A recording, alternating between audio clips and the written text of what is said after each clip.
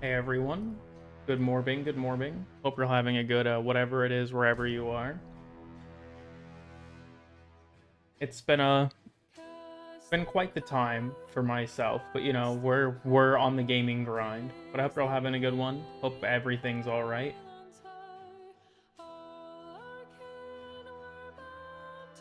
So, today's stream is surprising basically no one, going to be a just a quick rundown on some of the new stuff. But I also want to say that like I have been busy working on the next video. It's actually done. Members get their 1 day of early access, and then it'll go live probably day after tomorrow. So, that's finished. This is funnily enough my reward for myself, that I can now actually talk about this shit instead of working on a video, because it got pretty boring. But yeah, so we're gonna go ahead and cut this. So, this time I decided I was actually going to come to my stream prepared, and if you wonder what that means, what it means is I'm actually in the simulacrum for once. Also, thank you to Father Dearest for contributing this. I thought it was only right in the Caliban Prime Access stream that I use this. Okay. So, when it comes to Caliban Prime Access, we got three things, right? We got Caliban, and then we got Vidaria Prime, which is a unique Prime. It's our first one in a Prime Access since Euphona with Banshee. I know Gatva Prime released technically as like a unique Prime more recently, but it wasn't part of a Prime Access. And then Venato Prime. Caliban Prime, as you kind of expect with with most Primes, statistically is not super different. He has a little bit better energy and a little bit better shields. It's something that's helpful, but it's not anything crazy. So I actually want to start with Venato real quick, just because its gimmick is easier to explain. So I've always personally found Venato to be kind of an unremarkable weapon.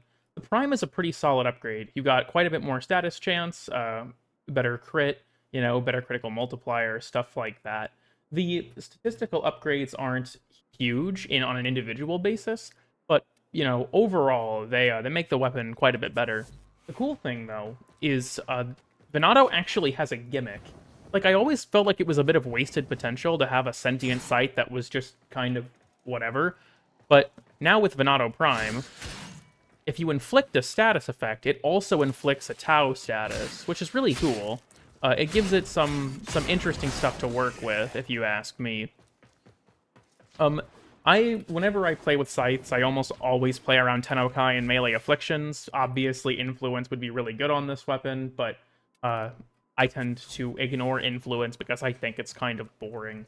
I wish he float walked. Honestly, yeah, I'm kind of surprised that he doesn't, considering Titania got that when she got primed. So I think the main point of intrigue, right, is Vidaria Prime.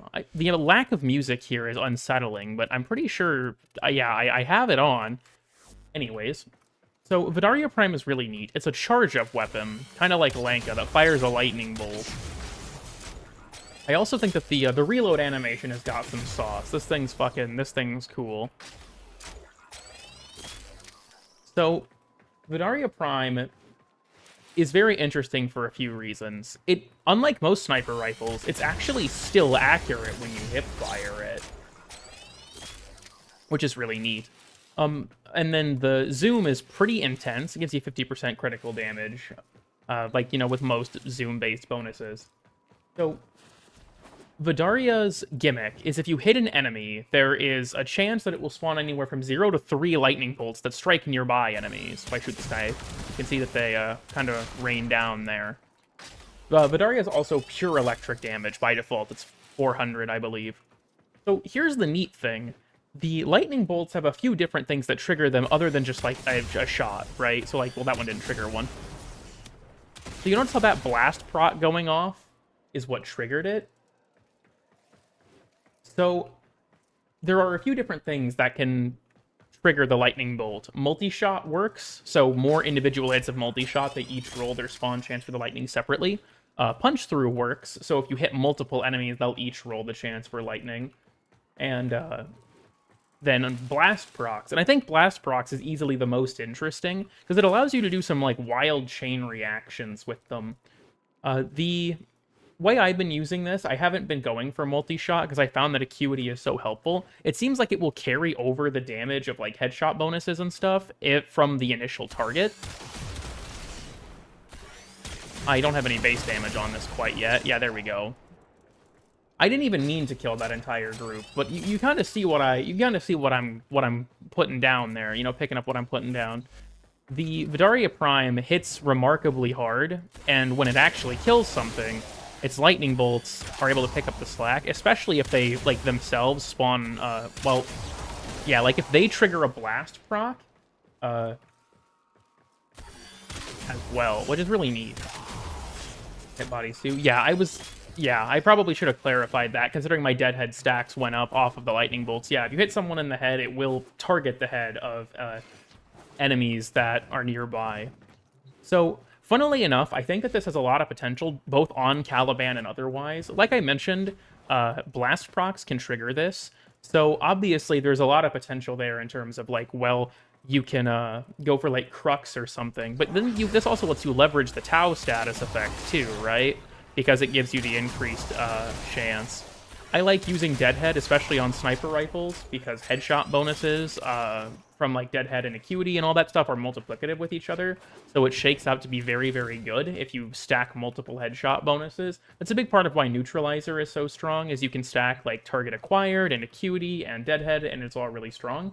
But I personally like Deadhead quite a bit for sniper rifles in general for that reason, so I don't have super high status chance, but because, you know, it's Caliban's weapon, you can put it on Caliban and then, you know, give guys a bunch of Tau status, and it's pretty strong. Obviously, you can also use, like, the Ortholists and stuff with their cool new Prime design, and they can spread that for you as well. Benefit from condition overload, trucks would be better. Yeah, I probably should have mentioned that. Weirdly enough, the lightning bolts don't benefit from condition overload. The initial hit does, if memory serves, but the lightning bolts don't care about it, which is kind of weird. Obviously, you've got a lot of potential for Vidaria, not just on Caliban, but on other frames too. Like, Cyto 9 is really good with it. I mean, surprising absolutely no one, I imagine. But because of the fact that Cyto 9 can, you know, infuse his ammo with blast and stuff like that, he can do some cool stuff with it. Gyre is one that Kai mentioned in the chat as well. Gyre also, unsurprisingly, works very well with it. So yeah. The bolts ignore CO. Yeah, for some reason they do not work with it.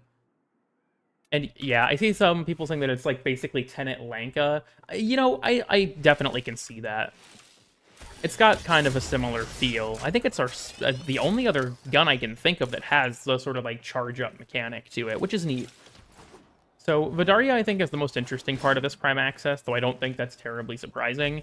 Venado, it's cool that it finally got a gimmick. I feel like like I said, the initial one, like OG Venado, kind of felt like a wasted opportunity. But having, you know, the Tau status gimmick on Venado Prime is really cool, and I quite appreciate it. So yeah, Caliban Prime Access I was very excited for, specifically because of Vidaria, and I am very much not disappointed by it. It is a very fun and very strong weapon. And I feel like because of the way its mechanics work, there's a lot of potential for it with other Warframes, like even removed from Caliban.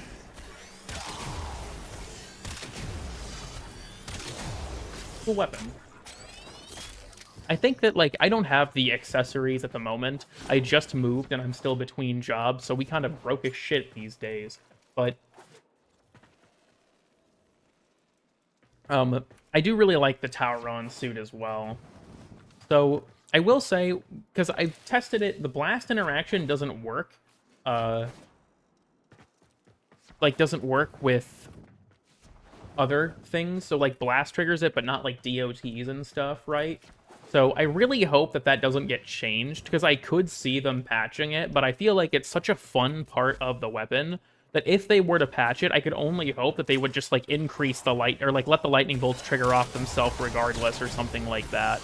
It's such a fun mechanic that I think it'd be really, really unfortunate if they were to get rid of it. So I guess we'll kind of have to see, but isn't a thing for that rifle. So far as I'm aware, it doesn't trigger off of it, no.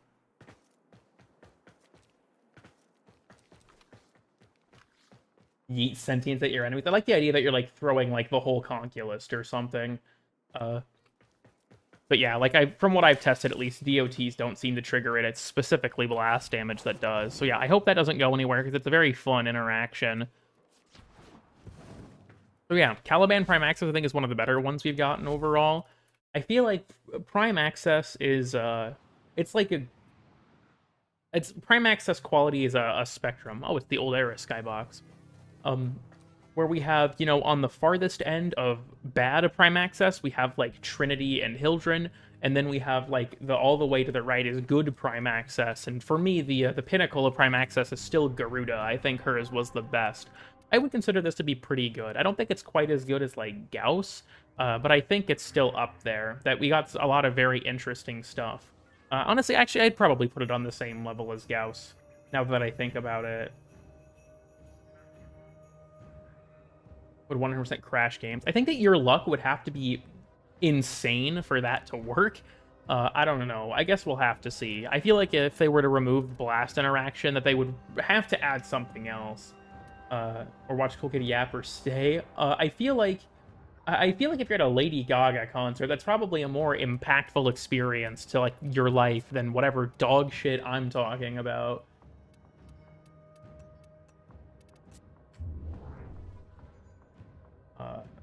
Caliban Cranian Helmet. That would be really cool. I agree with you there. Where would you put Nidus's? Nidus's was pretty good. I actually quite like Nidus Prime Access. It gave us a very meaningful alternate variation of the Strun, because it was crit focused instead of status focused. And I love Magnus Prime's Chamber Cascade gimmick.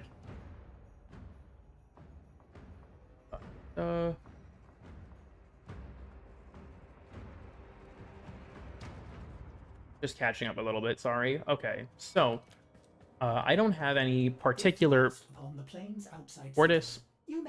Well, let me just look at him real quick. Fortis, I don't have time for this. You may also never form a consonant again, but at least you will not be dead. Did for Revenant YDE. I feel like whether or not we get a trailer for a Prime just depends on how busy they are, which is unfortunate because Lavos got robbed. He didn't get one. And both weapons were notable. I think Ureli's also was pretty good. I agree with you there. Just a stat boost on a mid-scythe. Venato has a unique gimmick where inflicting a status effect also inflicts a Tau status, which I quite like. With a primed Railjack skin. I feel like that would just be kind of niche, I guess. I like the stuff that he did come with, but...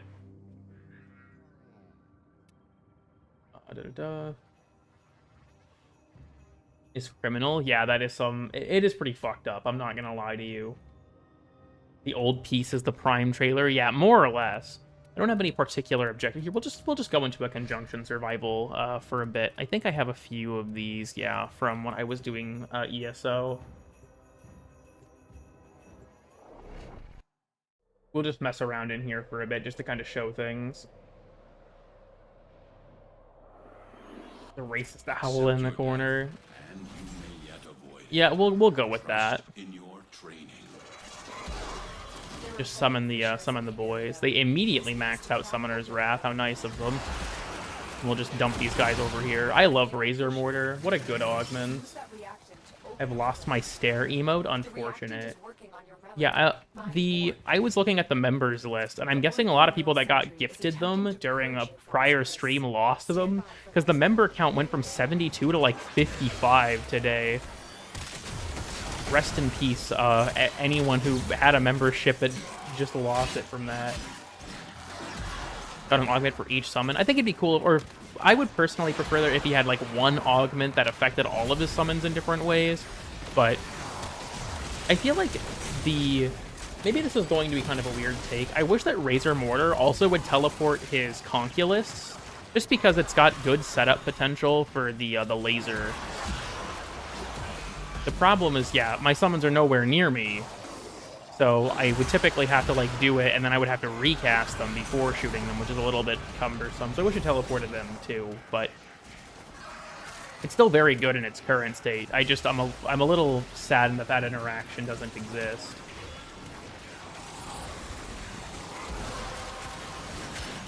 On his Prime, yeah. I don't have the Prime, like, model equipped at the moment, but if you are referring to, like, a sort of asymmetry, yeah, that's still present on his Prime model, which is cool. I think that was, like, the main thing that, they tried to keep in terms of the design language.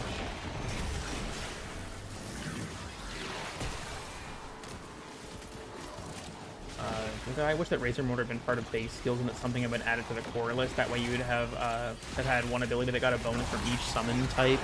I could see that. I think it'd be neat if that was something that also was just like the case for, I don't know. Like, I feel like at that point you can make an equal argument that the core list should have something removed from an augment if we're gonna make, you know, Razor Mortar part of the base skills. So welcome to Cool Kid Torn. Jesus, I cannot speak. My brain is kind of fried. I spent, like, all day. I literally woke up and just started working on that fucking video until, like, 20 minutes ago.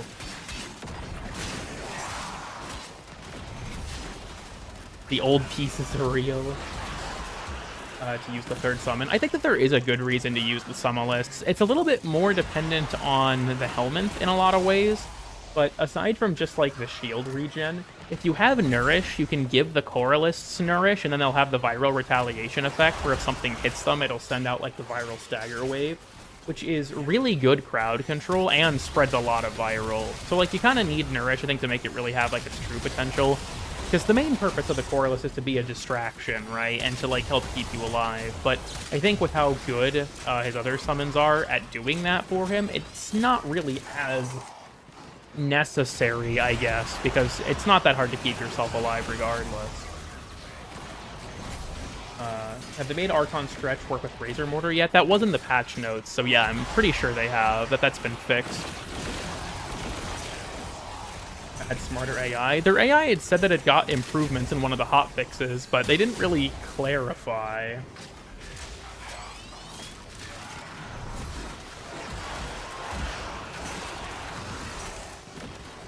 Bring these guys back.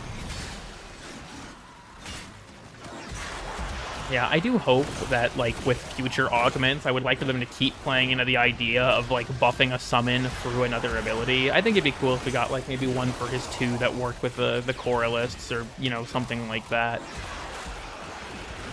I could also see at some point Caliban getting, like, a passive augment that just allows him to inflict the Tau status under some circumstance other than using his abilities, but, you know, who knows.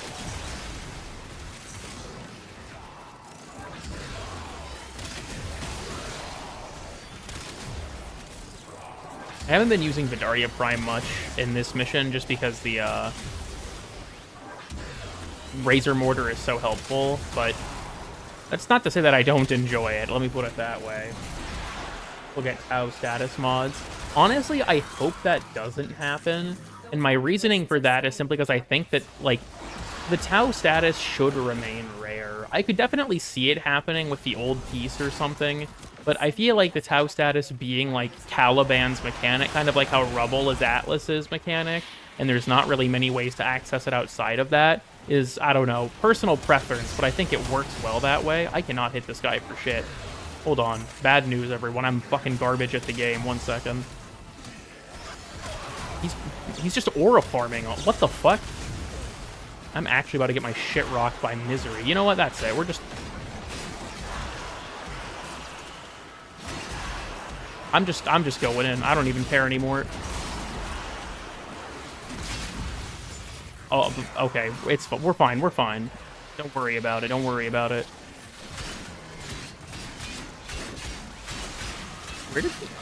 Why is this taking so long? Jesus, there we go.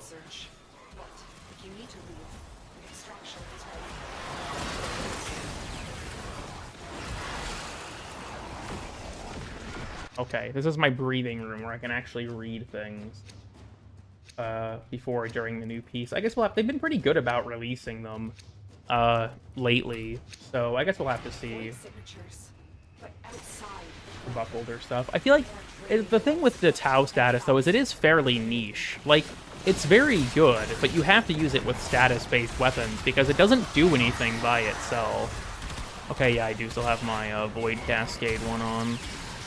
I was messing around with some stuff.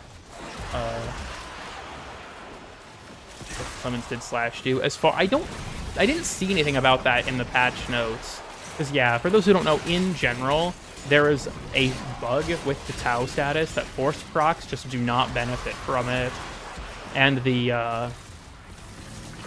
Ortholist here are set up to be force procs.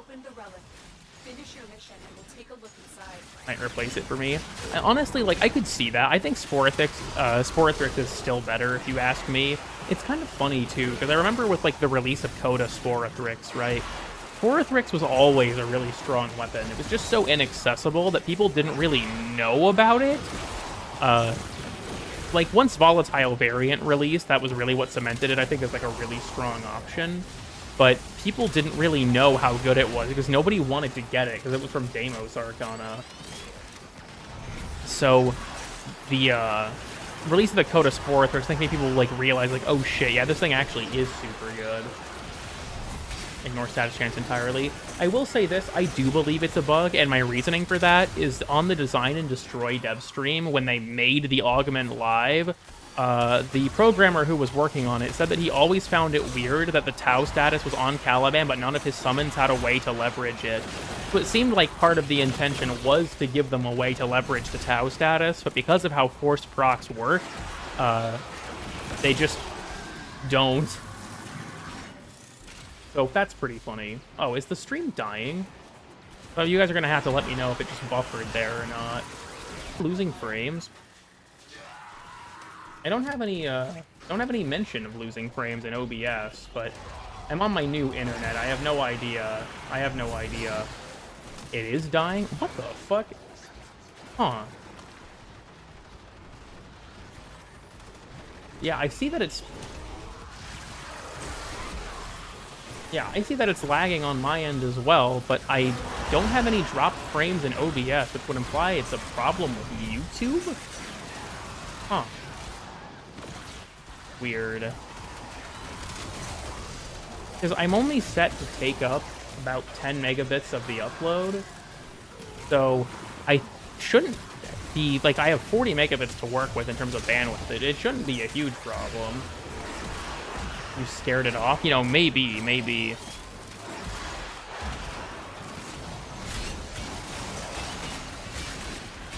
Sending evil energies to your internet. I appreciate that, Zach. I'm glad that you're out here making sure that you're my #1 op. I feel like, you know, I haven't seen Robin in a while. She's not doing a very good job at being my girl foe because she's not actively making my life miserable.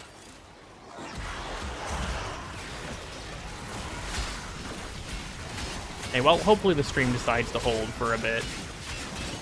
Internet solar bit flip through. Alright, come on, everyone. Yeah, just beat him up. Fuck it. Throw down. Do you guys see that? My adaptive armor showed 0.000% for blast. What?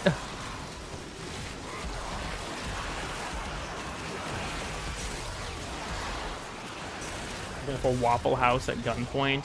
I could see that. She probably showed up and started, like, I feel like Robin's the kind of person who would get arrested for showing up to a Starbucks and asking for a latte with breast milk. You'll summon her? That's true. I should probably be careful.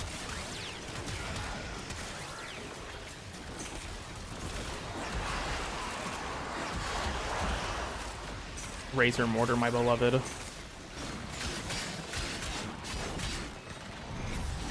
Tell her about this. I think Robin, like, would wear the title of #1 op with pride. He's just not around these days to be notified of her op status. I have a stack with adaptation. I honestly do think that Caliban's passive is a little weak. The thing is, because of the fact that DR sources multiply with each other, I kind of get why it's not super strong. Because if you buff it too much, then, you know, it multiplies with other DR sources, and then it's all just kind of a mess.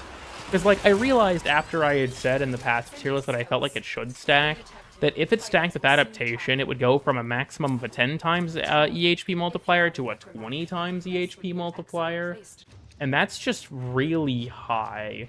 So I can understand why in that case you'd take the two, you know, the higher of the two buffs, because giving access to something like that is quite a bit. These manifestations, they aren't from the neural century. Destroy them. They are drawing from your life support. With my long distance friends, you know, fair enough. Thank you for the 10, Torn.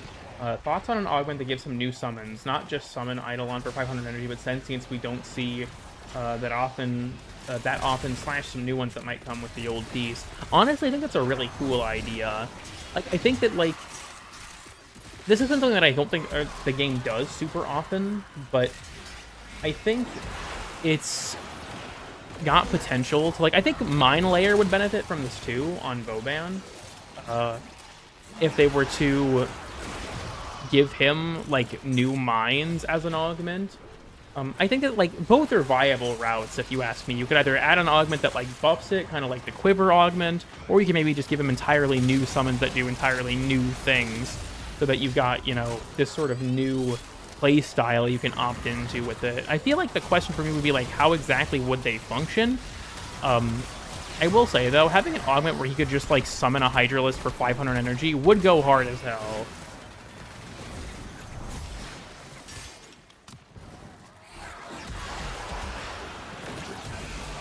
Let him summon a Mimic. That could go hard. We do have a few just sentient enemies, like, you know, the Battlist, the Mimic. You know what? Fuck it. He can just summon a Brachioolist. Just one. He's only allowed one. It still has no adaptation mechanics. That summons one of each type. I think while that could be fun, I also kind of feel like individually they'd be really weak. Like, if you were to summon just one Ortholist, one Conculist, and one Summalist, well, the Summalist, I guess, would be fine. But, like, I feel like they wouldn't be as strong, because they can't, you know, leverage each other's effectiveness. Because, like, one Ortholist doesn't really do a lot. The fact that you have three is a part of what makes them helpful. They won ages ago. I honestly don't think I'd do another Helldiver stream, at least currently not in the cards.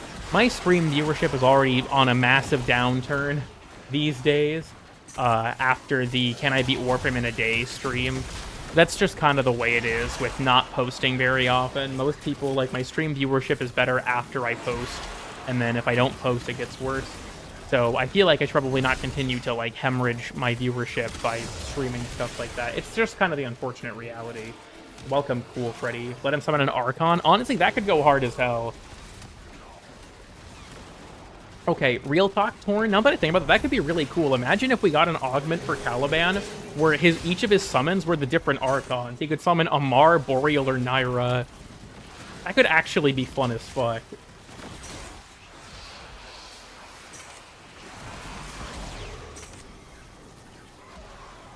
Just gotta make sure Mania doesn't touch me. Let him summon a Murex. Just crash the whole game. Let you be an Archon. That could also be cool. Yeah, like having, so instead of, like, summoning things, he would, like, become the summon in some capacity. Use that to troll in an Archon hunt. There was actually a guy I had seen. This was really cool. Back when Archons were new, if anyone knows the artist, please let me know, because I can't think of their name. But they had this Archon, like, OC that had a purple shard, and its head looked like the skull of, like, a horse. That guy was cool as fuck. That's the type of shit where it's like, damn, I really wish this was just straight up in the game, because that thing was badass. Of two luggers, true. I probably should have censored the live reaction so it doesn't have the hard R in it, but, you know. Delete the Unum. A second Murex has hit the Unum. I repeat, a second Murex has hit the Unum. Turn on Nightwave. Turn on the Orbiter radio, any frequency.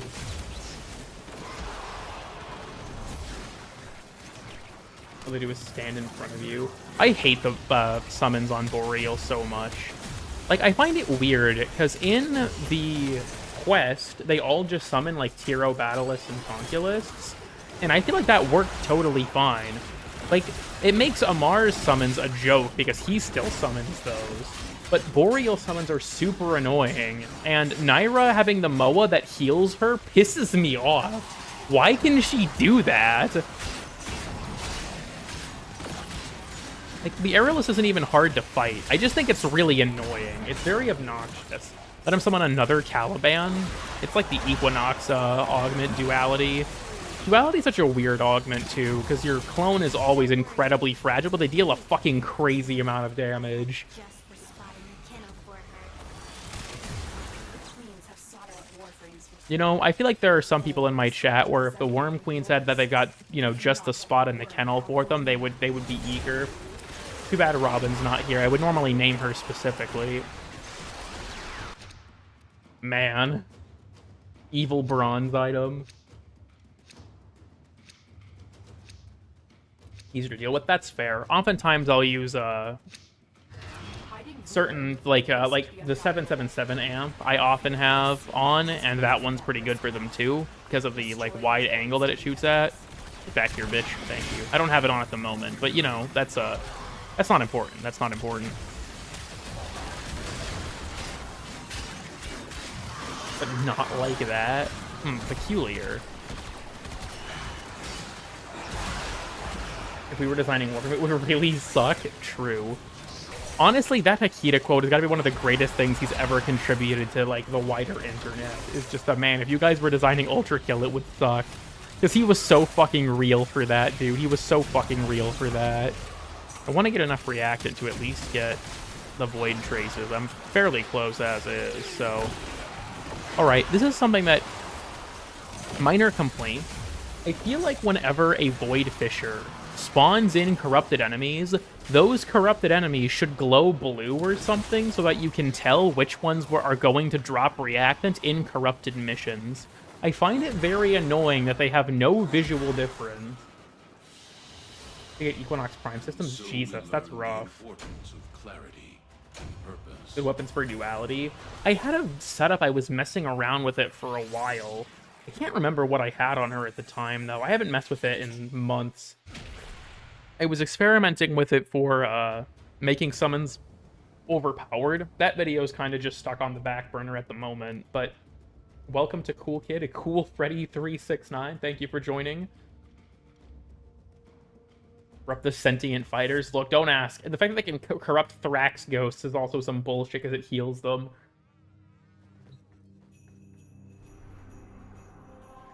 Thank you for the $1.99, Phoenix, for you to buy a slushie later. I appreciate it, even though my YouTube payouts don't show up until the 21st of the following month. You know what? I feel like being a good Samaritan. Let's help Clem. I think we should help Clem. Wait, hold on, I forgot to... Yeah, where was the... Yeah, here we go. I have to give hearts to these.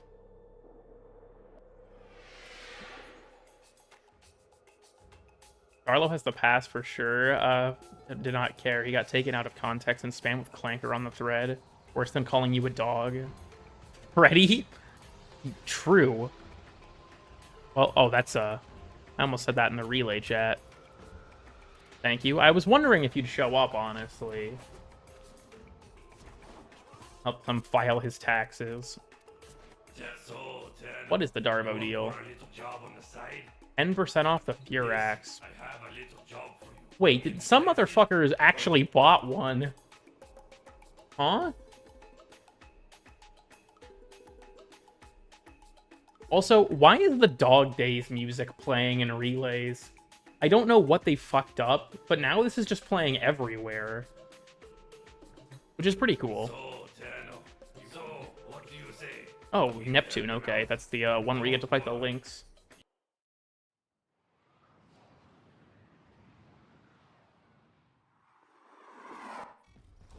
I like how this is like their advertisement. Like, you know, Dog Days is going away in a week. You guys gotta show up. You know, I will say this. This is well known, I imagine, for people who watch my streams. I am Dog Days' #1 hater.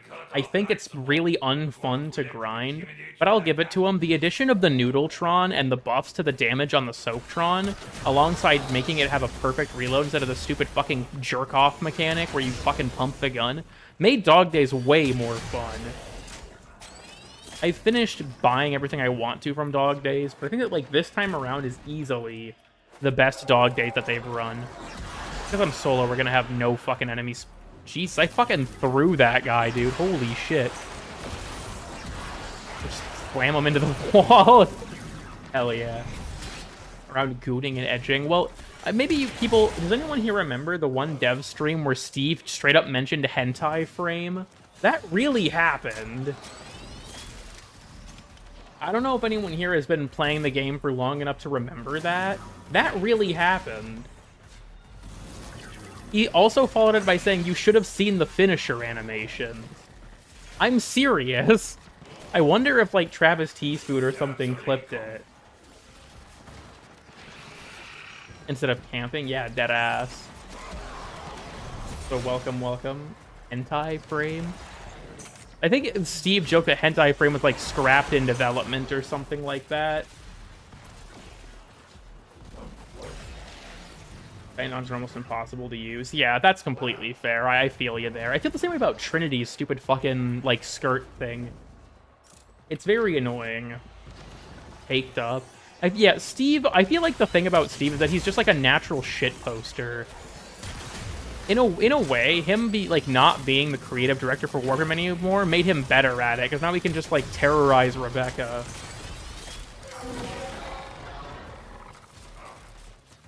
Nobody can stop him. True. Honestly, though, I feel like Steve as the CEO has been interesting because it's clear that he doesn't... Like, he's still very involved in the development of things. Like, he still works directly on, like, Soulframe and things like that, which I think is really admirable. The hentai-frame mystery. Thank you, Clown Job. Thank you, Darvo. Very cool.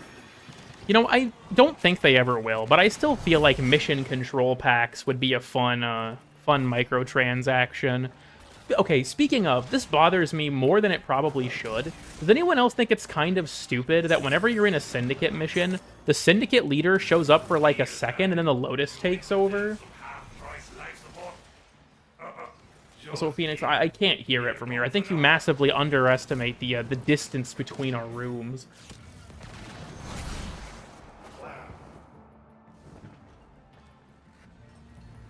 I just read your message about Gooner Frame. I'm sorry, that actually just shut my brain off for a second. Jesus Christ. Anyways, would be an instant buy. Yeah, I agree there.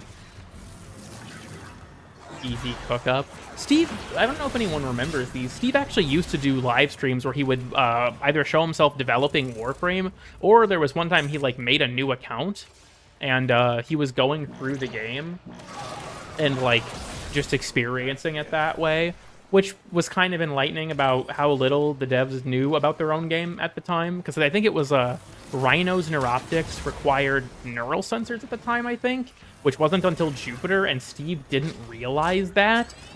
So you have stuff like that that would happen on those streams sometimes. But, I mean, overall, I kind of miss stuff like that. Then again, I think that the developer communication is very good for Warframe when you have stuff like the dev shorts and whatnot. I've said this before, and I'll say it again. I think that Warframe's community doesn't realize how good of a like communication the developers have with the wider community.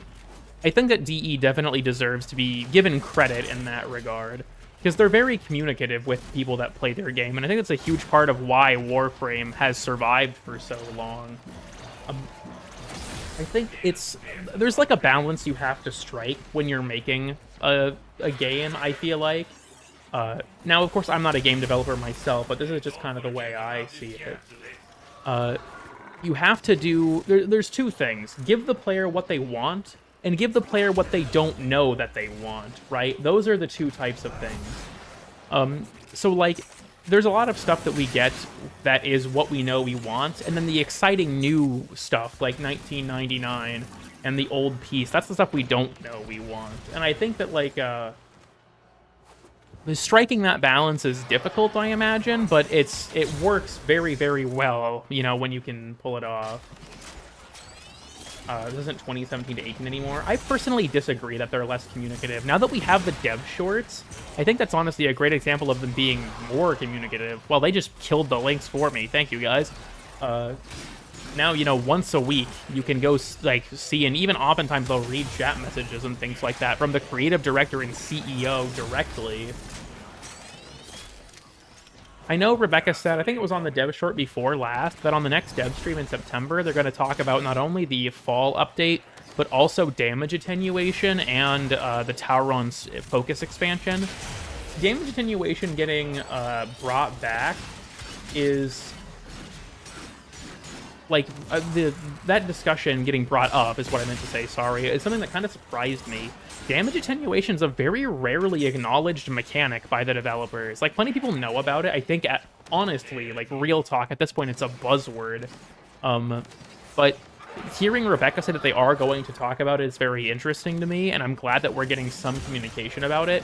I worry they're going to course correct too far in the wrong direction and make the game super easy, but we'll see, right? It's going to be, you know, another month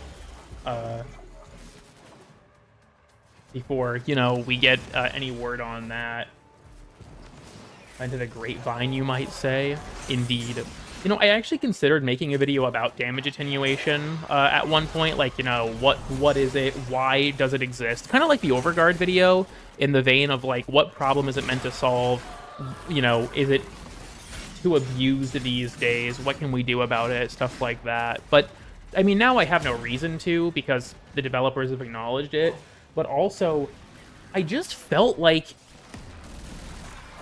it's gotten to the point where the subject is so saturated, I don't want to talk about it. And I know that probably sounds kind of weird, but I feel like adding my opinion on something when it's topical feels like I'm not able to really fully formulate it, I guess. I kind of like making things like DE doesn't understand Overguard. There weren't really many videos at the time about it, and I like being able to release things when it's like I can communicate my thoughts in a way that's sort of untainted, I guess, by wider community discourse. That, and I just don't like the feeling of that I'm like trend hopping or something. Like, yeah, I made the Warframe iceberg, which was trend hopping. I've made multiple tier list videos. That's trend hopping, you could argue. But if everyone's talking about damage attenuation, I don't want to feel like I'm dropping a video on it just because it's what's topical at the moment, right?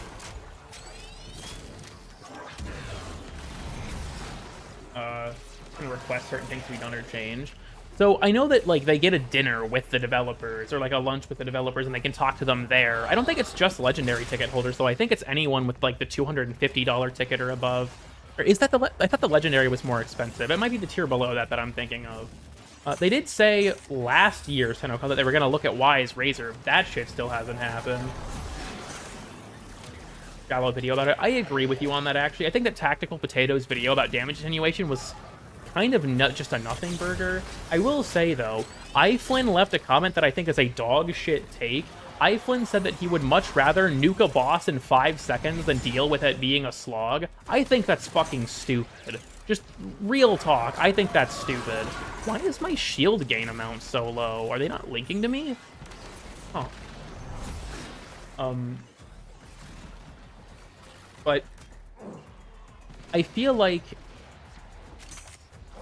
coming with one of the next updates. Okay, I haven't seen the next, or the current dev stream yet. I've been busy with stuff lately, and I hadn't gotten around to watching it, so that's good to know. To engage with. So I'm going to say this. I think for bosses it has to be a balance, and here's my reasoning for that. If a boss has no attenuation, then they inevitably have to be invincible. There has to be invincibility phases, which is another thing the Warframe community fucking hates. Like, a good example of a boss that doesn't have, like, a lot of raw DPS check, but has a lot of mechanics, is the Rope-a-Low list. People generally don't like the Rope-a-Low list. Another one is actually Reworked Vor. Reworked Vor has some more mechanical stuff between his individual phases, but he also has attenuation. He's kind of like a blend of the two. Like, we have bosses that are more mechanical, but people generally don't like them. And then you have bosses like the Fragmented that are more reliant on attenuation and having, like, attack patterns and stuff like that that you can learn. People also don't like them because they take a while.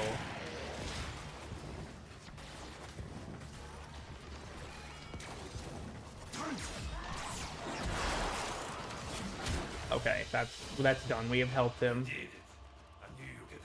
Needs to rip more than Vor ever did. I think that Vor kind of deserved one more than him because he was a total pushover, but I think Krill should be up on the docket next. He really does deserve one. Kylo Restraining Order. The chicken grab from the Ropalolis is his worst attack. There are mechanical bosses that also require high damage. Eidolons are a good example. They're very mechanical. Same with Prophet Taker. Those are popular, but like in niche communities, I don't think the wider community runs them super often. I don't know. I am of the controversial opinion that the Fragmented are fun bosses, even though they have a lot of health. I like their attacks. I think that they are interesting to like learn and figure out how to fight. I don't like normal boss fights. So something I've noticed, I ran a poll on my community tab. This was a while back. This was multiple years ago now, I think. But I just asked people, like, what's your favorite boss? And overwhelmingly, the #1 response was the Sergeant. And when people would clarify why it was the Sergeant, it was literally always because he's easy to grind.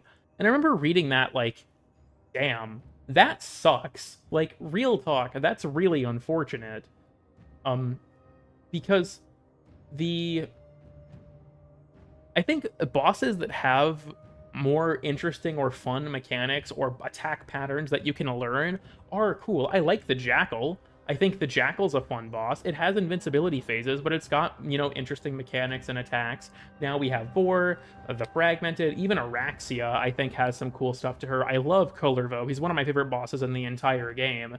There are a lot of bosses in this game that are cool, that feel like actual bosses, but there's also a lot of people who would prefer not to fight them. And I understand, I think it's ultimately there's two schools of thought on the matter. Because on the one hand, right? On the one hand, you have people who want a boss that's easy to grind. That's what they want, is they see the game as progressing in power. That's what they find fun. That's what they want to do. And so if you have, especially certain bosses where it's you have to grind them for a drop, especially, so, like the Star Chart ones and stuff like that, people want they prioritize efficiency. Personally, I think you're kind of... How do I put this? You're getting too tunnel visioned, in my opinion, about that. And I think that, on some level, it's a structural problem with the game, that if you're going to run a boss over and over and over and over again, you're going to stop enjoying it. But at the same time, I feel like ultimately, I don't play Warframe strictly to progress. I play Warframe because I think the game is fun. And the progression is a part of that fun, absolutely. But at the end of the day, I personally prefer bosses like the Fragmented, because they feel like actual bosses, and I enjoy fighting them. I have had times, even though I've done everything that there is to do with the Fragmented one, I occasionally fight it just for fun, because I think the boss fight is fun. Whenever I've needed footage of it for a video or something, I'll just do the whole boss, even if I don't need that much, because I enjoy fighting it. When I first fought that boss, it kicked my fucking ass, but now that I understand it, I feel like I was genuinely rewarded for being observant and understanding how it works. And I feel like there are people that don't like that, and that's totally fine. I want to make something clear with, the way I'm saying this as well. If you prefer bosses that are easy to grind because the fun you get from Warframe is progression and acquiring new items and stuff, you're not wrong for that. I just personally think that, for me, the fun of fighting the boss is more important than the efficiency of farming the boss. And it seems like DE's kind of understood this recently, is they've decoupled grinds, or at least randomness, from a lot of bosses recently. The Fragmented doesn't drop a Warframe, the Tank doesn't drop a Warframe, even Vor doesn't drop a Warframe. I mean, sorry, I hit my mic there. He never has, but you get what I mean, right? There are a lot of bosses that are more mechanically involved or longer that don't drop things that you have to repeatedly grind for these days. Sure, there are older ones that do that. Ropalolis drops all of Wisp's part, including her blueprint, which is stupid as fuck. But I feel like it seems like they kind of are acknowledging that they're moving away from having to grind bosses and just slam against RNG. Because, like, you look at Colorvo, right? Colorvo drops a currency, so you kind of have to grind Colorvo, but it's not like your grind is going to massively vary based on your luck, right? Like, I've mentioned this before, I think. I had terrible luck on the grind for Nidus. Not a boss frame, but similar idea. I think I had to go through over 40 rotation Cs to get all of his pieces, which was ridiculous. My Citrine grind was... So I refused to buy any of Citrine's pieces from the pity shop. I just wanted to see how long it would take for me to get her. It took me over 12 hours. According to the Kengineer's math, I was in the top 1% of bad luck, even after they buffed her drop rates. So, like, I mean, she had a pity shop, so I could have avoided that. I just didn't want to see how long it would take me. The point I'm trying to make is you can encounter situations like that, and that, like, of course you're not going to have fun. I think when I was doing Saren, I had to fight Kayla de Thame 13 times for all of her pieces. That shit sucked, especially because I needed judgment points. Like, if you are going to grind a boss that many times, yeah, that fucking sucks. I don't want to do that. What ephemera is that? It's the one with Caliban's Orfeo Deluxe. I can't remember what it's called. Yeah, this guy. What is that? Sirodis? I don't know how to pronounce that. As ready as you will ever be. Not going for the unless I'm going for the glyphs, I'm not incentivized. That's fair. I think that the reason that they're more mechanically involved is because there's endgame content that will make you fight them. And so you're supposed to learn them in the easier difficulties, so when you encounter them with the modifiers and stuff, you know, you are prepared for that. That's sort of my thought process, at least. Took me a whole week with about 4 hours a day. That's fucking rough. Grinding Equinox sucks.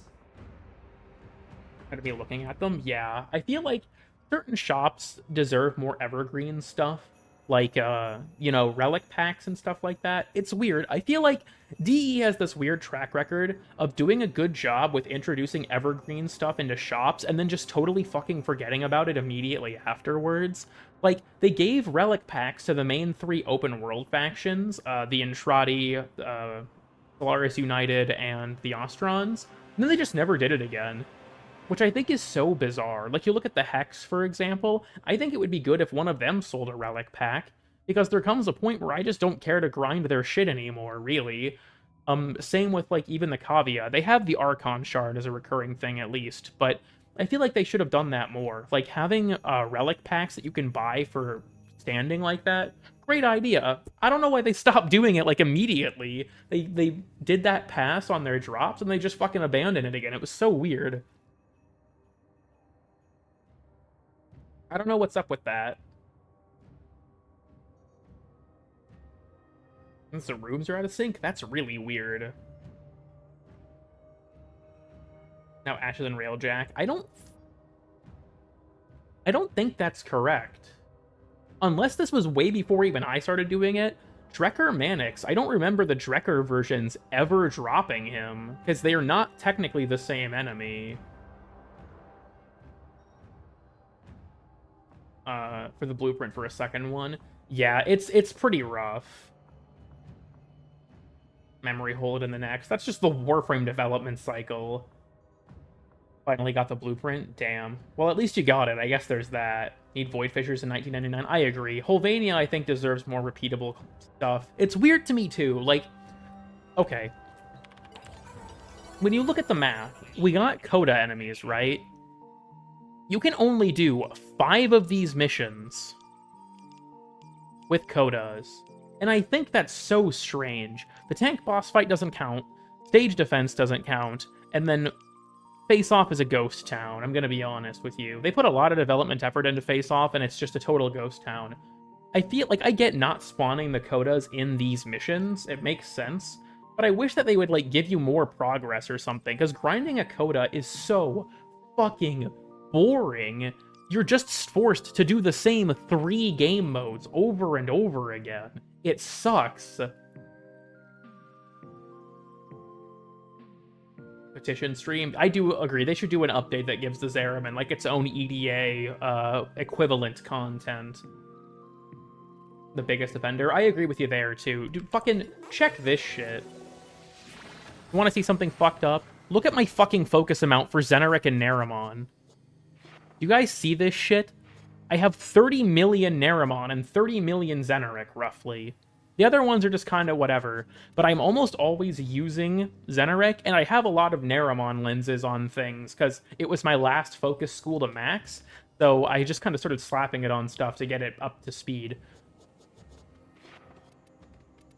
All I can do is just buy posters. Got me fucked up. I find this so bizarre.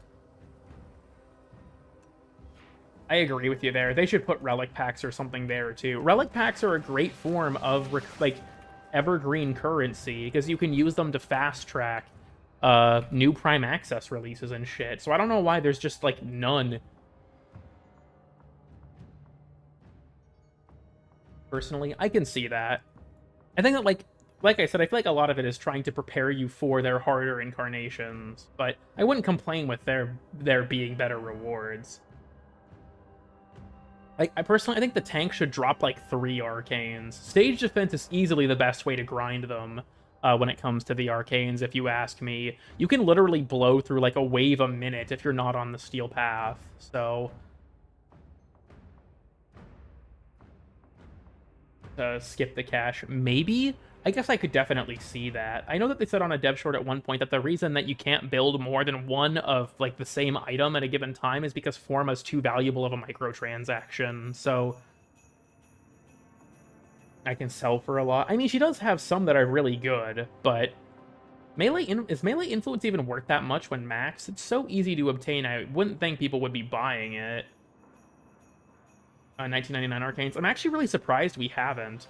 Especially because I think it would kind of curtail a really big issue with... Okay, so... When it comes to EDA, if you don't want to do it, you don't have to. There's nothing that's locked behind EDA because of Netra cells.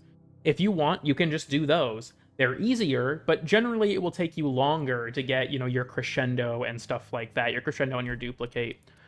The thing is... There is no equivalent to this in Holvania. If you want Hotshot, Escapist, or Universal Fallout, you have to play ETA. There is no alternative. And I think that's just kind of not good. The thing is, they did add a Kavia Arcane collection. Even though these are piss easy to obtain, now you can also convert your unwanted arcanes into attempts at Crescendo and Duplicate. So even if you don't want to do, you know, like, if you don't want to do EDA, but you still really want those arcanes, you have other avenues for it, right? There's a collection for it, and they're in there.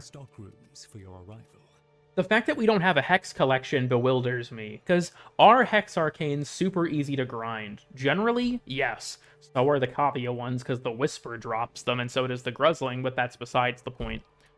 I feel like getting a Hex collection that gave us access to, you know, Hotshot, Universal Fallout, and Escapist outside of EDA would be a great solution, because it would allow people who don't want to engage with that content, or who aren't good enough to do it consistently, would be able to obtain it outside of that ecosystem, because you can do that with the Kavia, right? If you don't want to do EDA, do Netra cells, open their, you know, loot box, and you'll be fine. But there's no alternative for Holvania.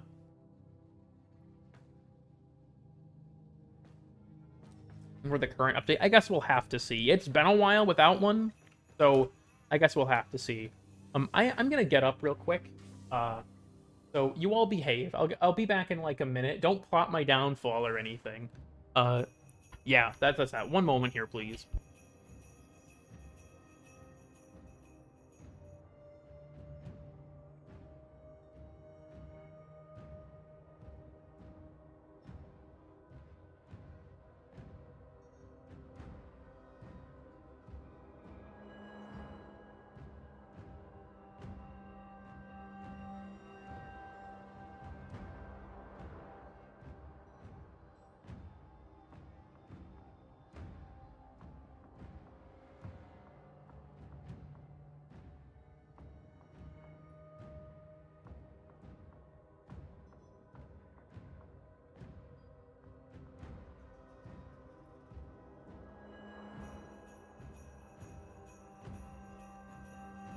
Okay, I'm back. I hope you can't hear the high-pitched screaming coming in the background. The machinery in this apartment is a bit peculiar, I'll put it that way. You know, I learned the hard way. We have for those who don't know, I moved from Iowa to Texas recently, and I didn't realize how fucking awful the tap water Operator, is did you hear here. that? Because, It like, said, straight up, I put a single cube of ice "Cosmic made from the background ice radiation maker is a riot." into a like glass of Coke. It fucking ruined the whole thing. My Coke just straight up tasted like pool water, so that was unfortunate. Got the mod drop chance booster active, but no Fisher, no Cascade Fisher. It's over. You know, whenever I do these streams, I should really plan ahead more, because thank goodness for filters. I mean, that's true, but the ice maker is built into the fridge, so I can't, like, install one on it. Why Texas? Because it's where my boyfriend lives. And for familial reasons, he couldn't move anywhere near me, so... Bro, moved to Flint, Michigan. Have the arcane adapters. I feel like it's a little bit, I don't know. I feel like at this point we probably don't need to move them, if you ask me. I think they're in a fine place, but that many points at the same time. Honestly, you're best doing it with teammates. You can solo it, but it's not nearly as easy. Having multiple people makes the mode a lot more manageable. Well, would you look at that? Speak of the devil, there he is. I don't think I have any weapons that would be good for this, but fuck it.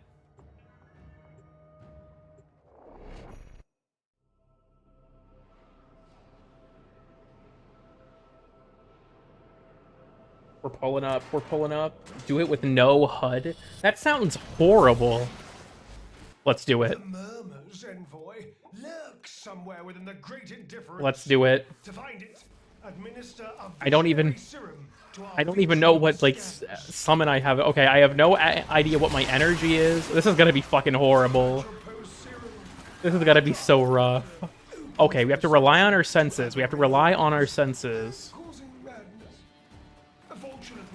Oh, I just realized I'm not gonna know where the eyes are. Aren't they normally... Huh. I thought there was normally one, like, here or in here, but I don't see one. Is it down below, maybe? Oh, okay, this is gonna be rough as fuck. Full stop. This is gonna be rough as fuck.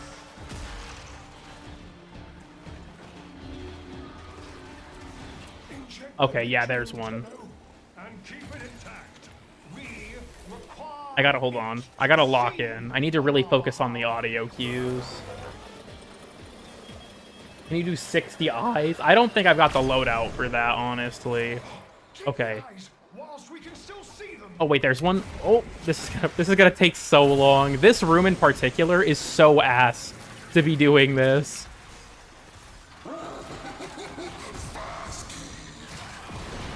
There's one. This spawns 4 normally, but I don't know if I'll be able to grab many. The Grizzling! He can fuck right off, honestly. Dude, I have no, like, conception of the Vitrium's, like, activity.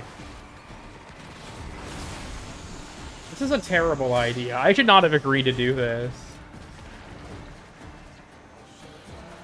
Get tome mods for this game. I believe the tome mods drop from mirror defense, Entrati mirror defense.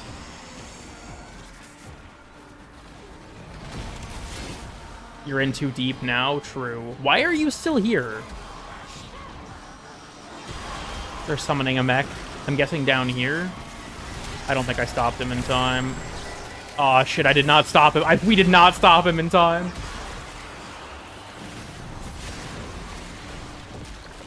I'll leave. I'm sorry, I did not mean to offend your sensibilities. We get to yell, it's right there. I hate this place. Are they contesting? I can't even fucking tell, dude. Oh no, I hear it. It's about to go off again. I need 8 to clear the first one. This is gonna get progressively harder because you need progressively more in each room.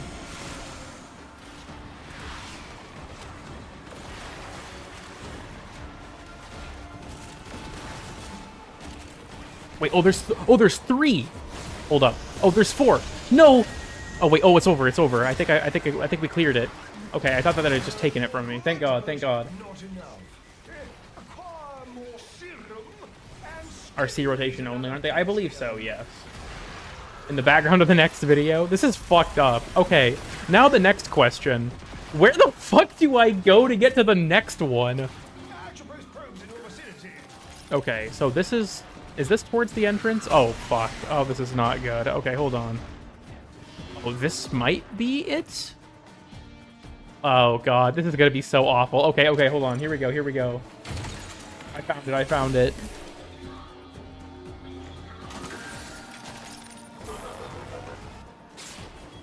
This will be my next big stream. Can I beat Warframe with no HUD? That would be horrendous. I don't even think it'd be, like, impossible. It'd just be so unbelievably annoying. This is Warframe, but realistic. This is what the Tenno would actually see. Is there another, Vitrium anywhere? Oh, my summons are now. Whoops. Get them, boys. Hell yeah. Oh, are they contesting? Hold on, let me throw an armor strip zone down. I don't see another Vitrium. Oh, wait, hold on. I'm an idiot. I was literally like, huh, isn't there normally one up here? Indeed.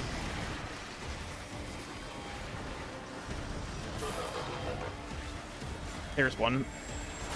Sorry, I'm probably not reading the chat that much. I'm actually, like, locking the fuck in. I'm trying to focus on finding these stupid-ass eyes.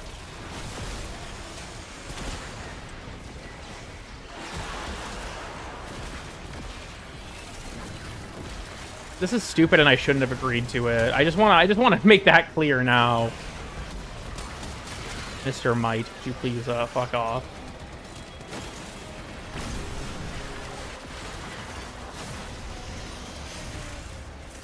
There's just there's just a bunch of mechs around at this point. Don't mind them. You can just throw those in the back. The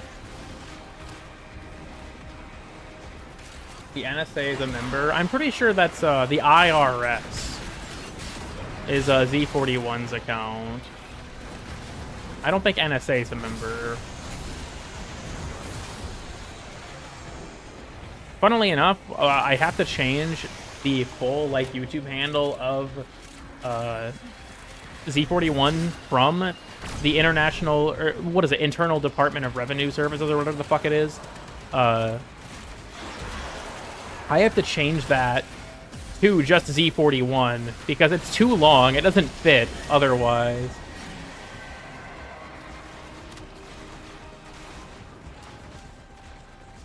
I have no idea what's even going on at this point. Just like full disclosure.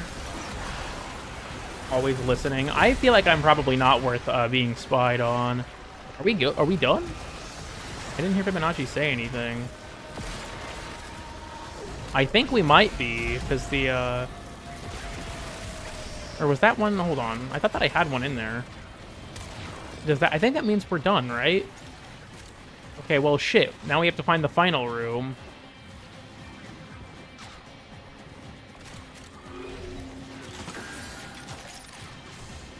Is this the way I came from? I think it was, but I want to double check.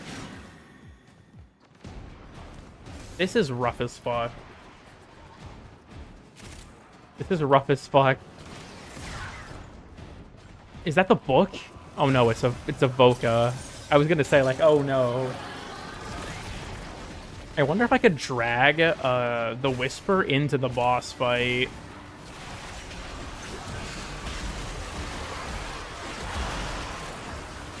Get 'em, boys. Grattle 'em, gang. Okay, splendid. Okay, so I got it somewhere. It's not that door. I gotta find the route somewhere in here.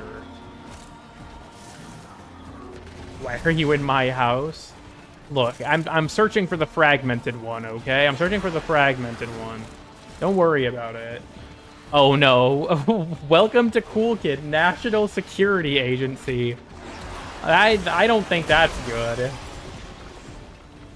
I think that's a bad omen, actually. Okay, so it would have to be this room then, right? Yeah, there it is. You can get up to 3 Vitriums in your final room, so...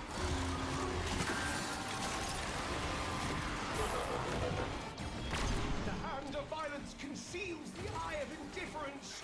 Destroy it. Seize what lies within. Okay, I don't know how many galvanized stacks are fucking... I have no information to work with here, dude. I have no information to work with right now. I just gotta use my eyes. It's rough. It's rough out here. Alright, so next up I'm going to do Warframe Helen Keller Edition, where I turn off my monitor and take off my headphones. Oh shit, one of them is being contested. I got no galvanized stacks, bitch. I got no galvanized. I got no damage. I got no damage.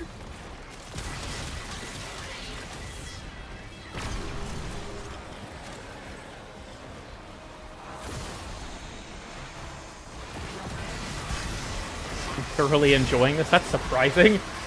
All right, beat him up. Beat him up. Grattle him, gang. Grattle him. Where's your HUD? Someone, I think it was Chroma, told me that I should just do this mission with no HUD, and I just immediately decided I was going to agree and do it. Big mistake. There's one. This is honestly a very different experience when you aren't told ahead of time where things are going to be. Yeah, just carry them out. Get them out of there. That's another mech. That's like the 4th one at this point. I don't even give a shit. Don't have time. Oh, was that it? Oh, okay. That's it. That's it. 6 guys, no HUD. I just do not have the build for that. I would definitely want to bring a more dedicated build, because I'd definitely die to cascading fragmentation. It wouldn't even be worth it, because I know I can't win with the equipment I have. That is one issue I have with the fragmented one. He is a huge gear check. You need a shit ton of damage to kill him, so your weapon choice is pretty narrow. So I die. I can't beat him. I don't have the damage.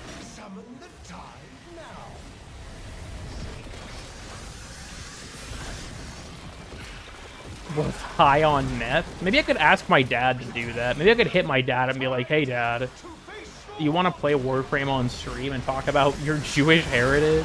There are probably people in my chat who have no idea what I'm talking about, which makes that even funnier.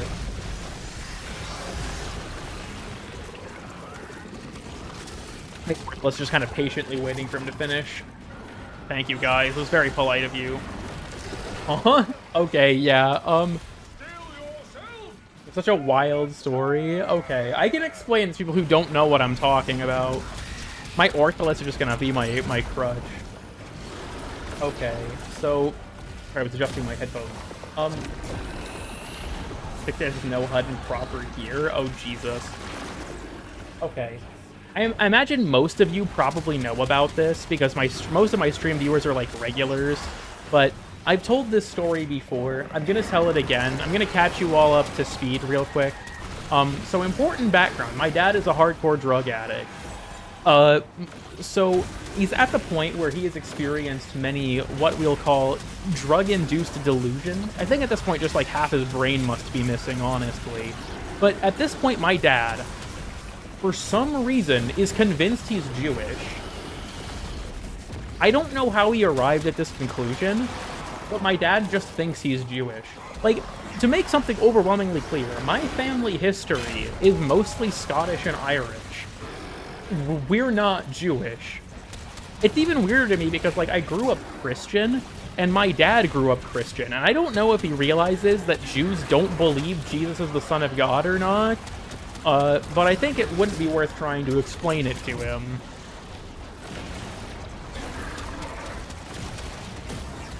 Install the new DLC, yeah, deadass.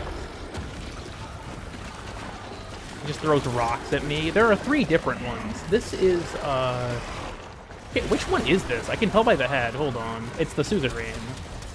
I don't know if that's how you pronounce that, but that's the one it is. Ow, you bitch, you just parried me.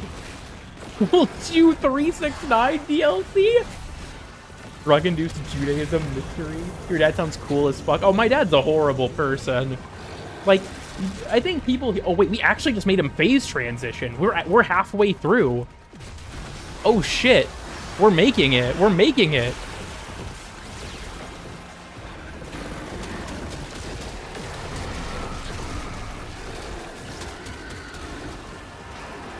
You made the boss transition? Yeah, he now goes by she, her pronouns.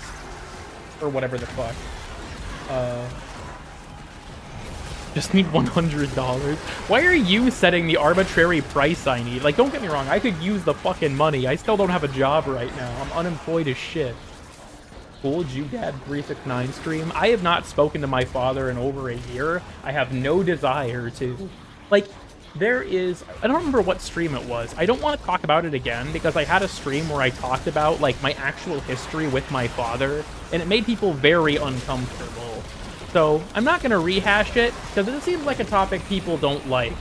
But if you want to watch that stream in the VOD playlist, whichever one it is, you can learn why I'm not particularly fond of my fraternal parental figure. We'll put it that way.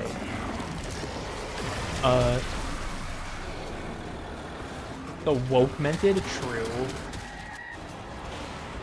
Respected you for that stream. That's the thing that kind of sucked about it, honestly, was there were people on that stream chat and people that DM'd me telling me, like, thank you for talking about this. It, you know, it made me feel like I was less alone, and that was really good. I've seen people, I shit you not, comment about that stream, getting upset that I did it on other people's YouTube channels. Someone left a comment on a Sabuchi video saying that that stream traumatized them, to which I say, imagine being the one who lived through it, you fucking jackass. Why are you bringing this up on someone else's YouTube channel? Oh, we killed him. Okay, that was cool. Anyways. That's kind of gross. Yeah, I completely agree. I feel like someone deciding that they're going to, like, feel the need to repeatedly broadcast that to other, like, places is fucking shitty. I will say this as well. I've seen them do it in more than one spot. They seem to bring it up whenever they get the opportunity. And again, that was on a stream. It's not in one of my videos. That's not knowledge that's, like, widely broadcasted about me. It was one stream for, like, an hour, and that was it. Any content warnings I should know about? I mean, if you're sensitive to topics about things like child abuse, then yeah, probably. It's not good. It's not even just that. It's getting upset and then going and talking shit about me on other people's channels. And my own. They left comments on my own channel about it, too. So I feel like I do ultimately regret it. Not because I think that people shouldn't know, but because it's clear that it made a lot of people uncomfortable. And some people very uncomfortable, I guess. HUDless aura? True. Alright. Now the question is, we've done the fragmented one. Should we do any other bosses HUDless, just for the fuck of it? We could do, like, the tank or something. Who should we take? The sergeant? Hold on. Actually, good point. Good point. Let's do the sergeant real fast. Apex tank. Apex tank is fucking like... It's my least favorite of the Apex bosses. Real talk, I don't like the tank that much. Nuvor. Please stop the HUDless. You know what? Hold on. We're gonna run a poll on this right now. More HUDless bosses. We'll ask. We'll ask the masses. What do y'all think? Apex tank all 4 keys? Oh, this is gonna be fucked. Trying to find this is gonna be fucked. Atomic cycle only? On it.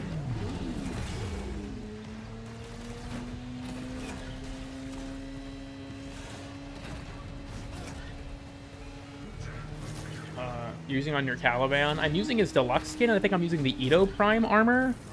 And Oramus Prime is the signed on. It was Revenants. Oh shit, okay. This is a little awkward to navigate. Oh shit, uh-oh. Hold on.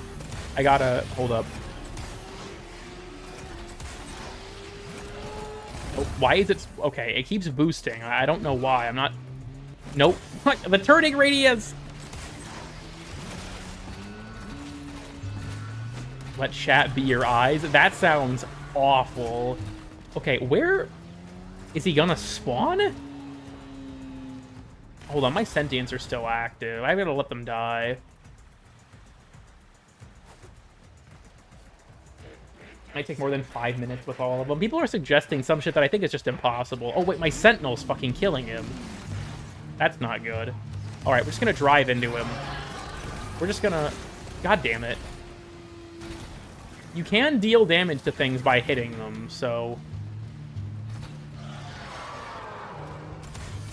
Where did he... Hold on, he's invisible. Fuck it, we're gonna launch the rockets at him. We're gonna run him over a bit. I just hit him with the Tau status? What? What? Fuck, this is so annoying to do. Okay. Oh wait, I can see him moving because of the blue smoke. Alright. I gotta wait for him to reappear. Fuck you. My sentinel killed him. Damn. More weird and obscure facts. Yeah, deadass. Oh shit. Alright, we're leaving. This is horrendous. What did I bounce off of?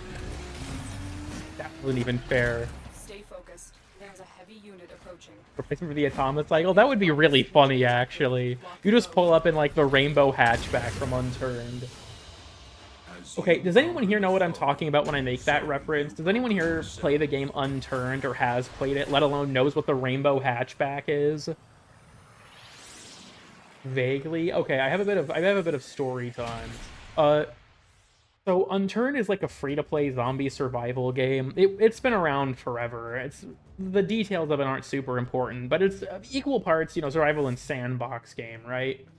And there is a secret vehicle in Unturned called the Rainbow Hatchback. The Rainbow Hatchback isn't affected by gravity, and if it touches something, like if it collides with something, it immediately explodes. So my cousin Nick and I used to go on creative servers where you could use commands and spawn the Rainbow Hatchback and just run people over and blow up, because it was really funny.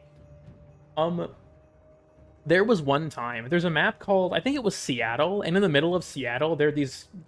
Basically, it's the World Trade Center, real talk. There's like 2 big towers in the middle of the city itself. And some guy had built a bunch of fortifications on the towers out of like wood and stuff. So Nick and I we built a ramp, and we just started spawning hatchbacks and driving them up the ramp, and we just started 9/11ing him. We just repeatedly kept hitting his tower until we finally managed to destroy his spawn point, and he died. Nick and I had a lot of interesting experiences in Unturned, let me put it that way. Like, one time we opened a pizza shop, but it was actually secretly a front to, like, bust counterfeiters. So we were making pizzas for people, and when one guy spawned in, like, $1 billion, we arrested him because we found out he was illegally making his money. What else? There was one guy that we arrested, like, we tied his hands up with zip ties, and then we sacrificed him to Satan by pushing him into a campfire. We did a lot of interesting things in Unturned. I think the best bit, though, other than the Rainbow Hatchback, so if you bought, like, the supporter edition of Unturned, you got access to make your character's skin color any color you wanted. So what Nick would do is he'd make his skin color the color of the zombies, and he would dress up as them. So what he would do is he would dress up as, like, the farmer zombies and stand in the middle of a field of wheat. And people would normally ignore zombies. It's just not worth fighting them. So Nick would sit there looking like a zombie, and then when people would pass him, he would pull out a rake and start beating them with it until they died. And he called himself the Rakist. It was so fucking funny. I watched so many people get murdered by him just from him doing that. Just, like, LARPing as a zombie and then fucking beating them to death with a rake when they ignored him. Oh, it was so fucking funny. Because you can even, like, being able to dress up as a zombie is like an intentional mechanic. Because one of the faces you can put on your character is the zombie face. So he was basically completely undetectable. It was so fucking funny, dude. Unturned stream when? I haven't played Unturned in so many years. Get murdered by him? True. Unturned, I don't know what it's like now, but back when I played it as a kid, it was rife for opportunities to do some interesting shit. Okay, the poll is 83% in favor of yes. I'll go ahead and end it. Who should we take for HUDless tank? You know, I could just keep doing Caliban, actually. What else do we have in the... No other assassinates. Okay, that's fine, that's fine. Let's lock in, let's lock in. Ido 9 Suffer? Oh, hell no. You asked Tweak and Jigsaw. Ophinum Eyes damage only? Oh, hell no. I think sticking with Caliban would be funny. Hi. I'm sorry. It's what the people wanted. How are we today? Good. Excellent. Don't mind me. I'm just riding my fucking motorcycle through town. Crave what only I can supply. Discipline. I like how Victor just gets straight into just being a massive dick. Don't, ow, ooh, ow, that's not good. This isn't even the right way. Right after a beer, perchance? Alright, give me the shield. Give me the shields, man. Making this sergeant overpowered. Actually, can you mind control the sergeant? Important question. Does anyone know, can you mind control the sergeant? I am lost. Hold on. How did I even enter this area? Through this tunnel. Because if you could mind control the sergeant, I could potentially, yeah, evil volt him. Give him like a wisp buff or something.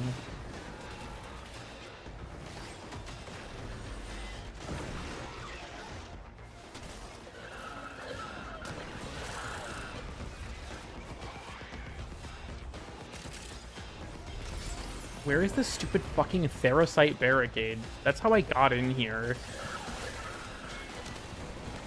Going to test now. I would appreciate your results. You know what? Hold on. No, I'm too curious. I'm sorry. We're pivoting for a minute. I'm too curious. I want to see what that's like. I want to see if I can do that. Can you kill Sergeant? Yeah, probably. I gotta turn my HUD back on. I want to know. I want to know if I can do some fuck shit. Turn that shit back on. That's out of missions. It was, but due to popular demand, it was brought back. People were like, you know, that kind of sucks they got rid of that. It was funny. So they were like, you know what? Okay.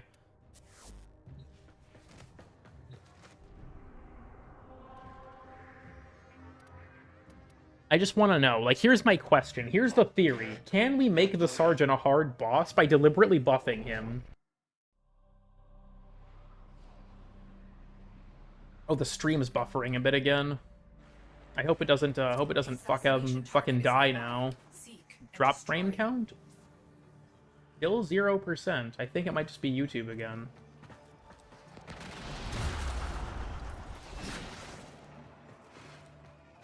Make the sergeant hard? Look, don't read into it too much. Pardon me, everyone. I'm just making my way through here. Radiation processing.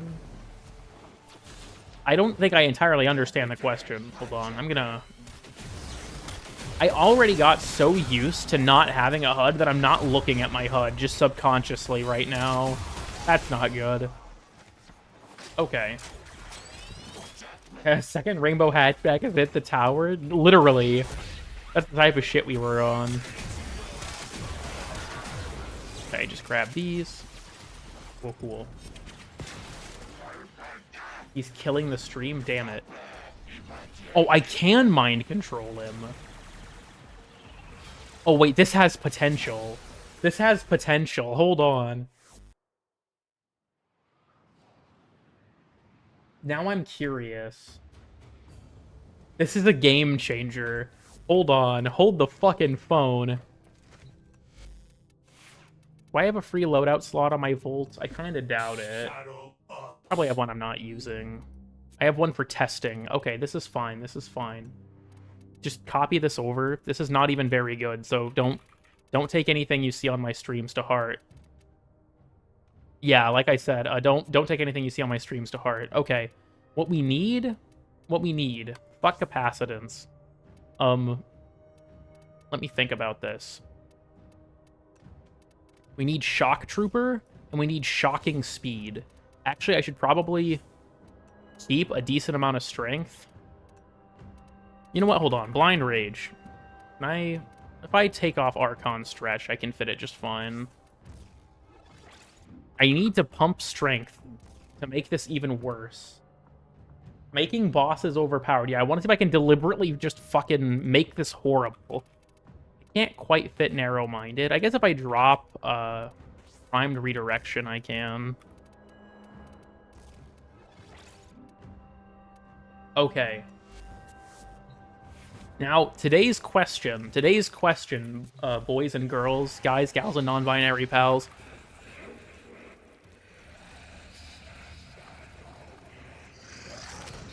Can we make the sergeant overpowered? This was a good question. The new sniper is fun. Welcome, sci-fi. I agree. We're currently trying to see if I can buff the sergeant to make him harder. Not having capacitance is going to make my survivability garbage, but it's not important. It's not important. You can't? Don't try? Thank you, cool dad. I'm going to curse you with 1,000 email conversion calls for that. Okay, let me... Wow, okay, understandable. Now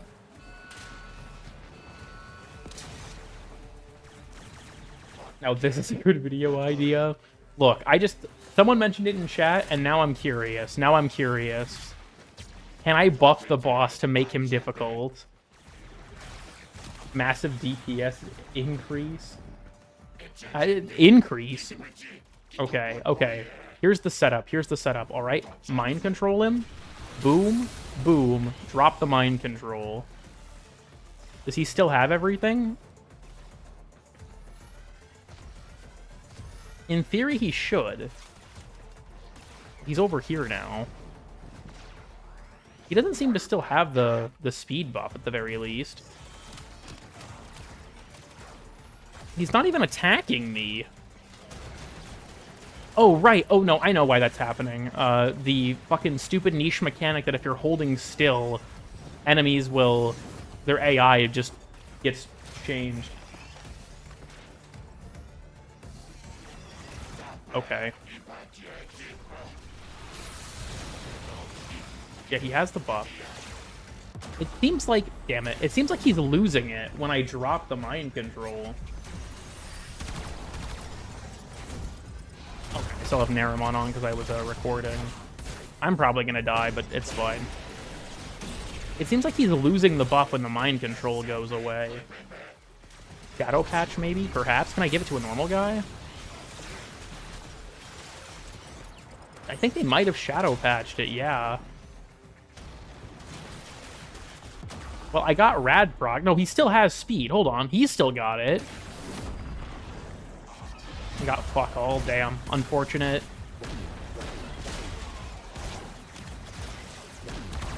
Can you just fucking die, please? What the fuck?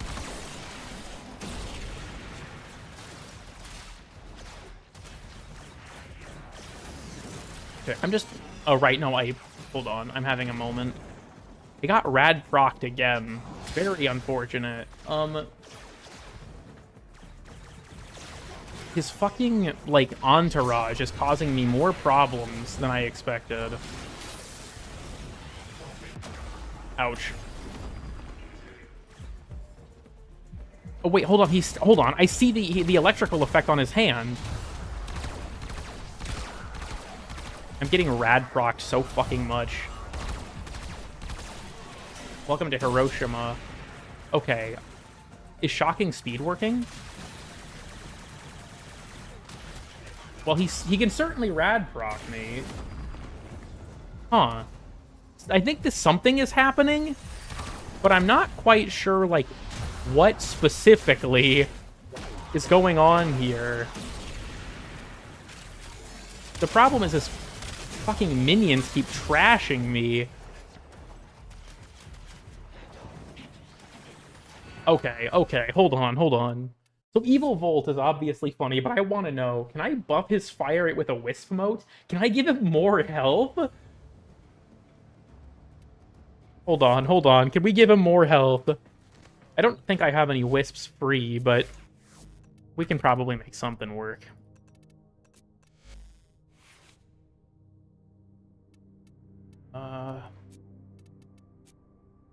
Yeah, a lot of these were for... You know what? I don't use this ever. We'll cannibalize this. I don't want to abuse my Helminth too much. You gotta feed him from time to time. You know, Helminths are like children. You have to feed them on occasion.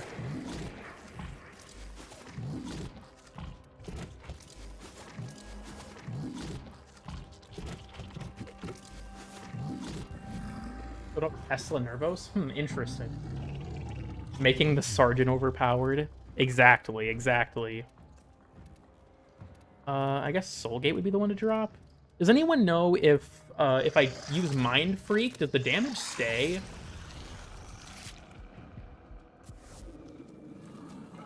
Oxen, we're having a walking AIDS transmitter? That's also a good idea.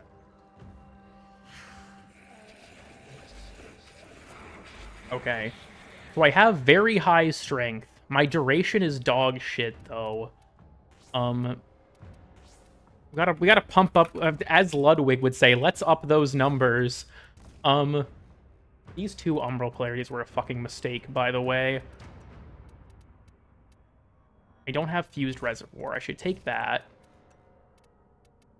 And then, maybe more duration? I don't think I could fit much more. You can do, like, a regular continuity. I want to make sure he has it. Okay, hold on. I'm curious. Does the Mind Freak buff stay?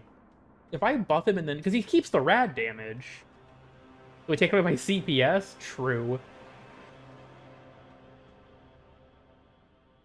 Because he seems to keep the rad damage, so, like, does the Mind Freak buff stay? I'm curious, I'm curious. Unlike with my Volt, I think enough of my build is intact that I shouldn't immediately die. I should switch back to Zeneric, though. Just so I've got an easy energy generation method.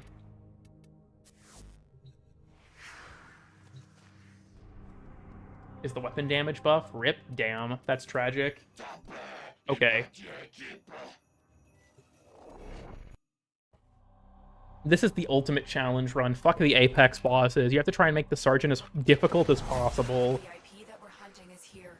Find them and take them out. Okay.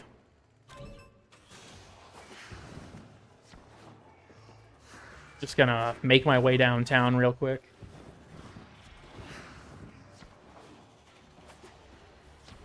I like how we just watched the fucking, like, LOD for that load in real time. From, you know, like, the decal just appeared.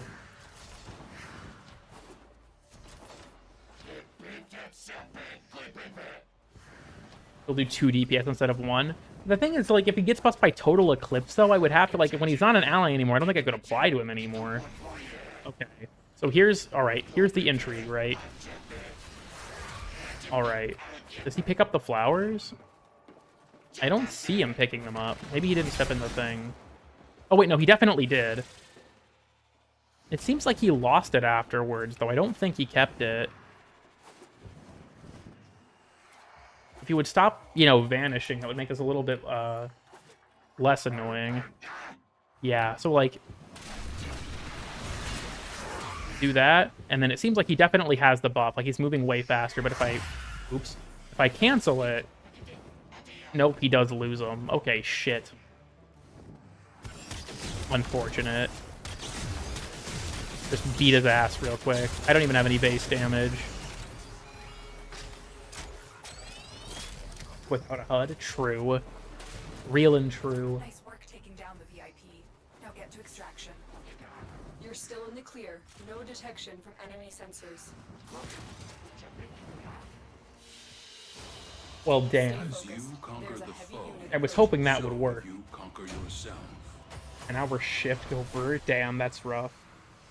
See ya though, Sci-Fi. Thanks for joining. Okay. Who else could we potentially use?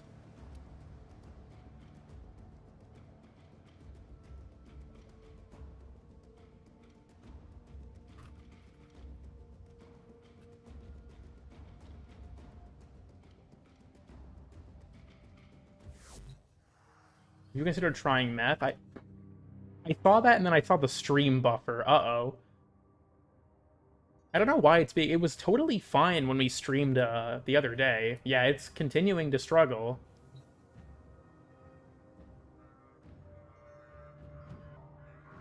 Whatever the augment is called, to like buff his, maybe? It's not super strong though. It's only what, half effectiveness? Caliban systems? Damn. Yeah, the stream is starting to die again. I think YouTube's having a moment. OBS says I'm not dropping any frames, so it's also way farther behind than it's supposed to be. Woolmom is unplugging the router as we speak. Anyhow.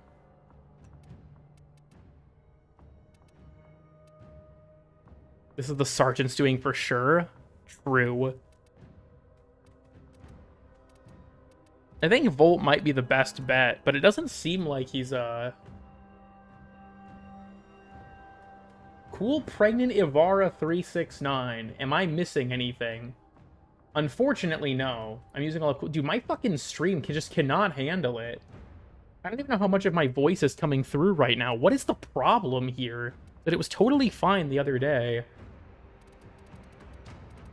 Maybe we're gonna have to call it quits. Maybe we'll have to pick up this idea another time. I think YouTube is not liking it. The corpus used to count their money. The index. Here, we'll go pay a visit to Wally. I think that the stream's eating shit, unfortunately.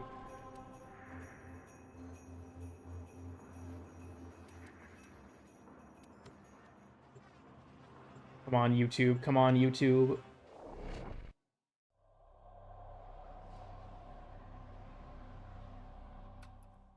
Oh, the stream is so far behind. What the? I pull the plug for a second and then pick it back up. Okay, it's been reestablished. Okay, we might be back. We might be back. I decided to just stop the stream and restart it in OBS. So maybe we're good to go? I guess we're gonna have to see. We've just kind of teleported to Wally's room. Yeah, this will be our certified lurker moment. If you've just been hanging out in the chat, you know, haven't been saying much. If I could get a hi Wally, just to let me know that you're here and that you're alive. Gotta get the hi Wallies in. Are my stream settings still Operator, the system ultra low needs- latency? I don't think they are. Begin I need to fix operation. that. Yeah, thank you. Thank you everyone for greeting Wally. I'm sure he appreciates it. Cool pregnant Wally? Oh hell no. Oh hell no.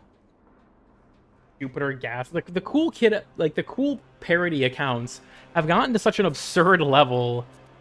Actually, what is Akritha selling in her store? Have I looked this week? Might ask where you've been lately. I have, okay. Dust on your boots. He does. Holy shit, Wally is here. Hey, Wally. Just have to come visit you from time to time. Hello, Wallace. Where's Cool Yowie Lloyd? They are still a YouTube member. I was the OG Exalted Weapon video. True. I should probably pick that up again at some point, but those videos performed so poorly. Akritha selling the Fent? Yes. You know what? I feel like it's only right. If I'm gonna be here,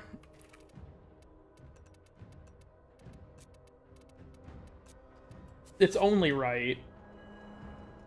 I cared. Unfortunately, not many people did. They're all melee influence now. Very unfortunate. Yeah, honestly, like, sort of the future of what content I'll be posting is a little bit up in the air. Because I mentioned this earlier on the stream, but I currently don't have a job. The job market is just a total fucking disaster. I've been applying to places for literally, like, 4 months. I've easily applied to over 100 places at this point, and I've only even had the courtesy to hear a rejection from 3 of them. So, I think that, like, moving forward, I'm just going to kind of have to commit to my YouTube channel as much as I can until I can secure an actual job. I want to make it clear, this channel will never make enough money to be my actual job. I would need to make orders of magnitude more to survive off of it. Like, the average amount that I make, I would need to make probably 3.5 times that just to survive off of YouTube. That's never going to happen. I'm already well aware of that. But it's my only source of income for the time being, so I'm gonna have to, work with it. And of course, I'm very appreciative for everyone who like donates or has a membership or even just watches the stuff that I make. Because like at this point, I got nothing else, right? My previous job when I still lived in Iowa was very well paying. And I mean, I didn't get great hours, but it paid very well. Now I'm just broke as shit. You get answers you aren't prepared for. True. I'm always here. That's kind of the shitty thing too. Is like there's some stuff I want to make, but I know it would perform poorly. Like the next episode of the Astronomy of Warframe series. I really want to do the next episode of it. But the truth of the matter is, it would perform terribly, and I can't afford videos that I know will perform terribly. I'm kind of homeless right now. I'm sorry to hear that. And unfortunately, no, I'm not good at getting a job either, apparently. In the middle of the series. That shit was rough. I literally was like halfway through Baruch's episode. It was written and recorded, and I had gotten a decent amount of the video done. And then it was like, okay, well, all of this is just going to have to be dropped. It's not going to be relevant anymore. So I just, dropped all that. But like I said, those videos were just, each successive one was performing worse and worse and worse. The Iron Staff video is one of my worst performing videos of all time. Never had a job besides YouTube. That's fair. I worked at like an IT help desk for a while, and that job, like I said, paid very well and wasn't very hard, but would be so hype. I do want to do an Astronomy of Warframe for Tau, but it's going to take a long time for that to be out enough that I can do it. But yeah, the problem I think is my content is too niche and I don't post often enough. That like if I wanted to do this full time, I would have to post with a frequency that's probably not good for me. And a lot of the stuff that I want to make is going to be really long. Like I still have to make the supercut for beating Warframe in a day. I don't even know if that video will do well, honestly, but it's going to take me a shit ton of time. There's like 17 and a half hours of VOD footage to go through. That's like a week of just watching stuff and taking notes on it. Sports propaganda. I refuse to make YouTube shorts. I don't like them, so I don't want to make them. It's as simple as that, really. But yeah, I guess I'll have to see. I don't want to come off as, like, bitching. Like I said, I get, thank you for the 5. If there's a Walgreens near you, they pay okay, and basically hire anyone that can feed. If you can work in the pharmacy, it's not a bad gig.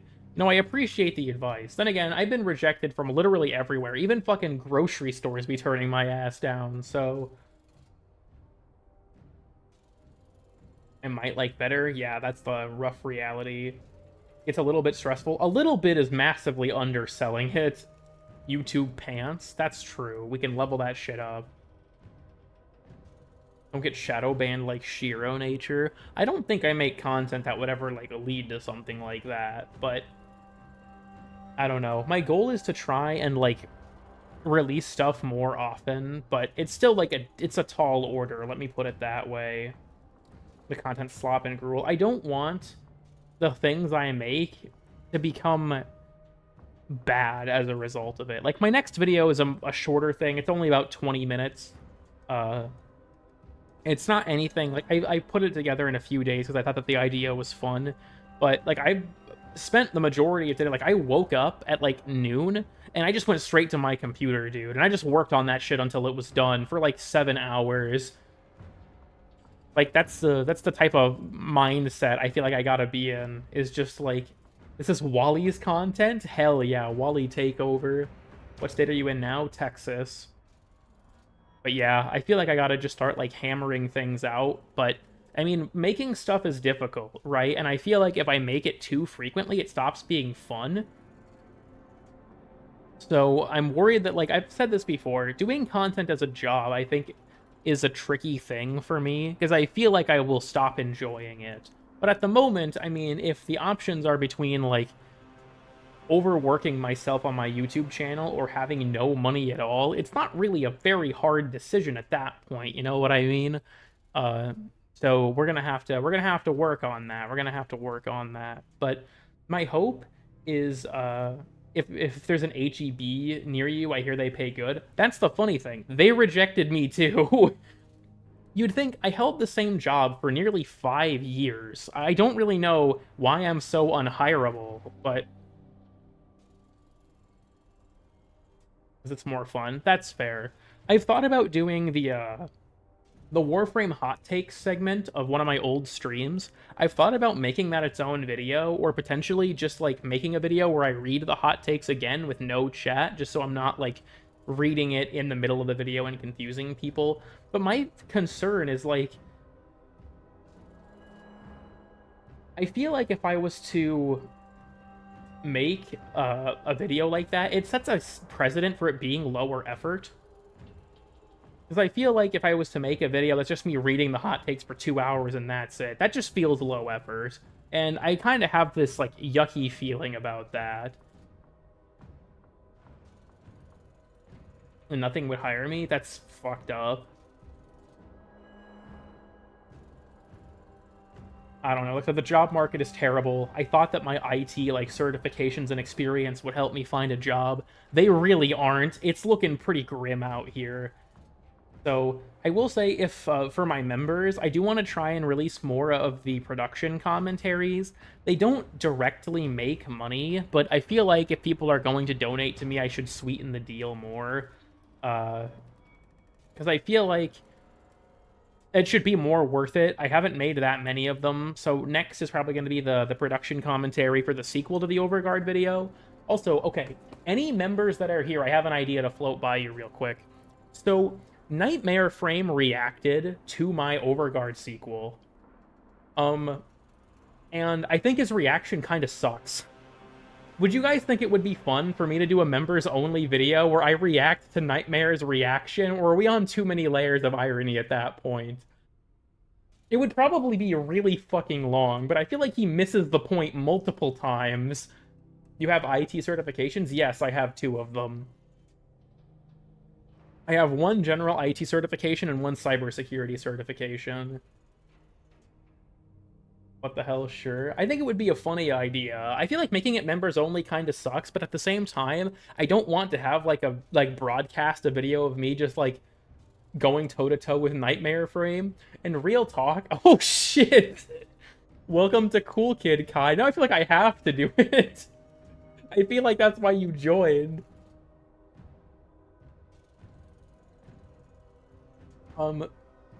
Alright, real talk. The reason I want to make the Nightmare Frame reaction video members only is so Nightmare himself can't react to it. As if he made a reaction to my reaction, it would just be too fucking much. I have to gate it somehow so he doesn't see it. Respectfully, if anyone here, like, there's someone who keeps, like, using channel redeems to show Nightmare my videos, please stop that shit. I don't want him watching them. It's... Thank you. Welcome to Cool Kid Tricana. Okay, I feel like I definitely... Now I have to do it. I think I've promised enough. Yeah, there's another one. Welcome to Cool Kid, Nougat, and Kazuhira. Thank you. Well, now I have to do it. Now I have to do it. We picked up 4 members from this idea. Now I have to make it. Now I have to do it. Shit. Also, for anyone who's also in the Discord, make sure that your YouTube account is linked to your Discord account, because getting assigned the member role for the member chat is an automatic process. Because Discord can intelligently tell if you're a member of my YouTube channel, like, automatically, if your account is linked to your Discord. So make sure to do that if you're in the Discord. Some people, like Sarah, I don't think was in the member channel for like a year, and they're one of my oldest members. Discord link, it should be in the description. I try and post new videos for members in the member chat, and obviously the members only ones just go up on the channel, but then the day early ones that are unlisted, those go up as a community post. And the reason for that is if I didn't make it a community post, it would just appear on my channel, and I don't want to spoil what the next video will be for people a day early. So the early access for members is an unlisted video in a community post. It's kind of shit, but it's the best way to do it in my experience. Let him pay for the membership, then ban him so we can react to the vid. Damn. Gotta do the reaction HUDless, true. Yeah, I want to do more of the production commentaries. My current goal is 1 a week, maybe 2.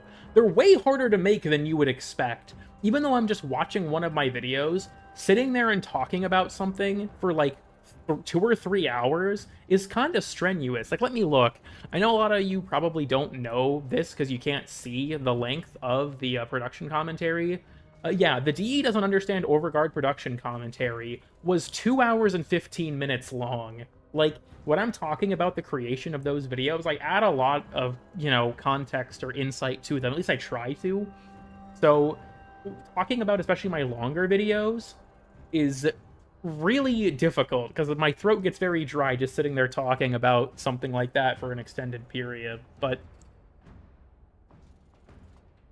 I want to do more members-only stuff. I hate the idea of, like, making things like FOMO, so to speak, but here's, like, my current thought process.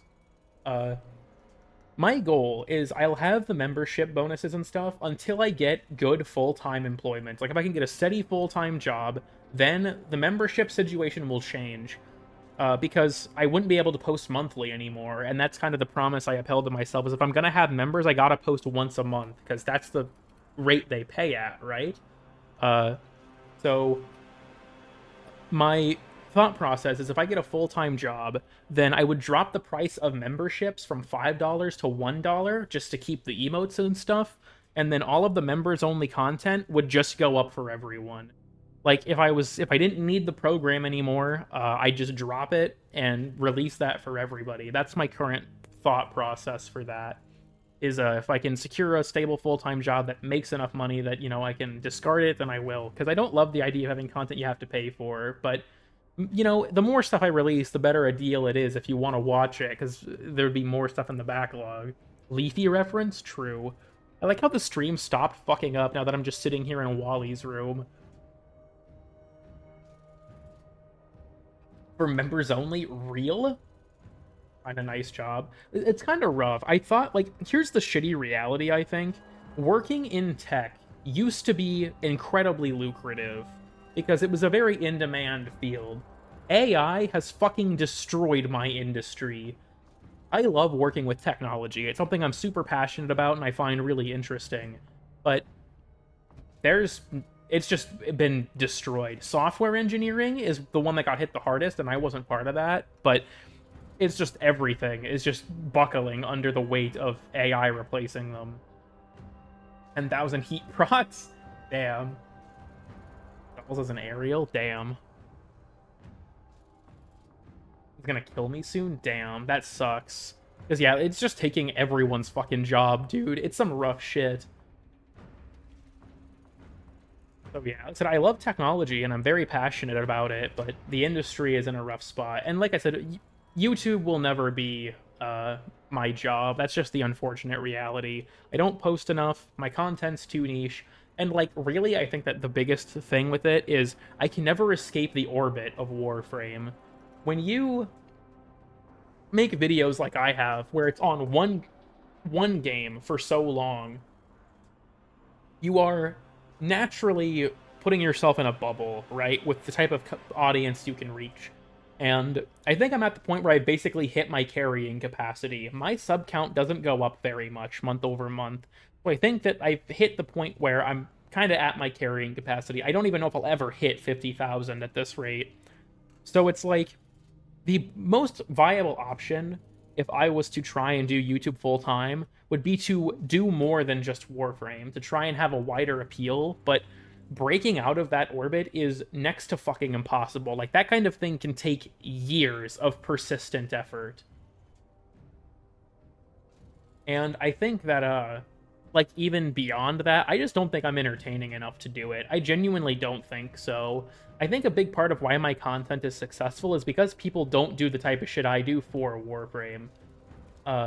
The AI obsession backfires. It's already backfiring. I don't think AI has a ton of room for improvement anymore, and I hope that corporations realize it can't do what they want it to. Like, AI can't reason. They're giving it jobs in, like, customer service and things, and you have the entire catastrophe of vibe coding, where people just have an AI code shit for them, and then it leads to catastrophes like the T vulnerability for the T app. If anyone's familiar with that, very good chance the vulnerability that happened to T was because the app was vibe coded, because it was fucking stupid.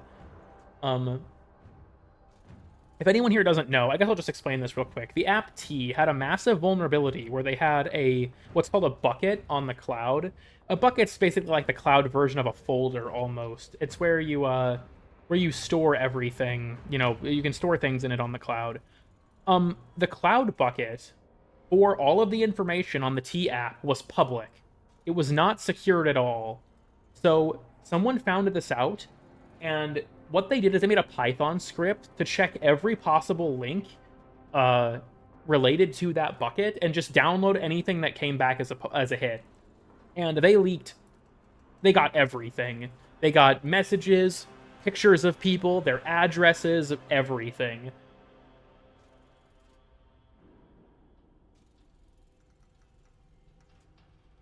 Helldivers was funny. You make the content funny to a good few people. I appreciate that, but I know from my non-Warframe streams, like, if I stream, like, my Helldiver stream capped out at, what, 35 viewers or something? People just don't give a shit. Like, I've thought about doing another variety stream, because I did one many years ago when I first got my new computer. But, I know that nobody would give a shit, so... The Sobek vid, but still. I have... Alright, classified information to let you in on. The Sobek strategy is genuinely fucking broken at this point. It got so much better since that video. I'm not doing a sequel because I'm afraid they're gonna nerf it. What even is T? So, T was an app. This is just scummy in general, if you ask me. T was an app where you could post gossip about men that you had dated. So... It was for women only, so you had to submit a picture of your face to prove you were a woman, which is so fucking weird on so many levels, honestly. So if you were a man, they would be like, well, you can ask the T app to take your information down, but you couldn't know if your information was on there because you couldn't sign up. So people could just talk shit about you and you'd have no way of knowing. T claimed they didn't store any of these pictures that people would take to verify that they were a female. That was a lie. They were all in the leak.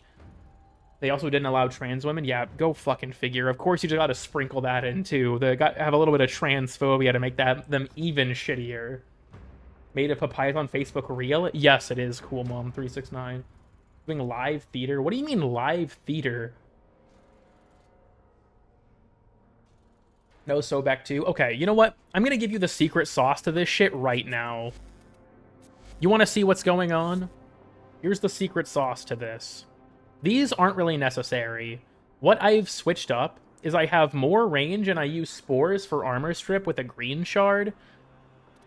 And Kuva Sobek made crit viable. You know what, here. I'm going to show this off real quick. I generally reserve this for if I'm grinding stuff or helping my friends, and I refuse to take it into public lobbies because I genuinely think it is so disruptive.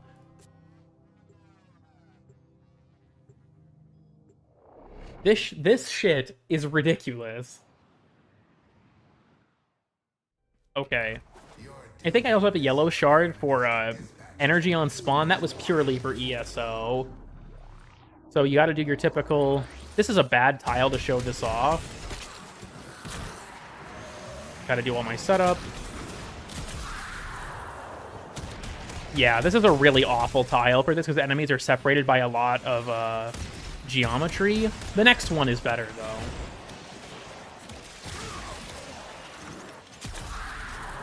We'll just keep going until we get to the next one. Yeah, you see how I killed all the enemies in that room with one shot?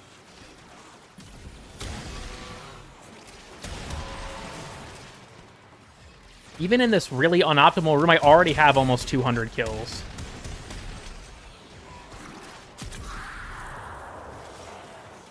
It's, yeah, as long as you have enemies to propagate the chain reaction, and you can use, like, the, you know, the crit, and then in the case of the spores, it's really good for, removing armor. That's the main reason I spec'd into it. The original video came out before green shards were added, so this allows for 98% armor removal. I think this builds a KPM ceiling is, assuming ideal conditions. I had a really good tile in this area once where I hit 700 kills in the first room. So, very high. Just as busted on Araxia? Not quite. The reason for that is because a big part of what makes this strategy so strong is Roar. Because Toxic Lash is an ability and it's like added elemental damage, it triple dips with Roar. Araxia cannot use Roar without replacing Silken Stride. For some reason, Saren gets away with it. She's allowed to use Roar and Toxic Lash, but Silken Stride is not allowed to be used with Roar. Will kill you immediately? Pretty much. That's why I tend to use Vazarim. So I can just throw up, you know, a protective sling or what have you. The next room I'm pretty sure is a lot better. It's the little tiny Ceres tile. We're already at 500 kills in 2 minutes. So, it's pretty good. The Kuva Sobek getting added kind of shocked me. I wonder at this point if they just don't know. Can he use Roar? So he can, but I don't think it's as good on him if memory serves, because his, I don't think the interaction exists for his passive augment. I guess I'd have to check. So that was 600 kills in 2.5 minutes. Now we're gonna go to an actually good tile where you're gonna watch the entire room fucking explode immediately. Watch this shit. Literally the entire room. Literally the entire room in one shot. Literally the entire room. Do you see what I mean when I say I'm scared that this would get nerfed if I made another video about it? Are you seeing this shit? I already went up 200 kills in under 30 seconds.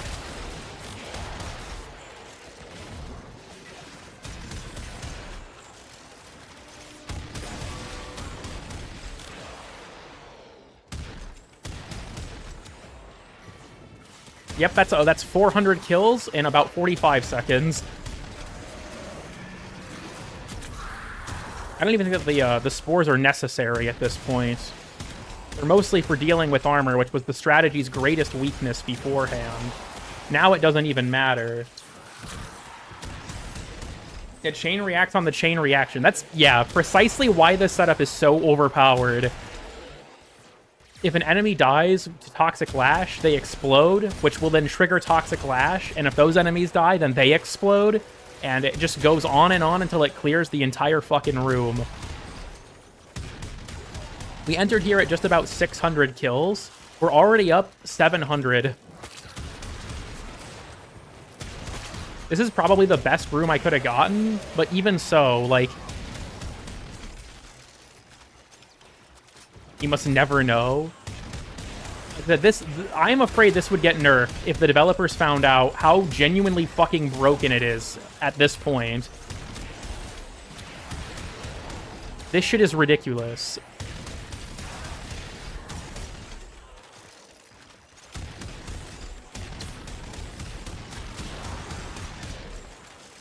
Oh, my Toxic Lash expired. I was like, why didn't that kill everyone? Whoops.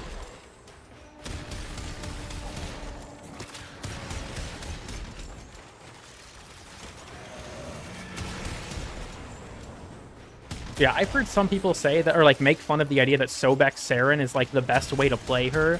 I personally think it kinda is. I know that this isn't Steel Path. This is just because I could get like the best enemy density. So we entered here with like, what, 606 kills? We're leaving with... So in 2.5 minutes, I achieved over 1,000 kills. In 2.5 minutes, in this room, I achieved over 1,000 kills. Do you see what I mean? Do you see what I mean?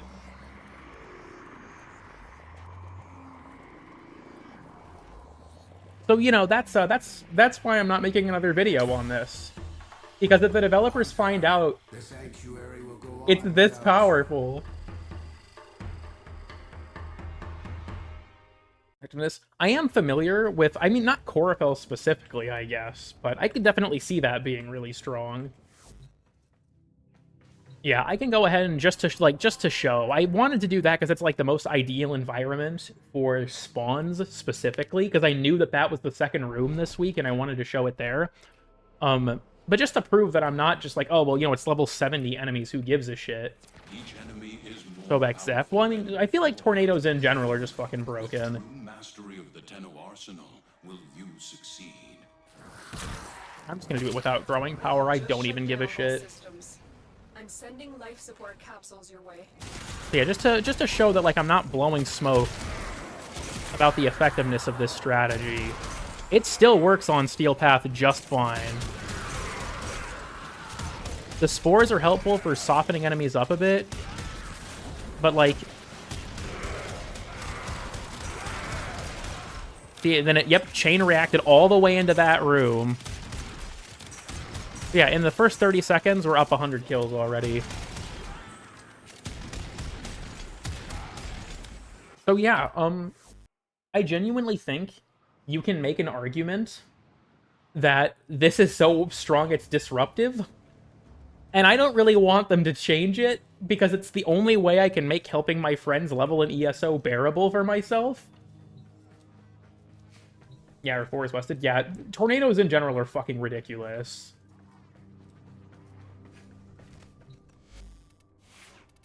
But yeah, my Saren, like I said, the toxin damage shards aren't even necessary, to be honest. This is what I've been using. You could probably take more strength if you wanted. I have the range just for this. It doesn't affect the Sobek. It's just to spread the spores. And then Energy Nexus is just kind of, because I'm not using any other real, like, Energize I find is a little bit inconsistent. You could also, honestly, you could drop this for something else as well if you wanted to. It's probably not necessary. And then I have a Riven. It's not really necessary either. You could probably throw like Magnetic Strafe on or something and be fine. But yeah, Point Blank, Ravage, Acid Shells is the big one.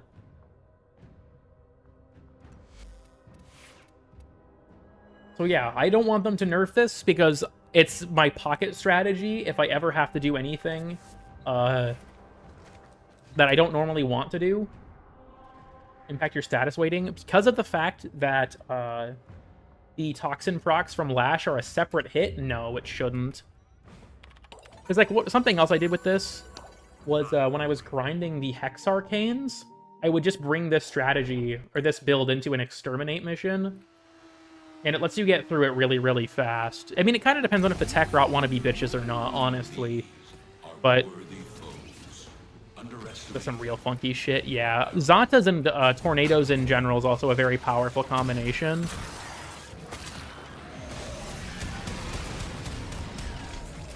The Tornadoes are ridiculous. They can do some shit that should not be possible. Yeah, I'd just do this. Is this kind of boring? I mean, yeah, but it's fairly efficient, so...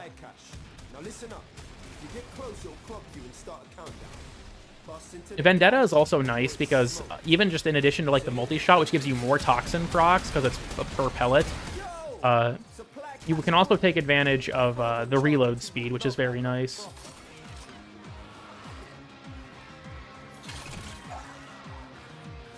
Release all enemies, damn. Throwing that Night Wave. Clip Delegation will probably come back before too long. I'm being slowed down by looking for this. I hear...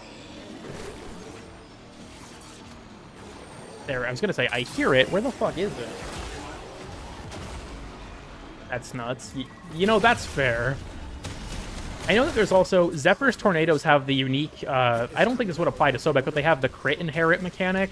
For those who don't know, maybe this has been fixed, but I don't think it has. Zephyr's Tornadoes have a weird mechanic where if you use an alt fire on a weapon, it uses the primary fire's critical chance.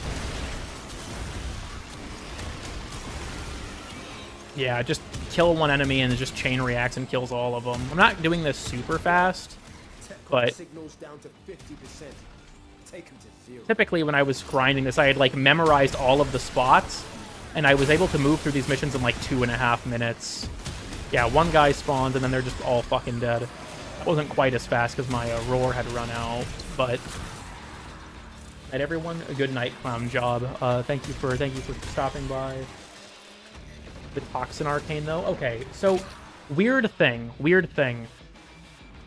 Primary Blight, if that's what you're referring to, is the only status effect-based weapon arcane in the entire game where, like, you know, where you would build a proc, or you'd build a buff on a proc. So, like, I'm talking Cascadia Flare, Conjunction Voltage, Primary Frostbite, Primary Blight. Blight is the only one where the Toxin proc has to come from the weapon itself. It cannot be from anything else. Unlike the other three, where if you build, you know, your heat, electric, or cold any other way, it still counts. For Blight, it has to come from the weapon. And because Toxic Lash is its own separate hit, it doesn't count, and it does not build stacks of Blight. Why the fuck? Okay. It's really stupid and really annoying. You still like this? Saren is just like the eternal S tier, I feel like. I don't think she'll ever be bad at this rate. At this point, I might as well just stop touching her. Is that even intended? I have no clue, but Duviri came out... horror warning for this. Duviri came out 2 years ago now, and it's still never been changed, as far as I'm aware. So... if it's not intentional, they've never fixed it. So at this point, I'm just gonna have to live with it. Good at hordes and a horde shooter. I mean, this is true, but I think there comes a question of, like, how good at hordes can you be before it's excessive?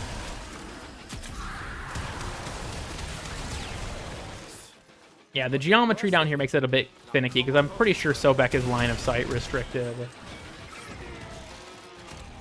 Isn't the main thing. I think that's kind of the funny thing, too, is, like, there are modes where killing enemies isn't the main thing, like Void Flood, but they're not, like, they don't put enough strain that, like, Saren would even be bad in those environments, because killing enemies will always be relevant. It's a shooter. Work with acid shells? I'm actually not sure.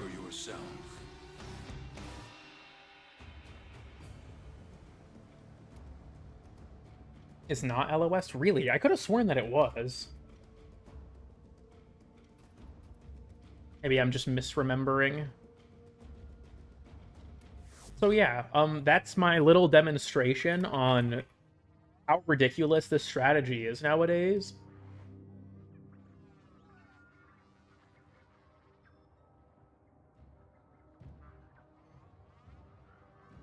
Also, I just want to say, I pulled up the page for acid shells on the wiki, and it says here, explosion requires line of sight.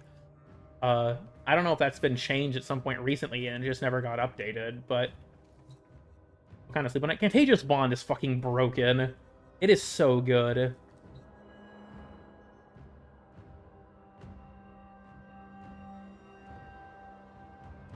None are as ridiculous as Saren? Yeah, that makes sense. That Saren can just do some crazy shit. Also, I'm looking on the new wiki, the current one. Blast setup with the new sniper. I did it on site. I guess it would make sense that Lavos could do it too. Let's just grab it for the sake of argument, as they say. I think I have the augment on my main one.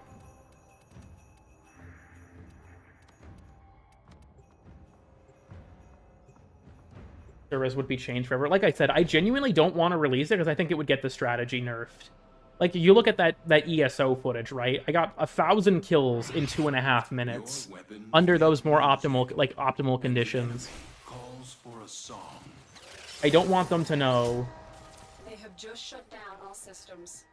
I'm sending life support capsules your way.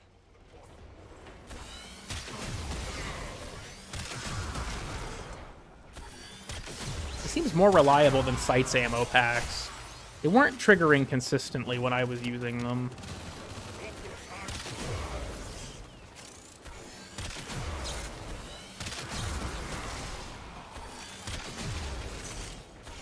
My luck with actually triggering the lightning bolt's fucking terrible.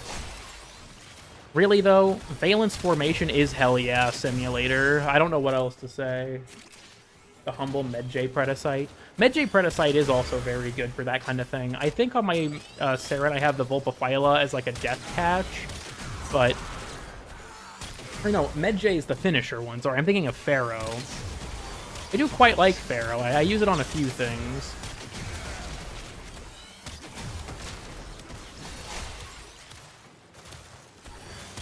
But hell yeah, simulator. Support on the way.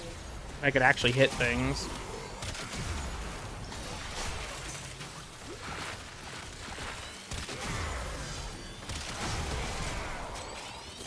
My luck with the lightning bolts is just really fucking bad. Holy shit.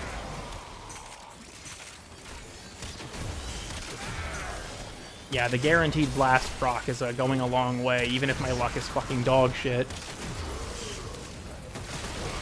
Cool. Is that what Tomb Finger used to be? Not quite. Warframe? Welcome, Turbo Killer. Indeed, indeed. Yeah, what I've been using is like my primary go-to on Vidaria right now is this. Saddle up. This is kind of just here to increase my blast weighting. Really, having more status chance would be good. I like my multi-shot setup I'm using Crux on to try and like maximize the amount of lightning that I can spread. But Deadhead multiplies with Acuity. The headshot bonuses multiply together. So I try to keep that on there. But yeah, this is what I've been using. It works fairly well if you can hit things in the head. Need more enemy density to see the amount of bullshit it can do. Yeah, that doesn't surprise me. Yeah, like on Caliban himself, if you're using it, his Tau status can help leverage that. Which is really helpful.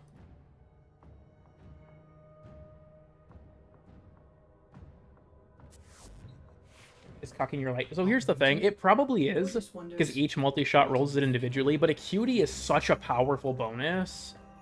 Plains Vital on leveling strat. I know about it. I haven't like really done it personally, but Caliban Grippers. I mean, yeah, this deluxe skim.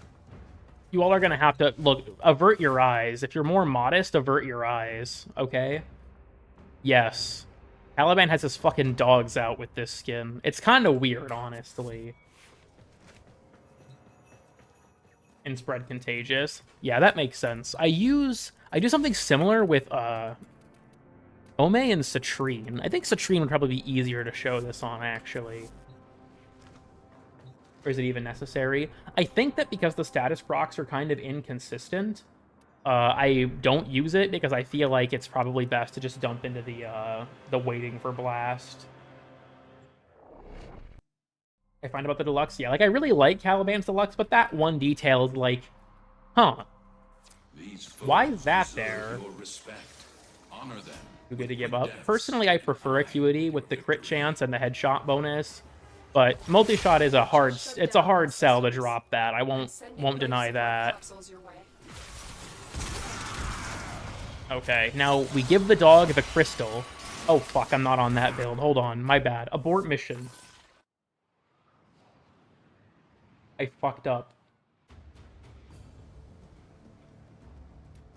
I forgot that it's not on my regular setup. Of course I don't have them named. Fuck my life. You saw nothing? Yeah, exactly. Why was I not using this on my Citrine loadout? Am I fucking stupid? Whatever.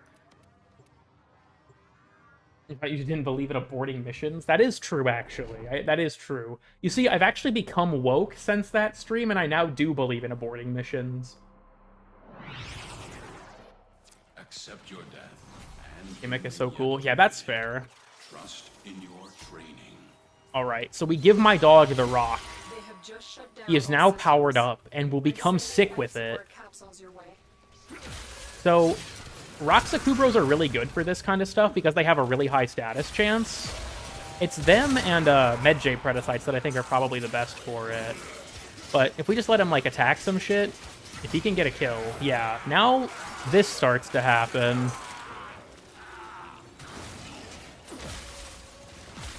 And because of this augment, the dog can prime for itself. Yeah, you see what happens. Contagious Bond is a questionable addition to this game. Where the fuck did my dog go? There he is. No mecha set? No, I do have the mecha set on. It's just that no one's being targeted right now.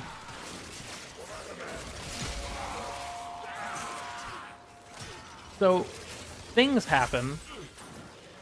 The dog becomes sick with it. And yeah, he just gives everyone super cancer. I don't know why they decided to add Risk of Rain style proc chains like this, where your companion... Like, so here's the thing that makes Contagious so broken. Contagious Bond, if an enemy dies with it and spreads the status effect, and then an enemy that gets the status spread to them dies, it just keeps going. It's pretty fucked up. I'm kind of just like not participating to show what the dog can do, but yeah, that's pretty funny. I have a clip of Venari hitting the damage cap. It's an unlisted clip on my channel that was from when I was working on making summons overpowered. Yeah, it's pretty strong. Was obviously going to do this. Yeah, I'm just kind of surprised that it was added. Like, I think it was intentional. It is really not that hard to find out that it can do this. I just am surprised it exists. Like, my dog is... I'm hardly an active participant in this, frankly. I think my dog also has on protector posture for the puncture procs as well, yeah. Pretty cool, pretty cool. I'm surprised I'm not seeing the mecha mark on enemies more, because that makes this even stronger, but I haven't seen an enemy get marked with it. I just haven't been paying enough attention, I guess. Pretty strong is an understatement. You know, that's fair. That's fair. I have this kind of set up on Kome and Lavos as well. It's pretty good. It's pretty good. That's a good substitute for Kubros. So here's a big... So I will say this. They can be. A big part of why I use a Kubro for this in particular is kind of two different things. So the first one is Kubro Claws deal a fucking crazy amount of damage.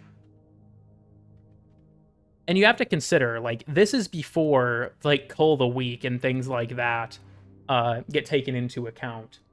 So, I just realized I don't have Magnetic Claws on. I guess I don't really have much room for it, but... Wait, I'm an idiot. Yeah, I do. I don't need these. I can just drop that and it'll be fine. Okay. And then I think Radon Claws is, yeah, for crit damage, but that's not really necessary. So... Varuna as a prime rating 2 billion damage to every single status effect, one of the ways to play the game. Yeah, I could definitely see Varuna. Are we still buffing the Sergeant? Not at the moment, no. My stream started to die, so I backed off of that for a bit. But, so, Hounds can spread a shit ton of status effects, and it can be good with Contagion, but the thing that makes Kubros and Predicites as well, specifically this guy, the Medjay Predicite, he's got a similar thing going for him. Really high status. A big thing is they can use the Mecha set, which has a lot of utility. And they deal a shit ton of damage. I don't use a Wubis there as much as I do Roxa. And that's because Roxa has... Where are you? Why do I have Vicious Bond on? I don't actually think I need that. Oh yeah, this is on here because of Lavos as well, because I have on the Mecha mod on him. But it is this guy here, Protect. Protect is a very clutch mod. Replenishing both of their shields by 30% of its maximum shields and adding its shield regeneration rate to its masters for 3 seconds. This stuff is really good at saving you if you run out of shields. It's very nice. Any good too? They are a Kubro subtype. Actually, yes. But it's kind of specific. I think my Nidus has this going for it. Yeah, it's this guy, the Strain set. The Strain set is pretty good. If I think it is... Is it a Claw mod nowadays? Yeah, Strain Fever. This guy right here. this is a big part of what makes it strong for them, is that they can, you know, as they have Sis, they deal a shit ton of damage with just 300 shields. It used to be, they changed it to make it more intuitive, somewhat recently, actually. So yeah, and then I kept the Toxin on here, but realistically, you could also go for a different element too if you wanted. And then I think, do I have Contagious on here? I think I do. Yeah, I do. So yeah, I have that on my Nidus just for thematic reasons, because I have, yeah, Strain Consume on here, and then you also have Strain Infection. These were all buffed with the Companions update. So I don't think Helmet of the Chargers are, like, crazy meta or any bullshit like that, but with the strains that they can be quite good. I think it's just kind of unfortunate that, like, it kind of feels required to me. These are worthy foes. I think I have on Unairu, right? Yeah, I do. But yeah, and then as he gains the cysts, as Kazuhira pointed out in the chat, your charger will get progressively bigger, which I just think is kind of funny. He's currently in stealth mode. His abilities do not deal that much damage. His attacks can, but his abilities not so much.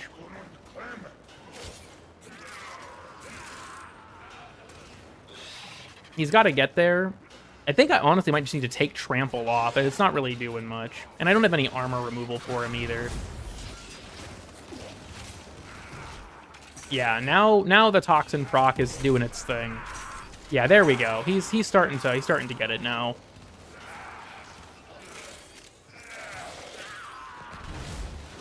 I can probably honestly just like put these guys in a group for him too. Just set up for my Helmet Charger. Be a good Samaritan. I think part of it's a little bit finicky because he's absolutely at his best when he has a lot of assists, but Prepare for life support. and continuous reloads, that makes sense. Yeah, I think my personal favorite strat when it comes to like Kubro's blowing shit up is the mecha set and you know, various status warframes.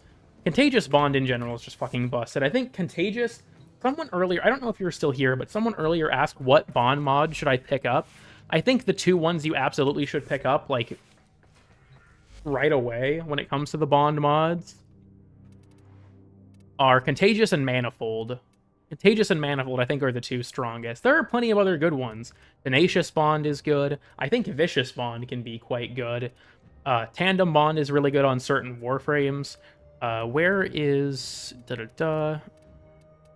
Deceptive Bond. No. I've heard Aerial Bond is quite strong as well. I haven't used it that much myself, though. Restorative Bond is helpful. Yeah, here's what I was looking for. Reinforced Bond. Where do you get the mecha set? I think it is from Fortuna bounties whenever it's in rotation. So there are... I think there are 3 sets. You have... or no, there's 4. You have Synth, which is for just, like, companions in general. And then you have Tech, which is for Kabats. You have Mecha for Kubros, and then you have Strain for Helmet of the Charger. So, like, if I grab my Kome, because I have this set up, I tried using the Medjay Predacite on her as well. It worked fine, but I felt I was really missing... my shields. For the efficiency. I have Seismic on a few frames, and it is really nice. It's a little bit finicky, because sometimes your companion's just not attacking shit, but... Heat, cold, toxin, I would say Manifold and Contagious are my 2 favorites, for sure. to wield them, Baba invented the crucibles. Yeah, so this guy's a Mecha Mark. Capable of fusing these elements into the complex elemental Yeah. forces we require. Stacking it with the Mecha set is just especially strong.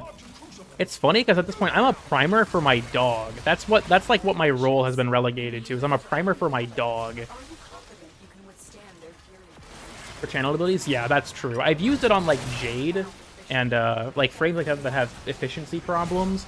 The bitch of it is if you get, like, silenced by violence or something like that. then it's like, oh, well, now I have to fucking deal with this shit again. But yeah, so I'm basically a primer for my dog. He's struggling because I don't think he can actually hit that guy right now. Because he's on an incline and the guy's floating above it. But yeah, when it starts rolling, it does a pretty good job. So yeah, Mecha Set, my beloved. Fuck violence. Honestly, yeah, I hate that motherfucker. Uses a bunch of loadout slots. Okay, you all are completely allowed to make fun of me for this. When I make my loadouts, they aren't necessarily about synergy. I make loadouts based on being thematic and, like, vibes. That's what I really make my loadouts around. Like, my Jade loadout uses all 3 of her weapons. Do I actually use these? No.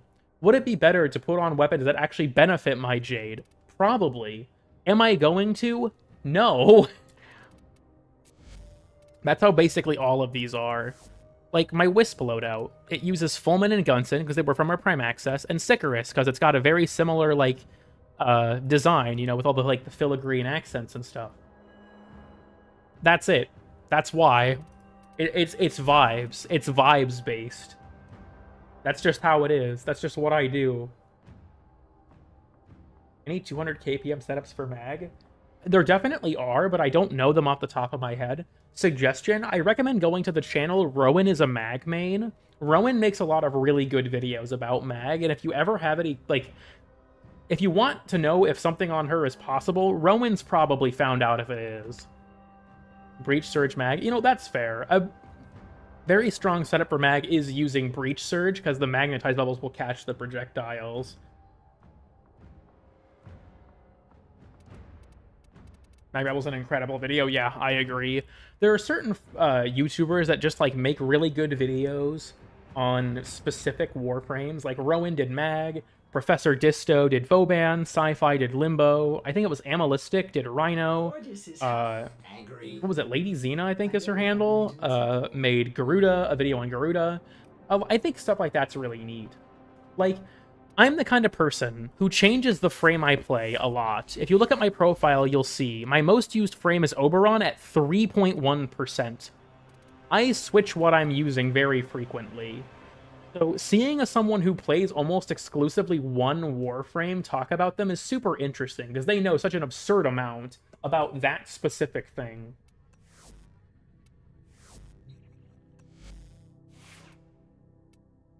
For fashion to an obsessive level and unhealthy level. You know, I respect that. I mean, the unhealthy part kind of sucks, I won't lie, but I feel you on that. Dual Zoran Prime, my beloved. 70% of them suck, Lamau. Okay, this is gonna bother me forever. I have a loadout slot for every frame, except one. I don't know if anyone here will notice, because this is so much information on screen. I have no loadout for Octavia, because I don't have enough. These, like, this Revenant loadout I never used, to be honest, but it would just create the same problem if I replaced it. These two I have to keep. Prophet Taker and Eidolon Hunting, these two are very functional. But I don't... If they would just give me one more fucking loadout slot, one more for Octavia outside of their normal release schedule, that's all I want. When they added LR5, I thought I could get it, but they didn't fucking give us an extra one with LR5. Because for those who don't know, they give us one new loadout slot with every new frame's release. But I just want one more outside of that cadence for Octavia. Just one, please.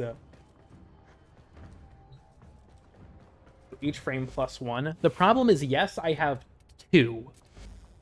Prophet Taker and Eidolon Hunting are specialized loadouts that I don't use anywhere else. And then I have my default loadout where I'm allowed to change stuff around for, like, filming and EDA and stuff.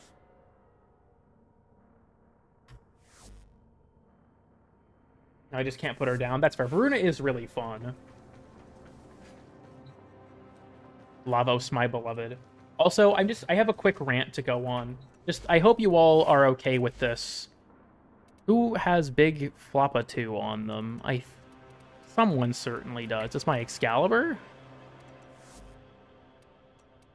No, that's Crit Kitty. Who the fuck has big Floppa?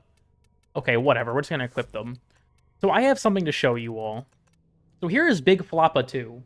Don't ask what happened to Big Floppa 1. So this has been a thing that has been bothering me since Abyss of Daggeth, and I'm going to now let you all in on this information. Big Floppa, you might notice a bit of a problem if you look at his ears. Well, let me go into Captura, just to make this clearer. Let me go into Captura. I do not want to link my look in chat. Let me go to Captura real fast. So, when Abyss of Daggeth released, they altered the hair shaders and stuff on Kubro's. Kubro fur looks way better now. The problem with that, Kavats don't have hair anymore. The reason that he's named Big Floppa 2 is because his ears used to have the ear tufts on them. They're gone. They've been missing for nearly 2 years.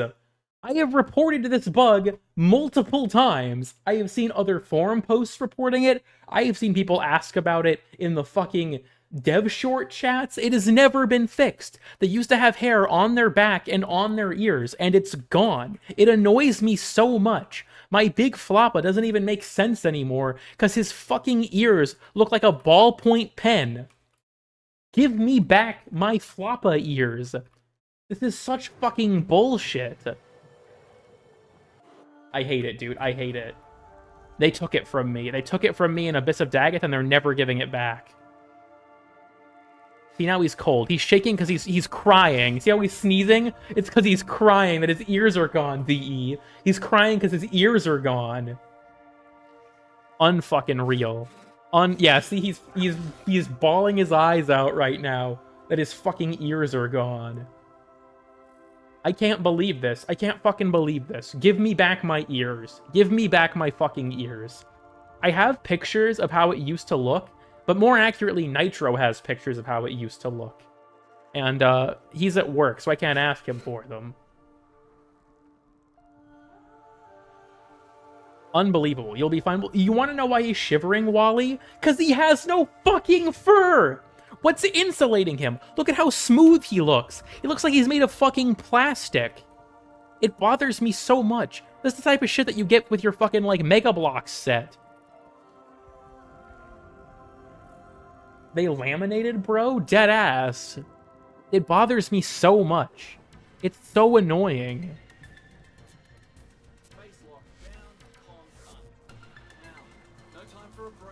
Can I help you? I just noticed Zeneric. Dude, do you guys see that? Look at this. Cursed ass image. Zeneric inner might orb floating around Lavos. Curious.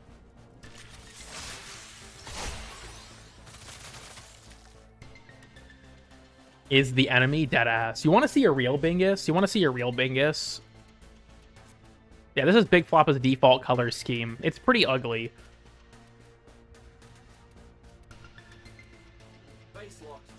Where is it? I really like the Kexot skin, by the way. Very cool. Here we go. Here's Bingus. Here's Bingus. Actually, I take that back. Here's Bingus Prime. We have Bingus and then Bingus Prime. The enemy. Bingus Prime. Look at how fucking long Kalimos' tail is, dude. Look at that shit. What the fuck? It's like a snake. Kalimos. True. Dude, holy shit. Tail whip.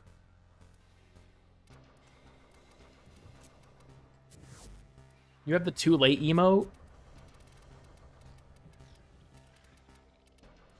Indeed I do. Check my snake.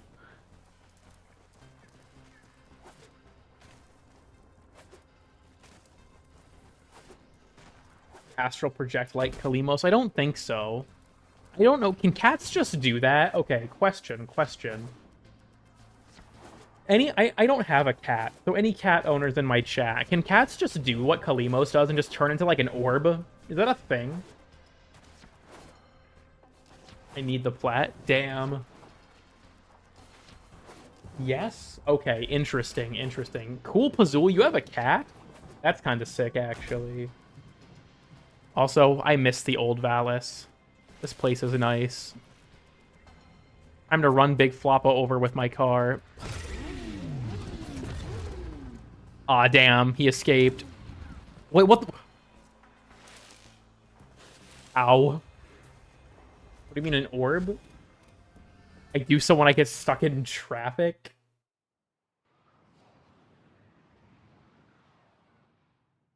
Here, let me add some important clarification.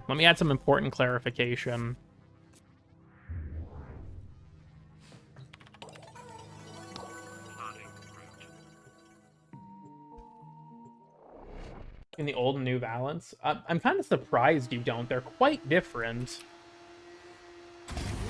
The old Valence is much snowier and a lot less, like, red or brown. Okay, yeah, here. Can your cat just do this? Can your cat just become a fucking orb?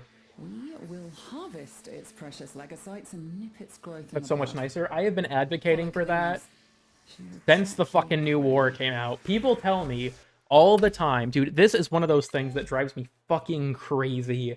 I rant about this on stream too much, but I'm gonna do it again because it makes me so annoyed. Whenever I bring up that I don't like the look of the old Valus, people tell me, well, cool kid, you should just enable creator mode. That hides spoilers, so you won't see it.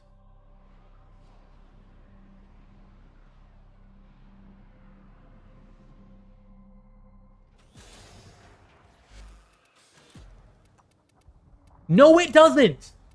This is the thing that drives me the most nuts. You can literally check this in under 2 minutes. I always play with creator mode on in all of my videos. It's different. You can't go back.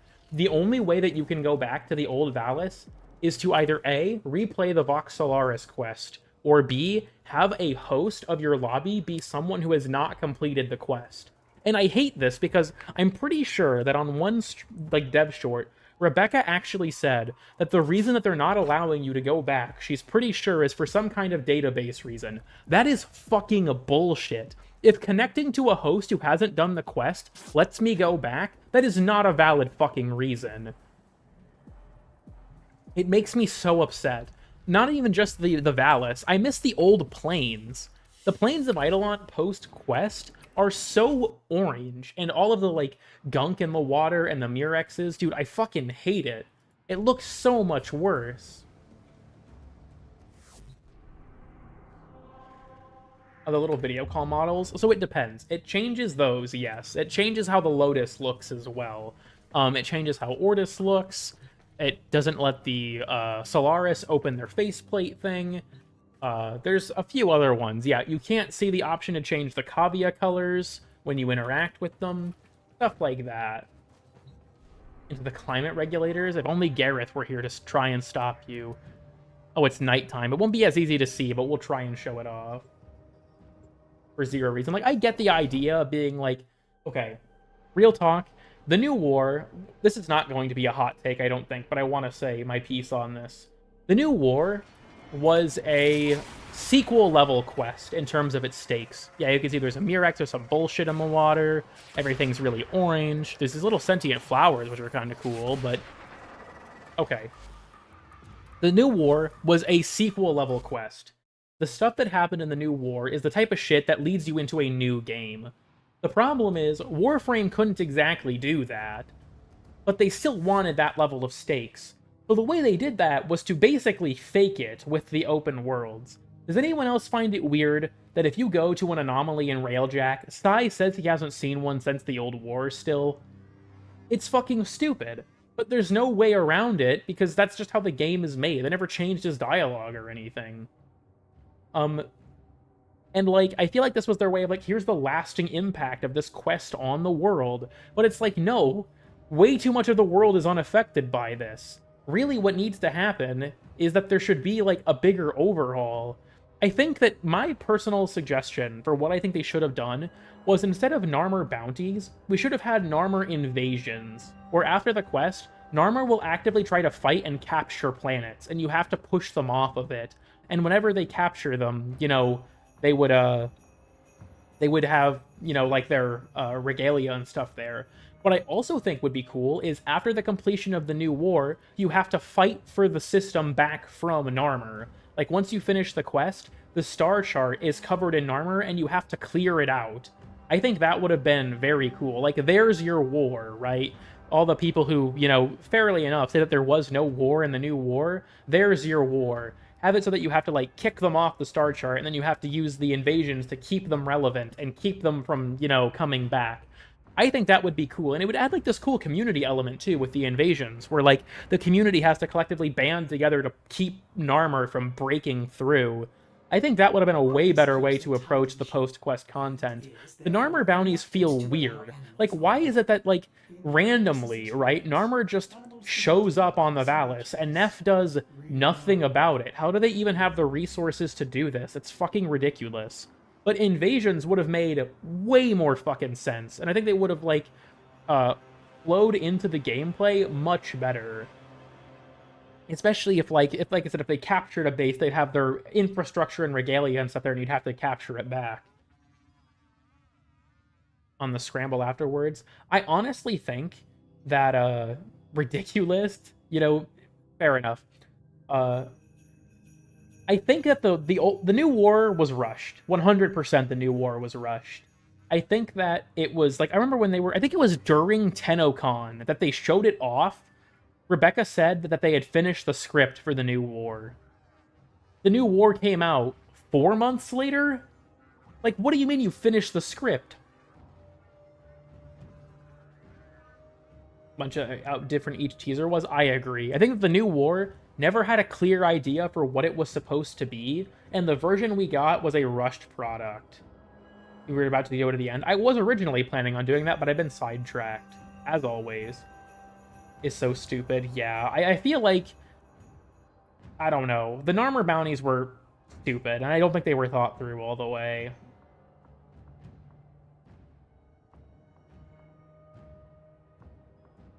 I don't know. I feel like the new war is a kind of like a beacon of, like, an update that did not get its due diligence, right? Its post-quest content was messy and confusing. The quest itself has a lot of story beats I don't like, and a lot of critical information does not feel like it gets explained adequately. And just all around, I don't know. I am still hoping. Like, Veilbreaker could have done that too. I don't know why Veilbreaker didn't add Narmer bounties. That would have been a good opportunity to do it too. I just really hope one day make Narmer an actual presence outside of Archon hunts. And the invasions. Just give us the fucking invasions. Please, bro. Please. Hire me. I'll fucking make the invasions for you. New war with Scarlet Spear / Orphix Venom. Here's the thing that sucks. That's basically what Steve said. Someone asked about the new war, and Steve said during, I think it was Orphix Venom, we are in the new war. So, like, yeah, the war part of the quest was an event. And it's even more frustrating to me. Because the new war on the website said that you would have to, like, it said that, like, you had to go through, like, a frantic rush to unite the factions and fight back the sentience out of the solar system. That just didn't happen. That advertising was just a straight up fucking lie.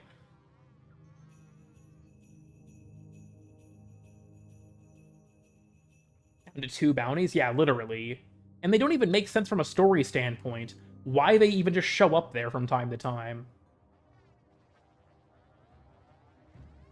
Then replaying it? Yeah. There's also, okay, this annoys me a lot, and maybe I'm alone on this, but I want to show something real fast.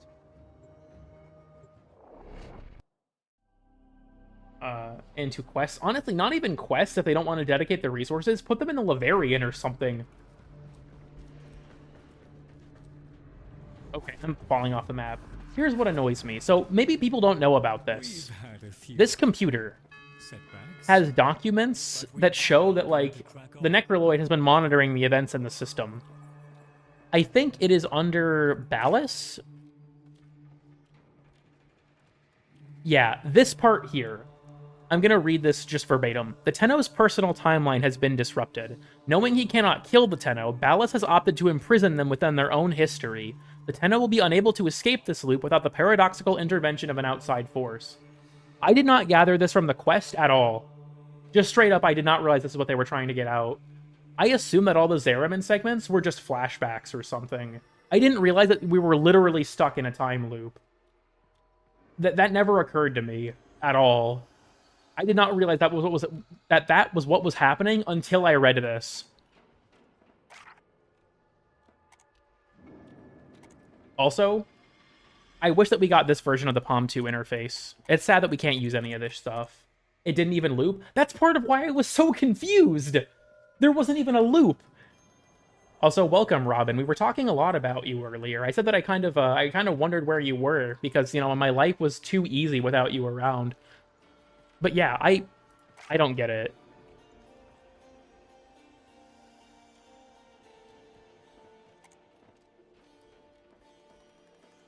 Okay, does anyone here know about, it's drandtrotty.com, I think. You guys know about this? Anyone know about drandtrotty.com? Peek the signal. Hold on. You guys want to see some cool shit?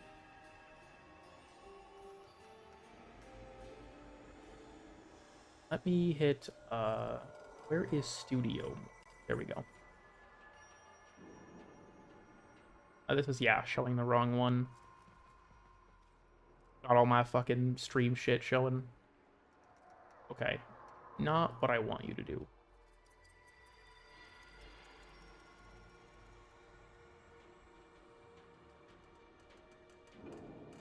No, I want it full screen. There we go. Where is the... Huh, okay, you know what? Whatever. Okay.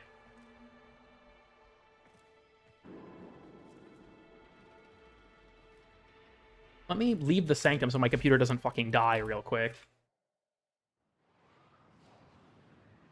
I always pick choose later. Forget the hex means that it resets their memory. It resets all your dialogue options and stuff. Okay. This here. Boom. Do you guys know about this? Some of you probably do. This is the 1999 ARG website. drandtrotty.com. It's spelled like this. Let me just post it in the chat real quick. drandtrotty.com. This is a fully functional Palm 2 interface. I am so sad this is not in the game in any capacity. Now, a lot of this stuff I only have because I did the ARG steps. You get some of this stuff from actually doing the ARG. But there's a lot of cool stuff here. You can mess with your settings. Even one of them is actually involved in a step. Okay, this is one of my favorite steps of the whole ARG, actually. So you have your screensaver, right? You set your screensaver, and then I think you have to wait a minute before it starts playing. So if we wait a second to get the screensaver to start going... I don't think I have this document. I might, but I don't think.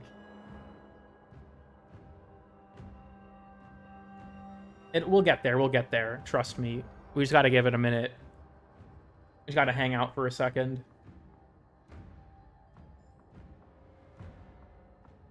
Yeah, so see how the screensaver starts? I don't want to spoil too much if you want to play through this yourself, because it is really cool. Yep, boom. That's such a cool step. You have to wait for the Lisette to appear in the space one, and then you have to click on it to get one of the documents. This revealed a lot of really interesting lore about 1999, too. So, like, yeah, this. What's your favorite pizza topping? So, this is another funny step. I don't want to spoil too much, but, ads at Big Bites Pizza, you can reply. The correct answer is the first letter of every single thing here, if I remember correctly. It's pineapple.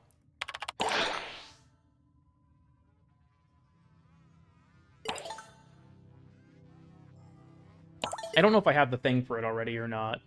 We have the, this guy here. I don't know if the internet still works. Yeah, you have some stuff you can pull up. This is like the actual Warframe website pages that they made as like a tie-in. So you can go there. It won't let me go back. Okay, I guess we're just stuck here now. But yeah, there's a bunch of these, because yeah, we have this one. We have the Atomocycle promo site, that's really cool. And you can find some hidden stuff in these as well, if memory serves. There's one for the Hex dossiers, yeah. And then I think there's one, another one. Yeah, the Big Bites one. Oh, is this also where you find the metro station incident site? Did it get added to this?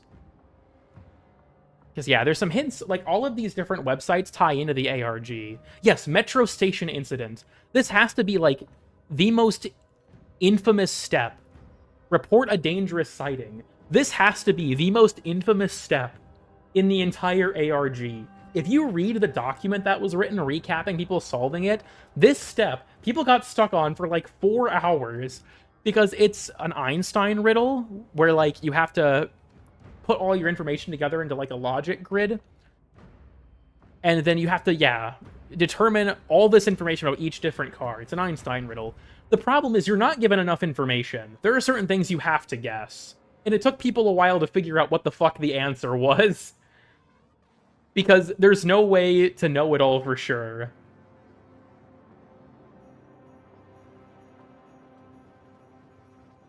And then, yeah, the 1999, like, promo website itself. I honestly have thought... And then, yeah, there's the main one, Doctor and Trotty. And then we also have End, which is relevant later, but I don't want to spoil too much. One of my favorite parts of this, too... Yeah, the dial-up network.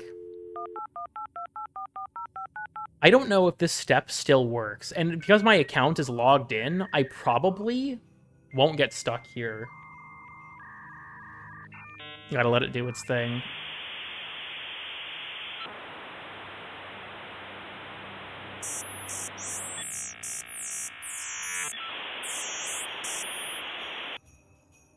Is it gonna connect? Okay, line is busy. Okay, so it doesn't remember. So it gives you line is busy. I don't know if you still have to do this or not, but this is such a fucking funny step. So this all happened, I think, around TennoCon, and for people who remember, when TennoCon happened, the mall showed up for a little bit. It was here for like a month. With the mall showing up, we found out that in order to solve this step, there is a phone behind Arthur that is off the hook. You have to hang up the phone, and then you're able to connect to the internet. Which I think is fucking hilarious. What a clever step. It's the only one that requires you to do something in-game as well, if memory serves. You have to go hang up the phone behind Arthur. I don't know if that's still even possible after the release of, you know, the mall proper, but that was how you progressed that step, which was really clever and really funny. And then, oh yeah, there's also, yeah, one in here. The story of this ARG is really cool. A lot of it talks about, basically, from what I remember, kind of paraphrasing, Digital Extremes is a real in-universe game development company, and the Tech Rot has taken them over and is using the internet to lure people into their facility to, like, assimilate them. And it seems like this is part of, like, the early days of the outbreak, is this puzzle. This ARG is by far the best one, if you want my opinion.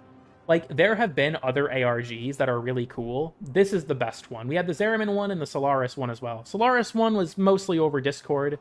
And then this one uses this website. And this is, like, the Palm 2, because you have to, like, decorrupt the drives and stuff as well for one of the steps. I think this is awesome and is by far the most interesting, but I do have another one I want to show. Let me go back to my main scene real quick. I have to find... You have to go on the Wayback Machine for this, I believe. Because if you try to go to it now, I think it just takes you to Warframe.com. Yeah, it does. Okay. So, I like how I'm standing in front of the Palm, too. Let me go to the Wayback Machine. Warframe still owns this domain, but you can't access it anymore. It's weendaswebegan.com. This was from the Zeramin ARG. Let me go ahead and pull this up for you all real quick. Yep, massive spike in 2022. Okay. Now, this one is cool, too. I don't think it's as cool as the Palm, but this one's fucking cool. And for people who have been playing the game for as long as me, you're about to get launched in just with some crazy nostalgia. Let me make sure this isn't showing the wrong one. Okay, it isn't. This is We End As We Began. It's the original Warframe website from 2013. And you had to find different clues hidden in different hyperlinks This might be really slow because it's on the Wayback Machine. But yeah, you had to go through... Yeah, you can see the Gracata and the Ankyros being added. And there were different things hidden on this site. Talking strangers on the internet? Yeah, that's fucked up. But yeah, this is really cool. Like I said, if you go to weendaswebegan.com now, it'll just take you to the Warframe website, which sucks. But here on the Wayback Machine, yeah, look at that. It's so cool, and it's so creepy. The Zeraman ARG was also really cool, but from a story standpoint. Like, you could feasibly solve the 1999 ARG by yourself. It would take you a long time, but you could feasibly figure it out by yourself.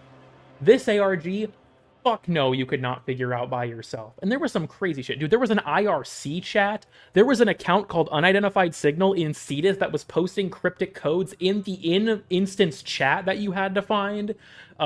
I think you had to go, like, part of the IRC thing was you had to use, like, ASCII to align a satellite dish. A bunch of fucking crazy shit was involved in this ARG. Like, this ARG was one of those things that the community had to come together for. You could not have figured this out by yourself. Unless you were, like, a fucking super genius, or pirate software, and you just looked it all up and then pretended you figured it out. This, like I said, the Solaris United one was mostly stuff in Discord. I don't really have as much about that, but this one was also really, really cool. Is the Warframe ARG recap video still on the table? I think it would be really fun. I would probably not do them all in one video, though.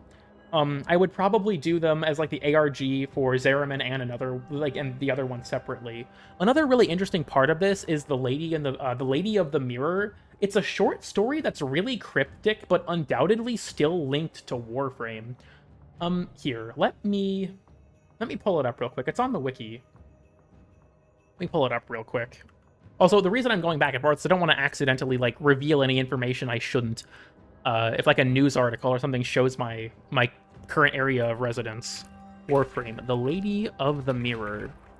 This is a piece of lore I imagine most of you probably don't know exists. Okay. So, let me read this real quick. Yeah, weendaswebegan.com, news.html, or news/11.html. So this was part of this website. Not found. Oh, I have to go to the archive for it, right? It's gonna try and take me to the modern one.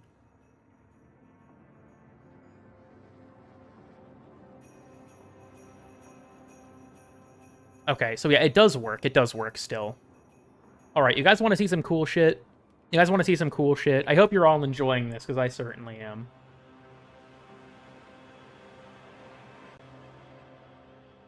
Alright. So this is We End As We Began. I don't remember how you're supposed to get here, but we have this poem.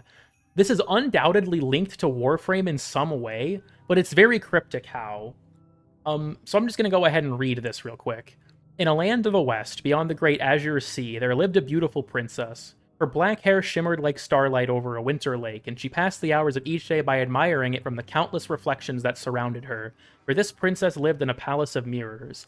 Upon every wall, adorning every pillar, and even set into the crown that rested upon her head, were countless mirrors, but not every mirror was the same. Glimpsed into one mirror, and they flip the text. This is going to be a struggle to read. And you might see your reflection upside down. Another mirror might look like a perfect reflection, and now, yeah, it's backwards. One mirror showed her a reflection of the past, while another showed her of what had yet to pass. One mirror magnified her appearance, while another ever so slightly diminished it. And so the princess whiled each day, mesmerized by the kaleidoscope of reflections that unfolded before her. In one mirror she was old, another she was young. In one she was skinny, another rotund. With so many mirrors to examine, you might think she favored some. But all of her mirrors were precious to her. All but one. Deep in the palace's dungeon, beneath its mirrored halls and crystal courtyard, was one mirror in which the princess dared not to look. She kept it hidden and a secret, a single shard of polished silver pressed between the pages of a very old book. One day, while she was combing her hair before a mirror that made it look as if she had no hair at all, the princess received a guest. Because the princess lived alone, she did not realize he had entered the palace until he stumbled upon her. Clad in a tattered black cloak, the princess feared the man was one of the Azure Sea raiders who would frequently shore their boats and roam inland looking for food and treasure. But upon seeing him, the man prostrated himself and kissed the ground before her. "So the legends are true," he whispered. "What legends?" asked the princess, her curiosity piqued. "When I was a boy, my mother told me stories of the Mirror Princess who lived in a palace on the other side of the Azure Sea," the man explained. "She told me of her mirrors, and the magic that compelled them to show not a reflection in plane, but a reflection of every possibility conceivable by a mortal mind, and even some that are not." The princess saw now that the man was not a dangerous rogue, but a feeble gaffer. His skin was wrinkled and weathered, it hung from his face, making him look gaunt and dreadful. In her heart, the princess pitied him. "I suppose you have chased this rumor across the sea, hoping to glimpse a reflection of you when you were still young, old man?" Pushing himself up onto his knees, the old man bellowed. "No, no, that's not it at all." The princess squinted her eyes in suspicion. "You see," the old man continued, "I have come because I have no reflection at all." The princess gasped, and taking the mirror in her hand, positioned it in front of the man's face at such an angle that she would see him in it. But alas, no reflection could she find. "See," the man whispered, his voice trembling. "It was taken from me." "How?" asked the princess. The old man sat back and drew his hand to his chest. "Years ago, when I was young, I was strong and courageous and exceptional with a blade. I fought in wars old and new, explored many lands, and loved as men are wont to do," he said. "But none of those loves compared to her." "Who?" "The moon." The old man looked at the princess, and the intensity of his gaze made her uneasy. "She was my constant companion, a light that illuminated even the darkest trails. She'd leave me, oh yes, but always to return. Her pale skin glittered on the black waves around my boat as I sailed to lands unknown," the man continued. "She was my one true love, and she betrayed me." The princess wrinkled her nose in confusion. She had never heard of this moon before. "How did she betray you?" The old man looked up, his eyes filled with tears that refused to spill. "She disappeared, and she took my reflection with her." The princess felt the immensity of the man's heartbreak, and it softened her suspicions. "So why have you come?" she asked.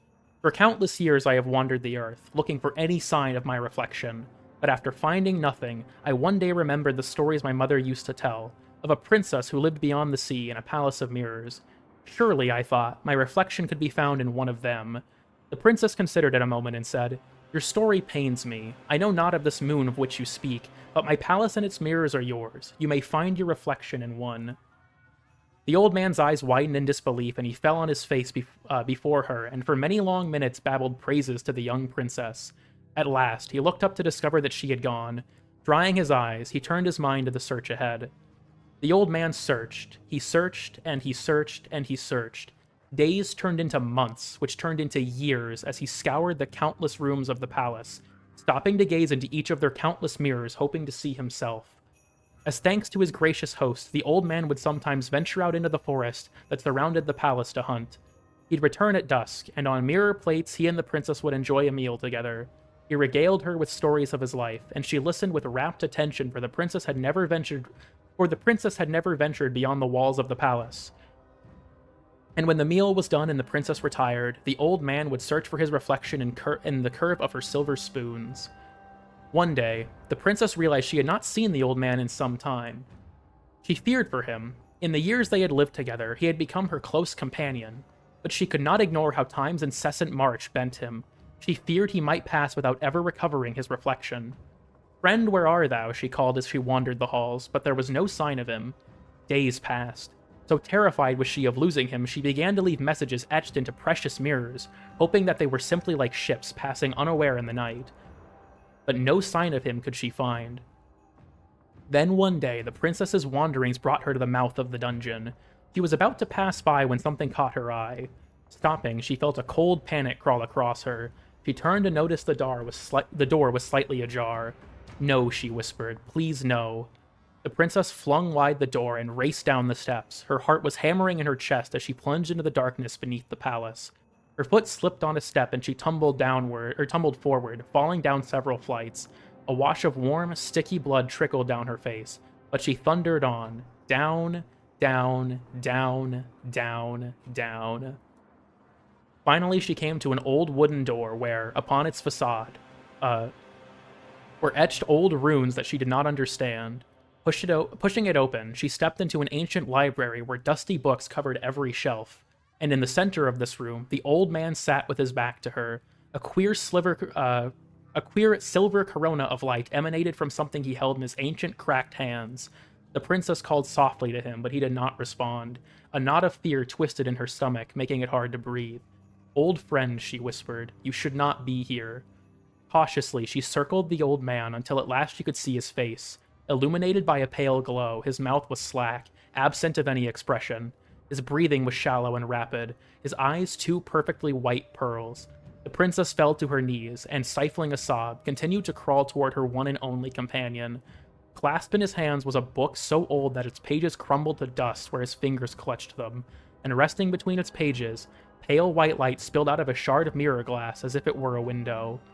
Fighting the urge to scream, the princess wrapped her fingers around the unmoving hands of the old man and began to close the book. "I'm so sorry," she whispered between a silent sob. The man did not respond. But as the book closed, the princess, unable to fight her curiosity, chanced a glimpse. In the shard of mirror, she saw not the reflection of her friend, but her own. And as the pages closed together and she was left in complete and all-encompassing blackness, the princess could not get the image out of her mind. Her reflection, smiling as it reached for her, fingers piercing the threshold between them. I think it's very sad. I think this was used for the alignment step. It's very sad that you have to go through these many hoops to find this. I'm sorry that I wasn't reading the chat. I wanted to go through this sort of focused, and my apologies for my occasional stumbles there. I have a bad habit of reading faster than I can talk sometimes, and so I was stumbling over myself a bit. So I think it's really interesting because what this means is really obtuse. Like, it's clear this has something to do with Warframe. The moon is gone. The shard is clearly like Seraglass or something and shows the man in the wall.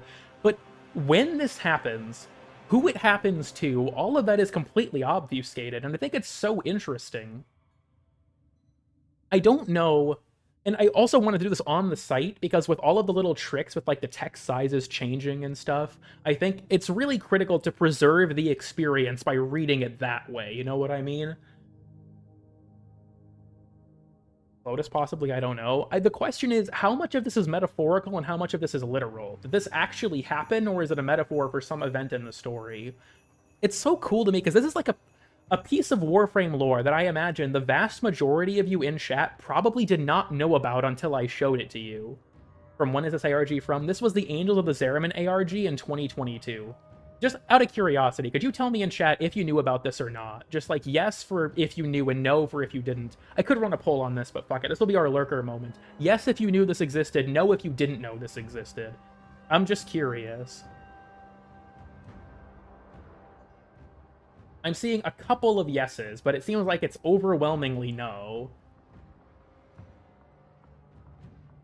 Are you saying this is weird and obscure? Perhaps, perhaps. New to Warframe, so no? Fair enough. This might be a little bit overwhelming. Okay, so yeah. It seems like this is new to most of you. I think it's interesting, too, because, like I said, this is weendaswebegan.com. This was a thing even before Whispers. 2 years before we first heard that phrase, like, mentioned by Albrecht. I think other than the Requiem poems say it. Did a great recitation of it. Yeah, I could never hold a candle to Stallard's reading of the story. His is so much better than mine. I struggle to emote when I'm reading things out loud. I kind of start talking in like a presenter mode. But Stallard's reading of this is great. I really do recommend it. But I think that little piece of info, like that little short story, is so interesting and so cool. And it's so sad to me that this website just redirects back to warframe.com now. Link to his reading of the story. I can find it for you real quick. If you want to hear someone who has actual, like, talent, read the story. Let me find Stallard's for you. Because this is how I first found out about it, was, yeah, Warframe Obscure Lore, The Princess of Mirrors. If you want to watch his reading, it's pretty short. It's about 10 minutes. I'll go ahead and post that in the chat if you want to see it. Preserving itself at times. It certainly feels like it. That this being stuck on the Wayback Machine just fucking sucks.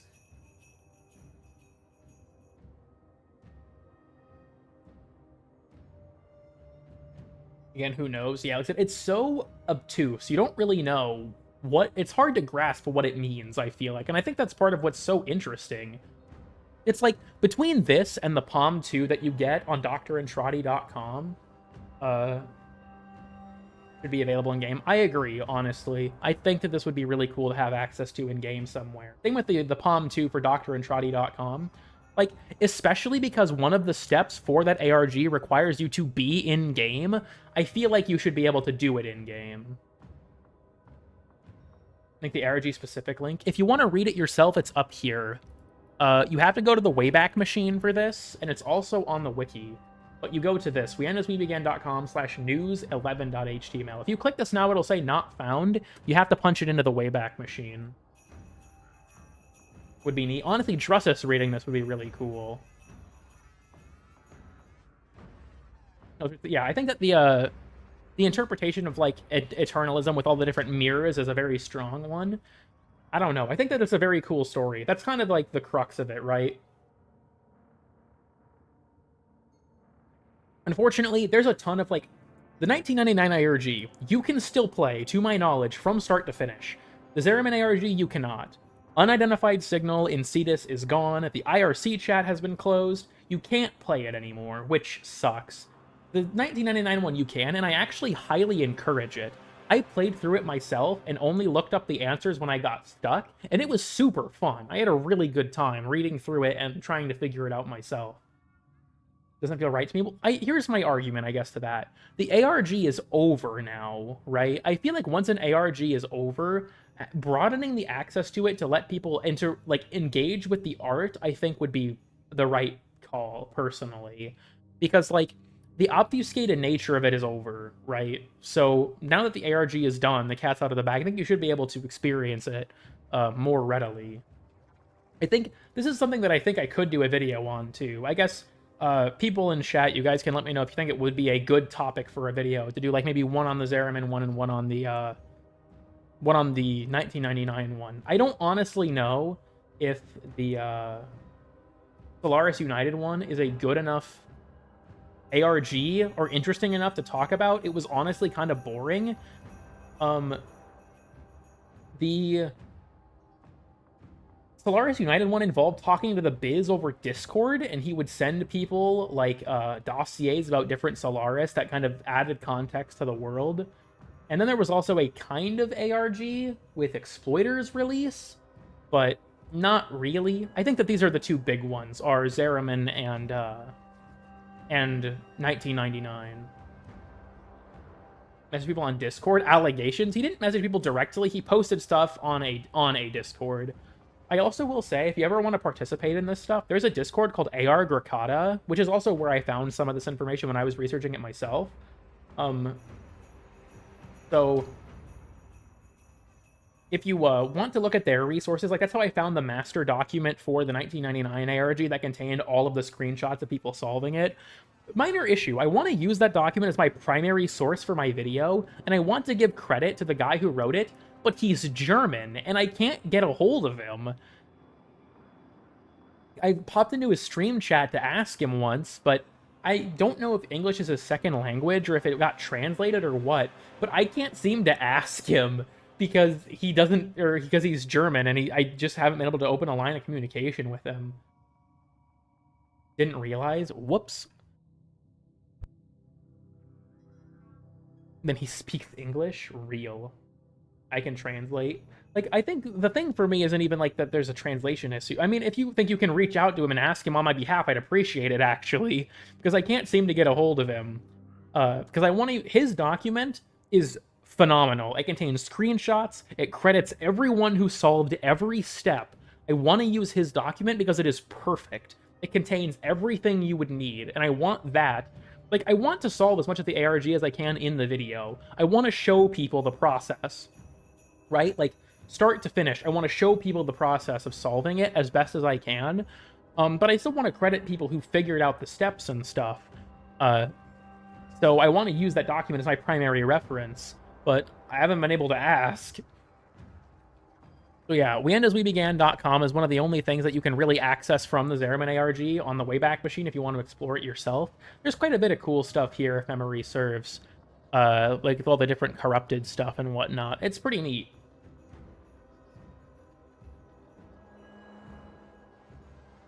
It's so fucking bright. Here's another thing.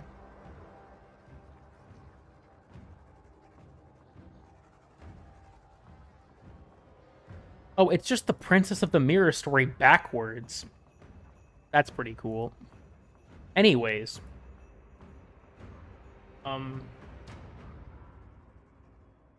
Should go show him some love. I would prefer to have his permission. I think that if he's going to be my main source, where my video would basically be a video form of his document, I think he should be consulted. After Old Peace? Probably not. We got one so recently, I don't think it will. Got everything archived? Okay, good to know. AR Gracata was my main source, but good to know that, Drip Squad exists. I didn't even know it was a thing.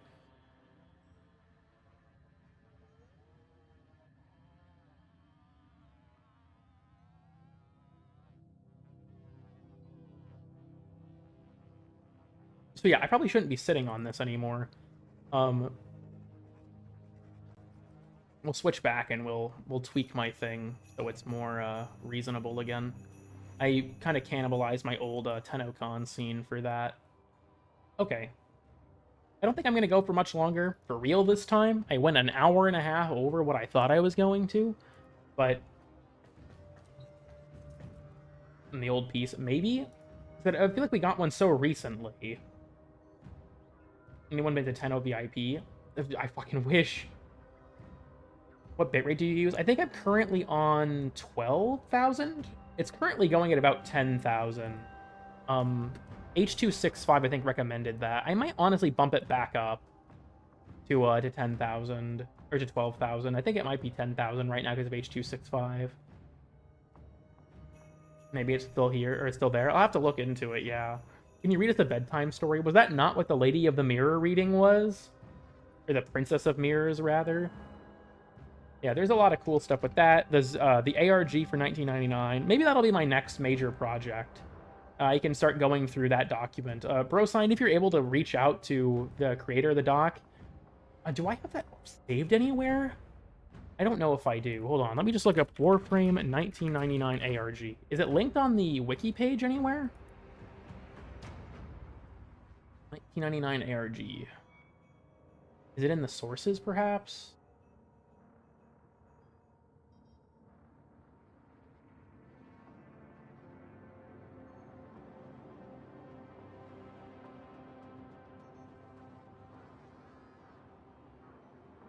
No, it's not linked on the, Fuck, where's that document?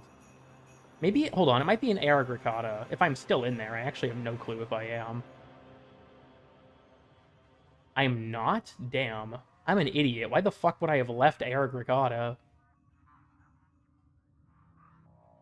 I'll have to reach... What the fuck is Rockfucker General? I'm guessing that's Sab server. Wait, no, I am still in AR Gracata. It's just not where I thought it was. Pinned messages. Did they... Please tell me that they pinned the document in somewhere.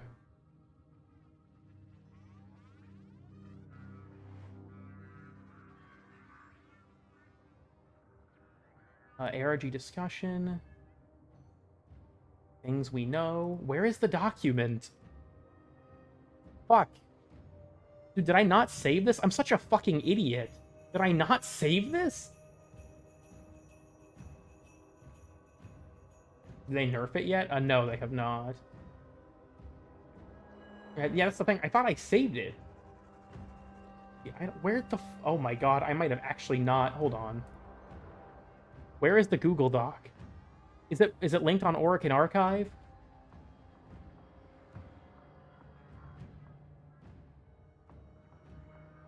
Oricon Archive seems to have a very good retelling of it. It seems like it's very similar to the doc, actually.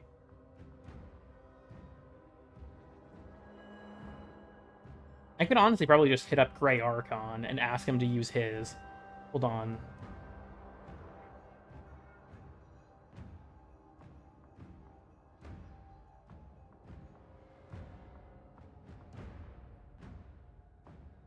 Maybe I can't even fucking find it. Maybe I should just ask Grey Archon, hey, can I use your pages for the ARGs? I wonder if, because I'm guessing he probably has one for the Zeraman ARG on his site too. Sorry, this is probably very boring to look at. Yeah, Zeraman ARG is also an Oricon Archives page. Fuck, why didn't I think to look here first? I should just fucking ask Grey Archon if I could just use his coverage. I mean, I'm assuming he wrote this. Maybe someone else on his team did.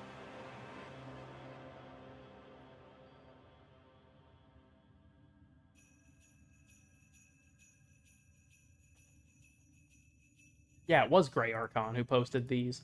Fuck, I'll just ask him. I'm an idiot. It's like, I know the guy who runs the Oricon Archive. He's one of my channel members. It's Oricon Archive, by the way, oriconarchives.com. One of the best resources for Warframe information out there. Highly recommend it.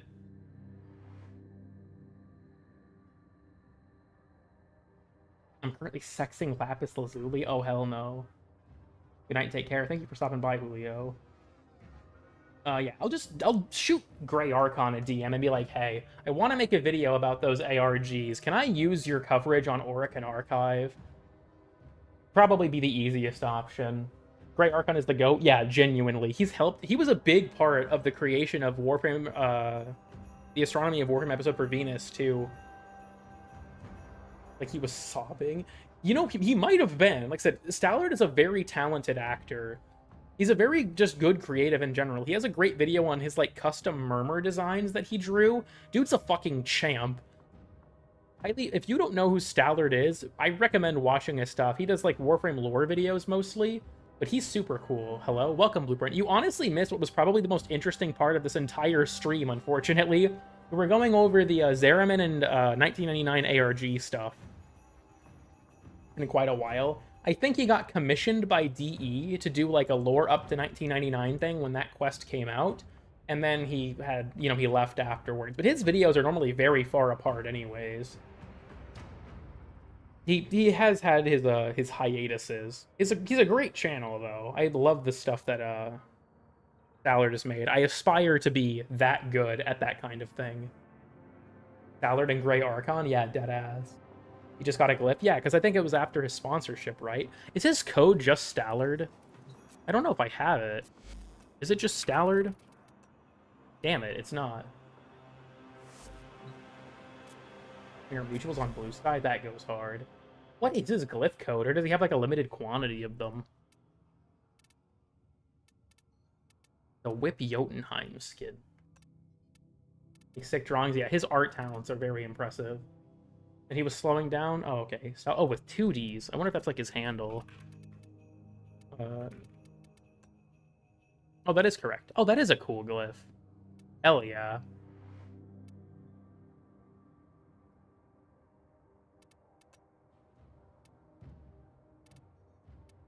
I didn't realize he had a glyph. Thank you for letting me in on the info. 1999, though? Yeah. Zeraman was probably the most complicated, because it was also multimedia. There were steps on... Like, we got information for Zeraman on Facebook, Twitter, Instagram, and TikTok, I think. Do you have a glyph? Nope, and I probably never will. I don't think the devs even know who I am. The partner program is invite only. You cannot ask to be let in anymore. The devs have to notice you and ask you to join. And that's probably never going to happen to me, so that sucks. No, I'll check my email right now. Hold on. Let me check my email right now.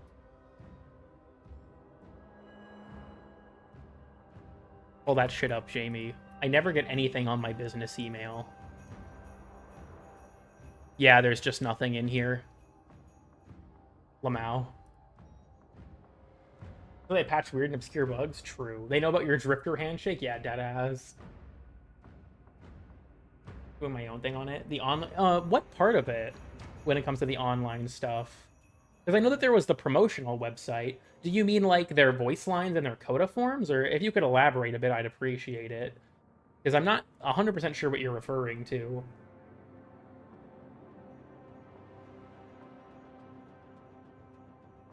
People say as well, if I do a video on the ARGs, I don't know how I'd pull it off. The emails, if you mean those are in-game, so voice lines, lore, all that stuff, okay. Because yeah, the emails are in-game. They don't really need archived in like the traditional sense, because they're accessible by anybody.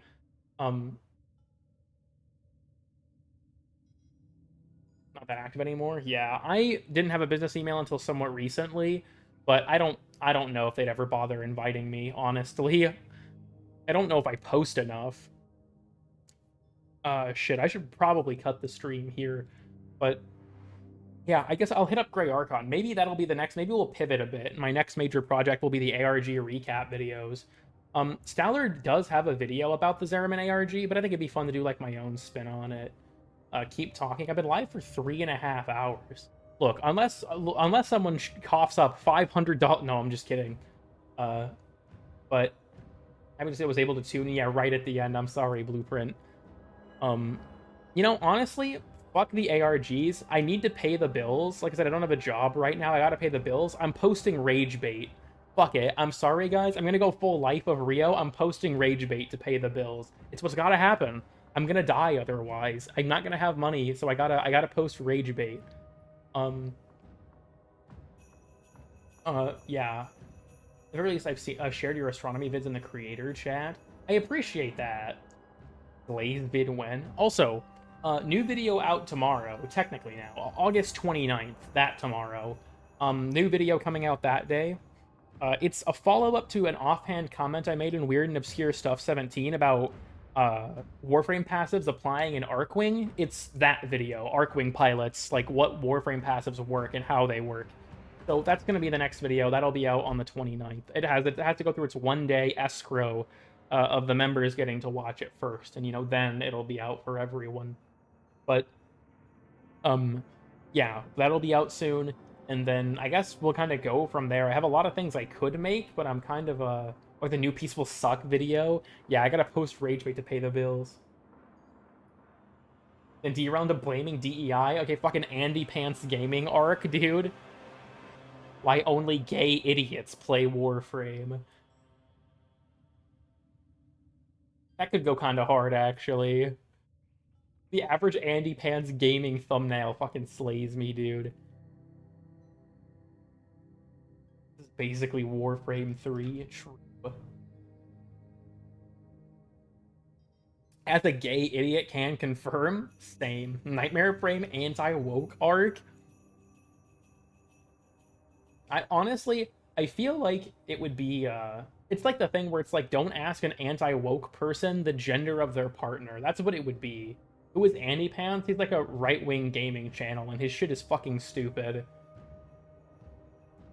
What about the story in one day, Supercut? I do still want to make it, and it's still going to happen eventually, but the issue is, it is 17.5 hours of VOD footage. Going through all of that is going to take an insane amount of time. Don't ask an anti-woke person what woke means. True. What does bro play, COD? I think he just talks about, like, gaming news and then bitches about things being woke.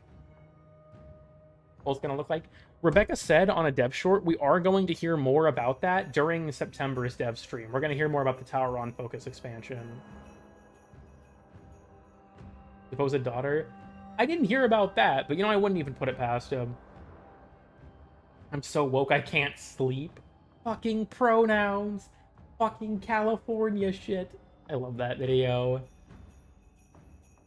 How long those streams were? Yeah, they were a combined like 17.5 hours. And it would take a shit ton of time to go through them. Like, that's kind of one of the shitty things. On YouTube, I get paid the 21st of the month. And it's the money I made the previous month. So, like, September 21st, I will make all the money I made in August.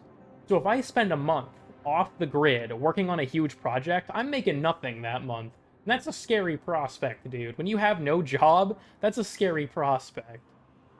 I think I'm in this kind of shitty spot where I have to make sure that I make things that are able to be released with, like, enough of a production pipeline that I won't fucking starve. Just be a porn actor? I am not attractive enough for that. That's just off the table. Used AI for all of it? No, but, that sounds kind of funny. Warframe is woke, sadly. One flop $1 billion? Yeah, if only. I am broke as shit. You guys have no idea. About making shorts? I don't want to. This is gonna sound weird. Shorts aren't that profitable in the first place. They don't make that much money, and I just hate the format. I want to try and make things that are more long form so I can get my thoughts across. If you guys haven't noticed, I tend to yap. I just talk about shit in probably too much detail. Guilt trip us into joining your Patreon? What the fuck? I feel your pain. I've applied easily to over 100 jobs at this point. I've only heard rejections from 3 of them. Cool Kitty Yapping podcast. I don't think anyone would watch a podcast I would host. You know, Sabuchi talked about doing one at some point. Hosting stream clips. I guess maybe I could, but I don't know if those would get too much traction. Maybe I'd have to experiment. But Sabuchi wanted to do a podcast, and I offered to join him on it, but it never... You know, I should ask Sab, hey, you want to do quick draws still? Stream is basically a podcast? Yeah, deadass. Maybe we could do that. I could ask Sab, do you want to do that still? Join an alpha male podcast? Damn, I don't think I'm alpha enough for that. Just grift, bro? Deadass. Listen to your streams as podcast? That's fair, honestly. That's fair. I'll have to ask Sab, like, hey, did you still want to do quick draw? We should make that happen. Other than his regular one? Yeah, I've always noticed it's kind of weird. Debate Charlie Kirk? That would be funny, actually. Because you aren't exactly like them? True. Is that if you don't work, you never have to work a day in your life? That's true, Risky Trousers. That is the realest shit I've ever heard. I will say, I enjoy doing YouTube, but it's still work, right? Like, it's still kind of exhausting to edit a video for 6 continuous fucking hours. Something that I will always remember from my history teacher in 11th grade, of all things. She told me, no matter how much you love your job, there will always be parts of it that you hate. And that's some real shit. I will say, if I was able to, like, if I made enough money from my streams, streaming full-time, that shit would be easy. I could do that fairly easily. But I think that my videos are what people are really here for, and I want to deliver on that. I think they're interesting, too. Like, I like having a finished product that I, you know, can push out. Best part of making YouTube videos when it's finished and you don't have to work on it anymore. Literally, that is some real shit, Rosie. My face went, in order to be a content creator, I have to make content. It's so fucked up. Well, I will say, I think tomorrow I'm gonna have to record the Nightmare Frame reaction. I told people that maybe I should make that as a member video, and like 4 people got memberships to see me make it. So now I have to make the Nightmare Frame reaction video. So that's gonna be interesting. Maybe I'll do that tomorrow. But 4 people joined for it, so I feel like, yeah, now I gotta do it. People, there's clearly demand. Just do reaction videos. I'm not gonna go full Nightmare Frame. Yeah, so for those who don't know, Nightmare Frame posted a reaction to DE Still Doesn't Understand Overguard. He has not watched the first video, by the way, which I think is so annoying, because if you're going to react to it, you should do me the courtesy of watching the first part so you know what the fuck my argument is. Regardless, I watched it because Shiro and Nova told me about it, and Nightmare Frame's reaction just totally missed the point multiple times. And I was like, this is fucking ridiculous. So I think it'd be funny if I did a members-only video as the Nightmare Frame reaction. For some reactionception, and I would, you know, talk about it. Fork found in the kitchen? Yeah, true. Was it kill myself? No, Nightmare Frame is what people abbreviate as KMF. Yes, it is not kill myself. Live reaction. Yeah, true. I hope he reacts to your reactions. Well, that's the thing. That's part of why I want to put it behind a paywall, so he can't watch it and react to it, because I can't keep the bit going. Not even the first Senate fans want him? Yeah. Bro literally can't read, deadass. I said this before, but Nightmare Frame's thing with Temple pisses me off, because he says in his video, like, the Reddit people got mad, but, like, Nightmare, Liger Inuzuka, the individual who made most of the proto-frame designs and has been one of the main artists for the game, is non-binary. Kaz, the person who pushed for Temple's edition, and is the one who brought them to life, Kaz is non-binary. 2 of the major artists at DE are non-binary. it's not that you pissed off the Reddit crowd or the alphabet people. The people who make the game fall into the group that you're being shitty towards. Not only that, Kaz said in an interview, if memory serves, that their experiences as a non-binary person influenced the creation of Flare as a character on some level, right? Like, they didn't write Flare from what I remember, but like, that influence was important. And it's like, it's not just, like, Nightmare's argument of who cares, it's just a video game is stupid, because you don't do that for other characters. You don't do that for characters that go by he or she. You're very obviously singling out this group, and then following on the, well, it's just a fictional character argument. Well, then why don't you call Aoi he, or Arthur she? You don't do that shit, because it doesn't matter to you. You're normalizing this treatment towards this group specifically, and then cowering behind, well, it's just a video game. That's not the problem here, dude. You're not admitting, or not, you're doubling down on it when you really shouldn't. If you would have just, fuck, if he said nothing at all, it would have gone better for him. Genuinely, like, how do you fuck it up this bad? And now, as far as I'm aware, like, half of his comments are just Asmongold fans being like, I support you. And it's like, fuck off, dude. Asmongold reacted to Nightmare's situation being like, yeah, I think most people tolerate the trans thing and then draw the line at non-binary. And it's like, Asmongold, you are stuck in your roach-infested fucking room, making more money in a day than I do in a year because of some fucking cruelty of the universe, right? And you clearly have not interacted with, like, other fucking people outside of your echo chamber. Literally. Like I said, 2 of the people that made this character are non-binary, and you can find this out in like 5 fucking minutes. It is not that hard.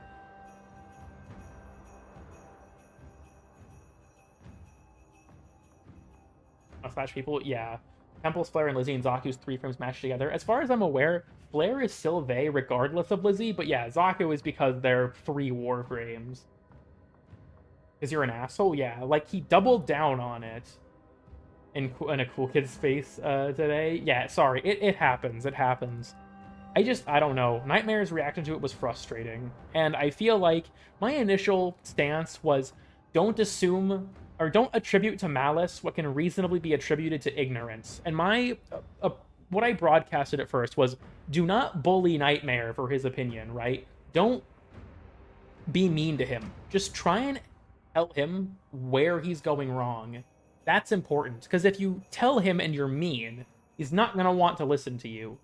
Like, I've mentioned this before, if you are given feedback, like, people, you can probably relate to this. Have you ever made something where someone gives you a criticism, and you know it's right, the critique is correct, but because they gave it to you in such a shitty way, you don't want to do it? I've had that happen all the fucking time. If you deliver a critique to someone in a way that's rude or mean, they probably won't want to listen to you just because of the emotional reaction they have to the piece of information you gave them. But Nightmare Frame, that was my, like, approach at first, was just tell him where he went wrong, don't be mean, try and explain it to him in a polite manner. Don't push the subject in a way that's rude. And then the Asmongold thing happened, and Nightmare doubled down again and embraced the fact that Asmongold had sent his community his way, and at that point, I fucking gave up. At that point, it's gotta be malice, right? It's gotta be malice at that point. It's not like you can reasonably attribute it to ignorance anymore when you double down and align yourself with that community and use a clip of Asmongold saying that people don't believe in being non-binary. At that point, you can't attribute it to ignorance anymore.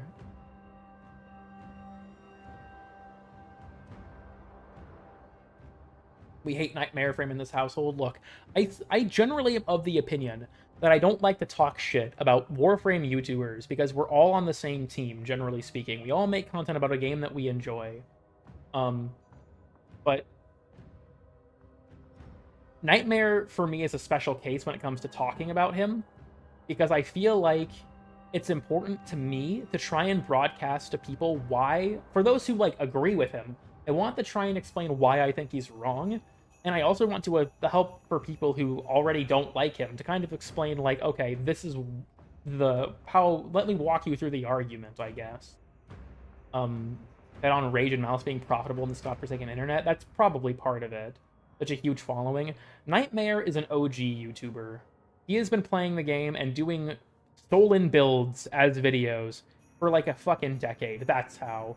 Okay, the gloves are coming off. Look at Warframe YouTubers that just post nothing content. A lot of them have been around for an eternity.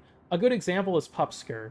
He's just like the most vanilla, fucking boring YouTuber you can imagine for Warframe. But he's been around for so long, his audience is massively inflated. I don't know if he puts any effort into fucking anything he makes. But like people like Pupsker, Nightmare, those types of people. And I will say this. Pupsker is getting his bag, right? I can respect that. It's his job. He's getting his bag. I don't think he's, done some heinous shit like Nightmare has. He's weird on Twitter. I know that Pupsker's weird on Twitter, but I don't use Twitter, so who fucking cares? Nightmare is different. I think Pupsker's content's just bad.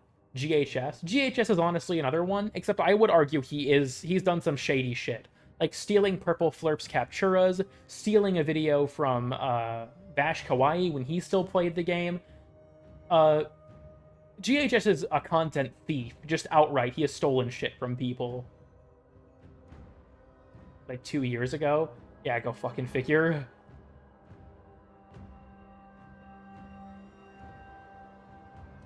Contradicted everywhere? Yeah, there's no evidence for that in game. Being really annoying. Fair enough. The AI voice. It's not AI. GHS, I think, is text-to-speech. Wait, did he go AI? He was text-to-speech for like a decade. Cephalon Quincy? No, I haven't. I actually know who you're talking about, but I never watched them. If you could enlighten me, Blueprint, what happened to Cephalon Quincy? Not a huge fan of Gaz. I don't really know much about Gaz. Did go to AI? Go fucking figure. I know some people who like Gaz. I never really watched him much personally. Have you hit the endgame friend cap? No. Actually, fair reminder. Feel free to add me in-game. My goal is to try and hit the friend cap of 1,000 friends. I'm getting pretty close. I'm almost at the halfway mark. So actually, I'm not very close. Absolute insanity? Well, now I'm curious. Stealing art and people on Blue Sky ratted him out, and he fucking deleted his channel? Damn. Form Blueprint? I will say, if you're gonna add me, please send a funny ad message. Please send, like, a funny message. The Queppelcop of Warframe, deadass. Okay. I really need to go, but I have to talk about this now. Does anyone here remember Tanner Lindbergh? Do you guys remember Tanner? That was some fucking crazy shit, too, when it comes to Warframe content creators. I think he still uploads stuff for Darktide now, but his brief stint in the Warframe community was fucking wild. I remember Tanner? Okay, I'm gonna educate the people who don't know about Tanner. You know what, here, I'm gonna tell the story real quick. I gotta take a piss real quick. You all are gonna have to wait like 5 minutes for this story. Feel free to add me in Warframe while you're doing this. I'll be right back.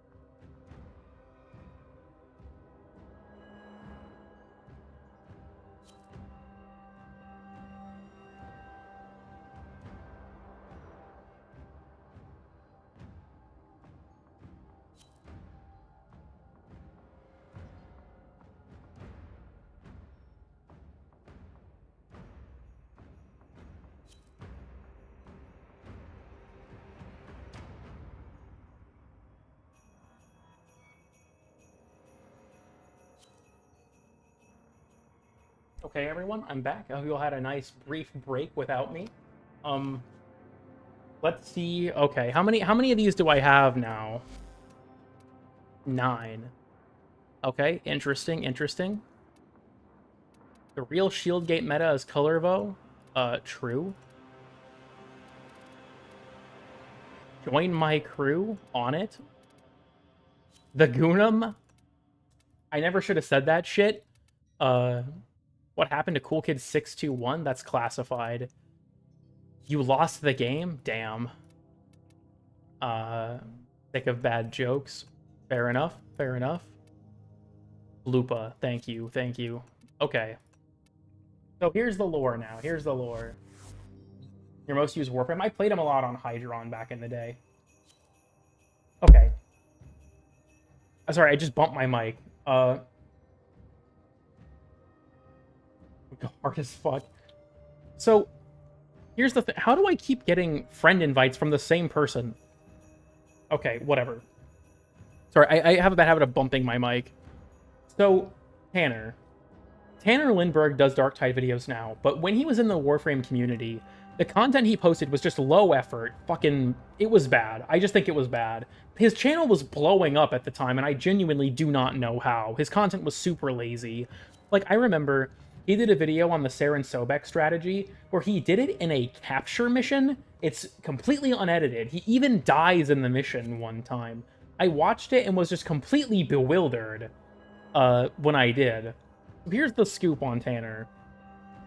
Tanner made a video about something, and Gaz made a video about that same something, like a week or two later. Tanner mentioned, or like made a sort of joke comment, about how the videos were similar. Gaz offhandedly brought it up on one of his streams, because someone, I think in the chat, asked him about it. Tanner caught wind of this, and was so offended by it, he told his Discord to raid Gaz's stream. And Gaz's stream, because it got raided by Tanner and his crew, his stream VOD got locked because Twitch had to review it.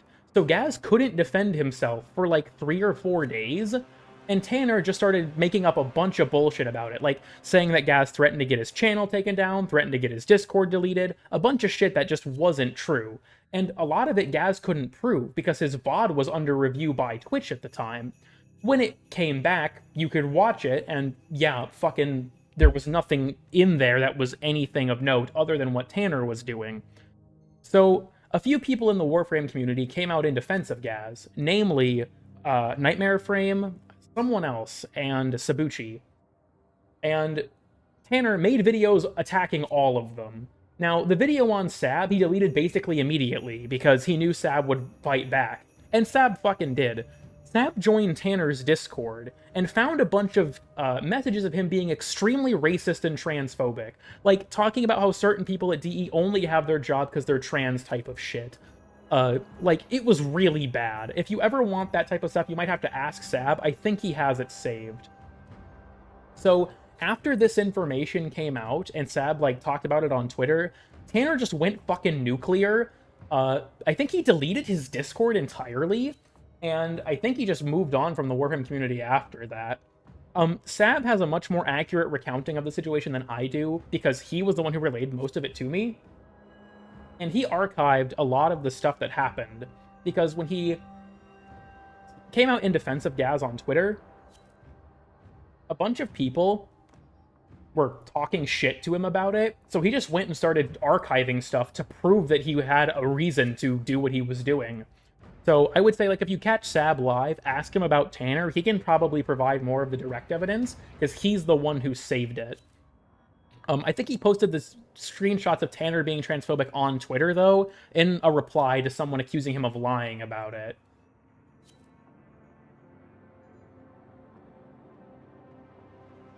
Based Sab, yeah. Like, I don't care to get involved in Warframe YouTuber drama, but I kind of ended up in the Tanner drama by proxy, because I had several friends who watched him just to hate on him. Like, my friend Kazette, she just hate-watched Tanner. She fucking hated his content, but she watched it because she hated him. It's so bizarre to me. But Sab also knew about him, and he knows Gaz. They weren't particularly close, but he was in communication with Sab and Tanner during the situation. When did this happen? Several years ago now. I couldn't even tell you when. Fuck, maybe like 2021, 2022? It was a while ago. But, Sab was in communication with Gaz and Tanner trying to de-escalate the situation. Gaz, from what I remember, would listen. Tanner would not. He just kept escalating. One time, AGGP used identity to hide from criticism and from backlash to his hateful shit. And yeah, I will say as well, yeah, AGGP did hide behind his sexuality to be really fucking toxic. I think at this point, I feel like part of why they restructured the partner program was in part to kick Retalius and AGGP out. AGGP is a Warframe YouTuber, a gay guy plays. Don't know if he still posts anymore. He was pretty big back in the day, but he was really toxic on stream. Like, there's a pretty infamous clip of him calling someone a stupid bitch for disagreeing with him, and showing his playtime as, like, proof that he was smarter. There was also the time he was talking with Brozyme and Drecker Tube Girl on Twitter, and said that his superior intellect bested the both of them in a debate, which was fucking hilarious, mind you. Oriosker? I do know about the Oriosker situation. That was pretty recently, though. Cool Kid Inflation PNG? Who the fuck are you? Oh, hell no. Oh, hell no. Is that one of the alt accounts in here? I didn't see him. Oh, God. Also, what's wrong with Retalius? So here's the thing with Retalius. Retalius, I don't think, is, like, a bad person necessarily. But it's clear that him making content on the game was, like, killing him. I think that was the problem. I heard my name. Oh my god, it is the image. But it's clear that making videos on the game, like, he clearly hated it. He clearly did not like making stuff for the game, and his bitterness made his videos worse. Like, I remember in his video about Steel Path, he said that DE thought Steel Path was endgame, and literally, if you read the patch notes for the Steel Path update, when they outline the objectives for the addition of the Steel Path, one of the things they say very clearly is that they do not want it to be associated with the concept of endgame. That was never the point. And so, Retalius started, like, a lot of his videos started to be less... The points got worse, let me put it that way. I feel like he started to kind of stretch the truth or outright lie. But I think what came to a head was his Guides of the Lotus video. He had a lot of valid criticisms of the program, but a large amount of the video, like half of it, was him attacking Taylor, I think it was, the head of the program, directly. Like, as a person, he was going after her. And even Steve tweeted saying that he thought it was shameful that he approached the video that way. And yeah, he made it very personal. Or Danielle, I think that's correct. But he made it very personal with her specifically. And I think that, like, that was probably just kind of the straw that broke the camel's back, at least from my perspective, for DE. And then when they restructured the partner program, people like, you know, Rob and Retalius were not let back in. Sab also outright left. He told me that, like, when he was in the partner program, he just felt like they were never listened to. So they, like, Sab just decided to leave because he was just sick of the way they were treated. I think he made a video about it at the time, actually. I'm getting more invites. So this is, like, I don't typically care for the drama stuff. This is just stuff I'm, like, aware of. Oh boy, we have quite a few. Ace is high. Have my alt too. Also, CoolKid369 inflation.png. Oh no. Oh nah. E, thank you. I need you to put Daddy at S tier on the Arcwing tier slot. What? Avalon Hell. Drywall Eater. Cool Drywall 369. Big Titty Sevagoth BF. Okay. I want Araxia to lay eggs inside me. I hope no one clips me saying that out of context. Bite my head clean off, mother. That's where the good meat is. A true classic. About the third orb boss this year. Trust. True, true. I'm holding out hope. Cool Dog was an inside job. I agree. My favorite time of day is 6:30, hands down. Okay. Hey, every pony, cool Zafrio here. Thank you, thank you. Keep in mind. Yeah, I think... how do I add you? You could just add me in-game. My handle is just CoolKid369. Did we put a message? Damn. Nice. If slow and fairly disproportionately inactive. Yeah, like, like I said, I don't think I'll ever be part of the Warframe creator program, unfortunately. Because just the reality of it is I don't think DE would want me in it. As Iowan furry. I mean, I don't live in Iowa anymore, but feel free. I still am an Iowan at heart, truly. So, Universal Medallions in Conclave, I don't know if that was him. AGGP was the person behind the Titania augment. That is true. He complained about it so much they added Ironclad Flight just for him. AGGP debacle, true. Worth being in the partner program? It'd be cool to have a glyph. That's the main thing, honestly. Or to have, like, a direct line with DE. Guacamole Fortnite balls. Very cool, thank you. The allegations? Real.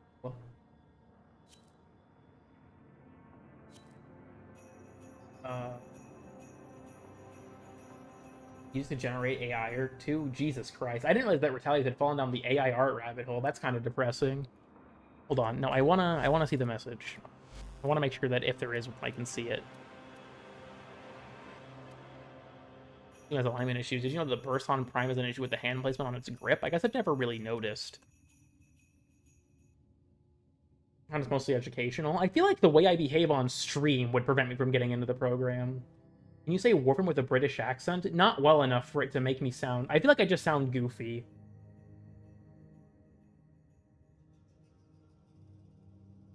At the creator program, yeah. Like, I would love to be in the creator program, depending on the terms of it. If I had to, like, make content with a certain frequency or something, I probably wouldn't want to do it. But if I could do stuff on my own terms still and just have, like, more resources, that'd be great. But I don't think DE knows who I am, and I don't think they ever will at this point, honestly. Like, I would love to work with the developers about stuff when it comes to this game, and, you know, have, like, a line of communication to them, but I've learned the hard way. Rebecca and Pablo only talk to Tactical Potato, Brozyme, No Sympathy, and people who aren't Warframe YouTubers, like Nightmare or MacDix or Pirate Software.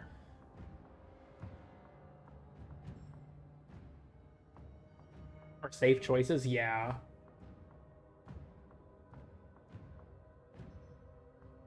And Eiflin? I guess that's true. I don't know. Bet you if you mail them and if they'd remember you, that's true. Why would anyone talk to Pirate Software? Is Pablo still part of his... Hold on, now I have to find something out. Is Pablo still part of his Twitch team? Pablo makes. I don't see it on here. Pablo's been streaming recently? Huh. I don't check Twitch enough. For those who don't know, Pablo actually has a Twitch account, Pablo Makes. I don't see him being part of... Yeah, I think he left it. So, Pirate Software had a Twitch team, and Pablo was a part of it. Like, Pablo used to know, or, like, does know Pirate, and he was part of his Twitch team. But it seems like he's not part of it anymore. I can't find it on his account. It seems, yeah. I will say, I've thought about talking, like, asking Pablo questions about the game in his stream chat, but that feels shitty, honestly. So whenever I've been active there, I only talk to him about what's going on in the stream. And I don't talk that often because, to be honest, I get kind of nervous. Like, Pablo is someone that, you know, is a major force in a game that has shaped my life in a lot of ways, right? To a large extent. It's a little bit nerve-wracking to talk to someone like that in any capacity.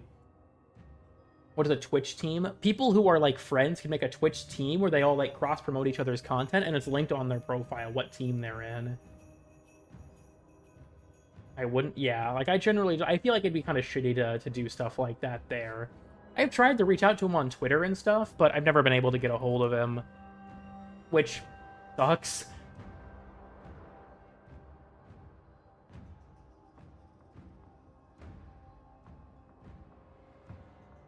I missed much? You've missed everything, unfortunately. But he's cool. Fair enough. I really want to go to TennoCon, but I just can't afford it. It's so expensive. When the stream isn't about it? Oh, okay. I didn't see that on his about page, but good to know.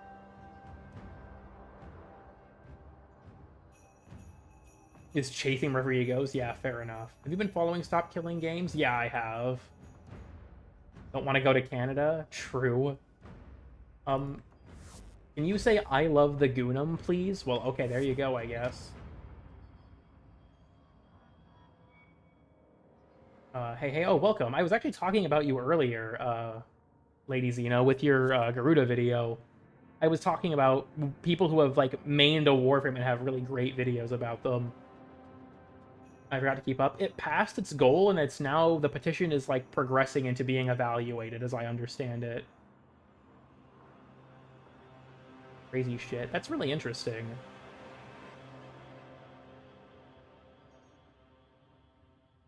People got really toxic. Lost it, yeah. I know that, yeah, they gave away a few beta keys for the Valkyrie rework. Like I said, I don't know. I feel like the reality for my channel is I'm just not important enough. Like, real talk, I'm just not important enough. My channel's not very big. The devs don't know who I am and probably never will. My content is inherently too niche. I just don't think I'm important enough. You're important to us. To you, sure. But, for, like... Because, like I said, I would love to work with the developers or communicate with them about the game.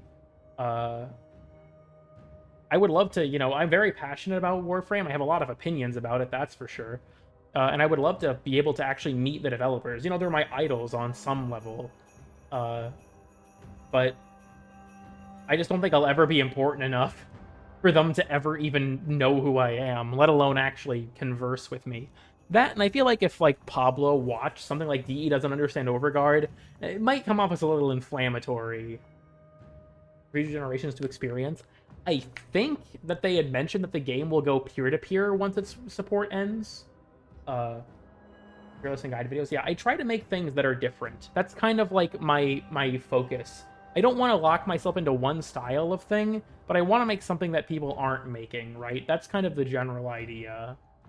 You did that as well. Yeah, my hope is that one day I can actually go to TennoCon and meet them.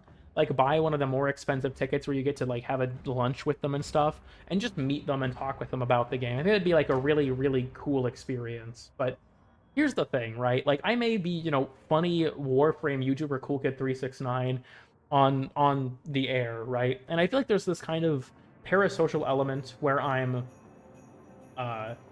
elevated when I'm streaming to all of you because you're my audience.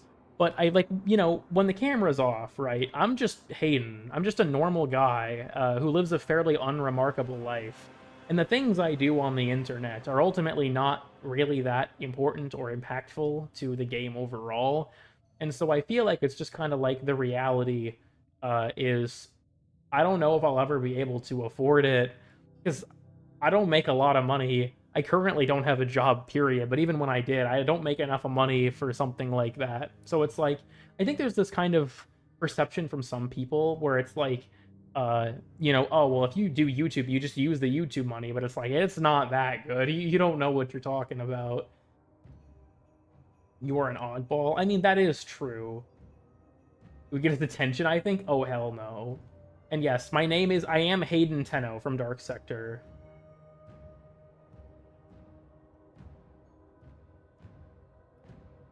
Get the original Tenno's name true. And also, yeah, I don't know about the partner program thing. The problem is they'd have to notice me. Are different, I imagine. That's true. And I think, well, first of all, Hollow Frame was fucking incredible Upside Down S'more. You did an amazing job with that. I saw you posting it in Gratalar Gang, if memory serves, and it was really cool to watch you make it. But I also feel like fan artists get let into the program with more regularity, because I think that it's easier for them to be, like, vetted, I guess.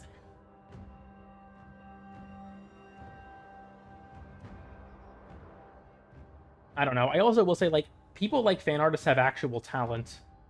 Like, the stuff that I make is just not very good. If you want my honest opinion, the content I make is not very good. I wouldn't consider... we've had this discussion on stream before, I know. I would not consider the things I make art in any capacity. And so it's like, I feel like if I was to, like, be in a program where there were people, like, you know, actual artists...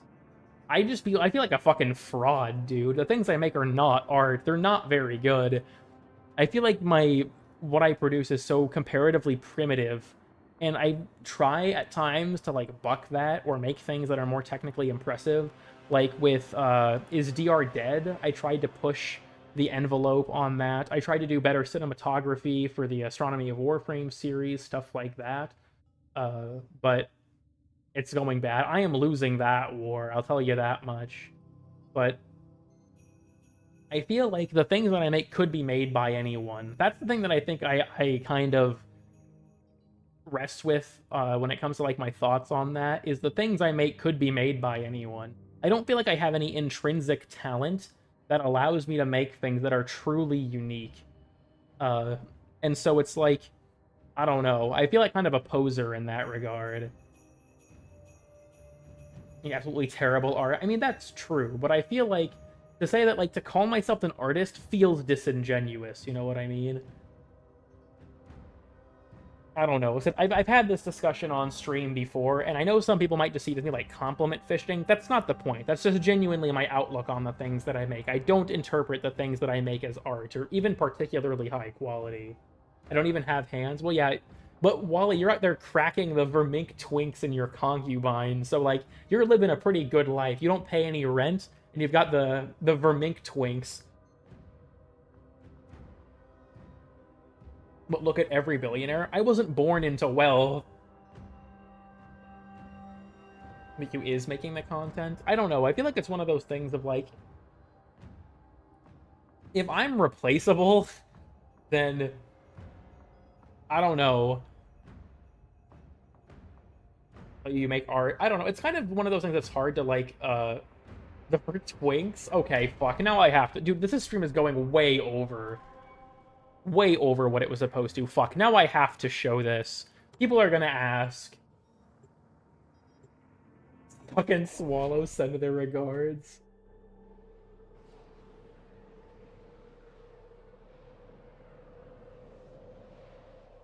You're too autistic to be replaceable. You know, I appreciate that. Read ever again? Average Warframe player. So, thoughts on the new sniper? It's very good and very fun. I quite like it. Can't believe you were still alive. I wasn't supposed to be, but, you know, look, real talk, I'm unemployed. What the fuck else am I supposed to be doing right now? I'm out here streaming. My streams don't even make that much money. Really, I probably should be putting this effort into content that will actually help make sure I don't become homeless. But, you know, checkmate nerd, true. You guys want to meet Wally's Vermink concubines? Check this. Let me clear out these guys first. Alright, Wally's Vermink concubines. There's Wally right there on the rock. There's Wally. This is Wally's Vertwinks. Suck and swallow. This is real stream lore. What's up? Hey, Wally, what's good? I know I've got you on, you know, on Skype in my dorm zone, but it's good to show up sometimes in person. You don't say that at 11 a.m. there'll be snacks? True. Get a sugar daddy? You know, that's basically Nitro. Yeah, hi, Wally. This is the real hi, Wally. He got real. Chilling on my rock. Spit into Swallow's mouth at the end? What do you mean? You know what's weird? Oh, wait, did they... Hold on a fucking second. Am I tweaking, or is that Vermink's coloration different? He's more saturated than the other two. They used to be able... So, I think this might be a bug. These guys used to be randomly either dusky-headed or white-breasted Verminks. They are now always dusky-headed Verminks. No idea why. You're the wrong color?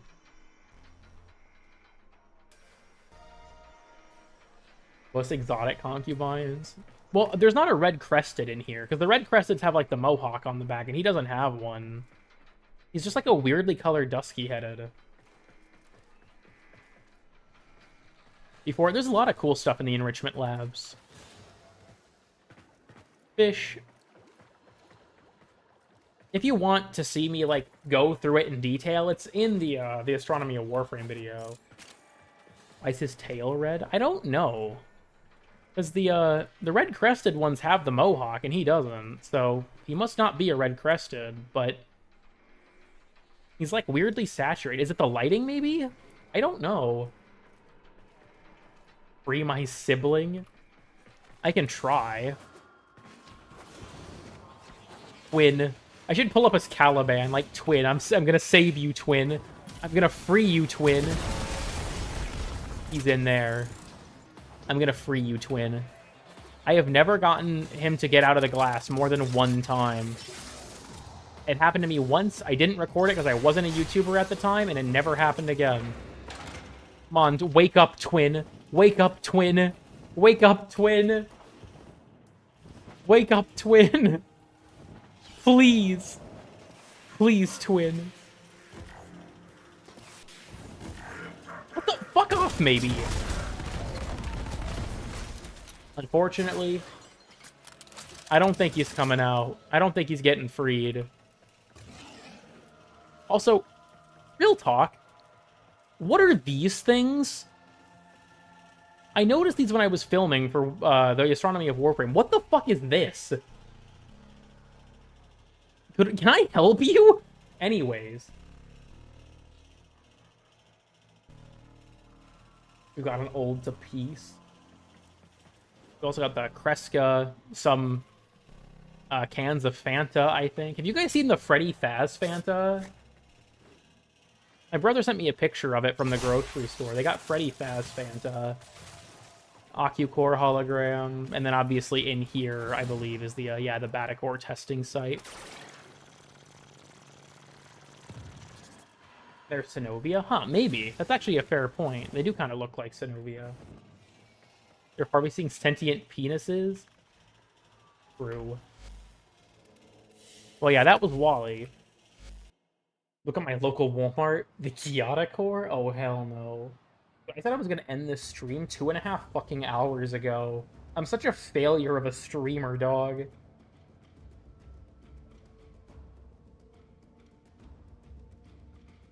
Oh no. Yeah, I also will say, I have been debating trying to find new ways to, like, monetize my streams, but I feel very gross about it.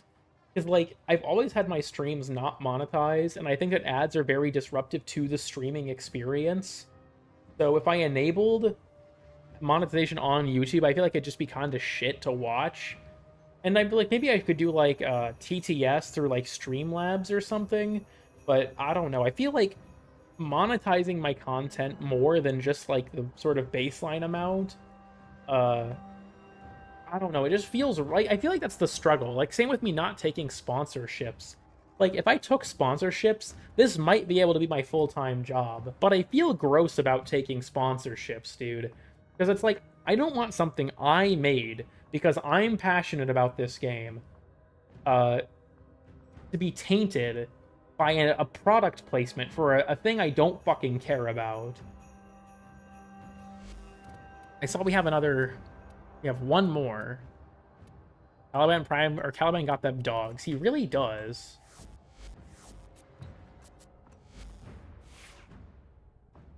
Every hour or so. I think you can on Twitch, but not on YouTube.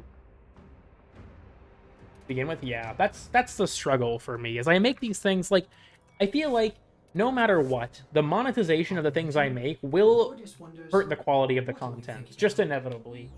Ads on YouTube are a thing I think most people are familiar and comfortable with. They're not super intrusive. They are intrusive, don't get me wrong, but not to an extent that it's, like, disruptive, so much so that you would, like, not want to watch, right?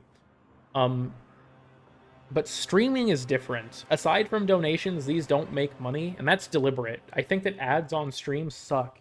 If they just showed banner ads or something, that would be fine, but they interrupt the actual content, and you can't interact with the video or with the stream as long as they're running, and I hate that. If the ads are shitty, I will say this: YouTube often will place the ads automatically, and their ad placement automatically is egregious, but you can't edit it unless you want to place all the ads manually, which is just not tenable. On longer videos especially, it's way too much fucking work.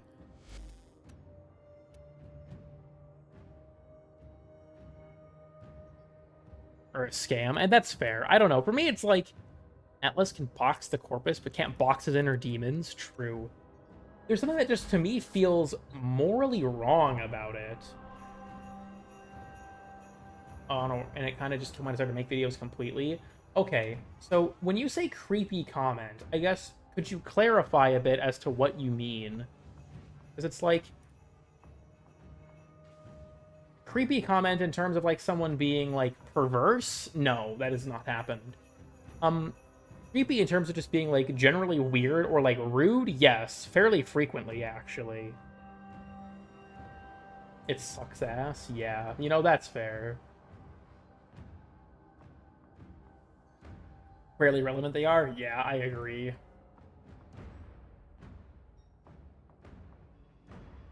Mostly the enemy of a good solution? True. I said, for me, it's like, if the options are worsen the quality of my content, but make more money, I am going to hold on to my content being of a higher quality for as long as I possibly fucking can. Like, I would have to be on, like, the brink of financial ruin to start selling out my morals, because it would be a matter of survival at that point. And I haven't been pushed that far yet, bro.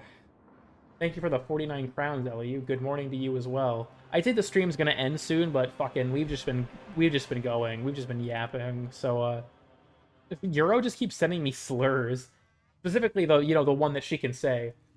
You know what? Fair enough.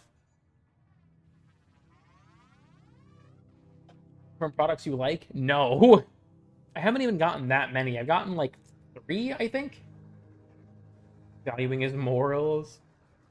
I can send you slurs that I can say. You know what, Evelyn? Not in the stream chat, but in Discord DMs, feel free.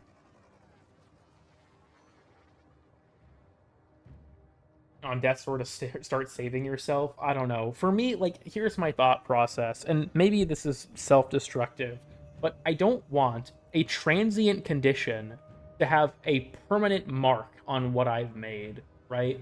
I don't want to have this temporary moment in my life have a permanent effect on the things I post. Because when I put something like that in a video, it's there, right? For as long as that video runs. And I don't want to always forever have that reminder to me giving up what I thought was morally correct. Link to donate.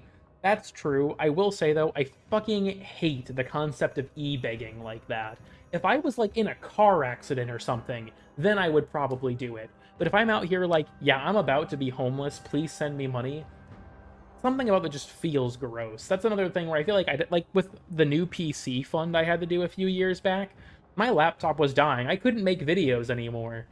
So I made that because it was out of desperation. There will be no more content unless you help me. That was the scenario I was in. I don't know. Like I said, for me, a lot of it is like, I feel a moral opposition to making my content about the money. As far as I know, damn, that sucks, Evelyn. Because their contract ran out, maybe? I don't know. Like, for me, like I've said, and I know a lot of people don't agree with me on this, and that's totally fine, but, I feel a moral opposition to making my content about the money. And it sucks, too, because, like, this is gonna sound depressing as shit. But genuinely, when it comes to, like, the end goal of my life, right, all I want out of my life is I want to make enough money that I don't have to worry about it anymore. But at the same time, right, that desire does not outweigh my desire to preserve my integrity. And I find that it's important to me that I do not make the things I make about the money. My goal is not to make things because I need the money. And despite how hard things, might get, I don't want to sell that out. Gum Warbing, welcome, B. We're at a bit of a... I'm waxing poetic a bit. You've joined at a bit of an odd time. My apologies. We're just going for the money. I don't know. I want to try and preserve my integrity as much as I can. That's my goal. And I want to say, I'm not trying to, like, by proxy talk shit about people that run ads on their streams or anything like that. It's just...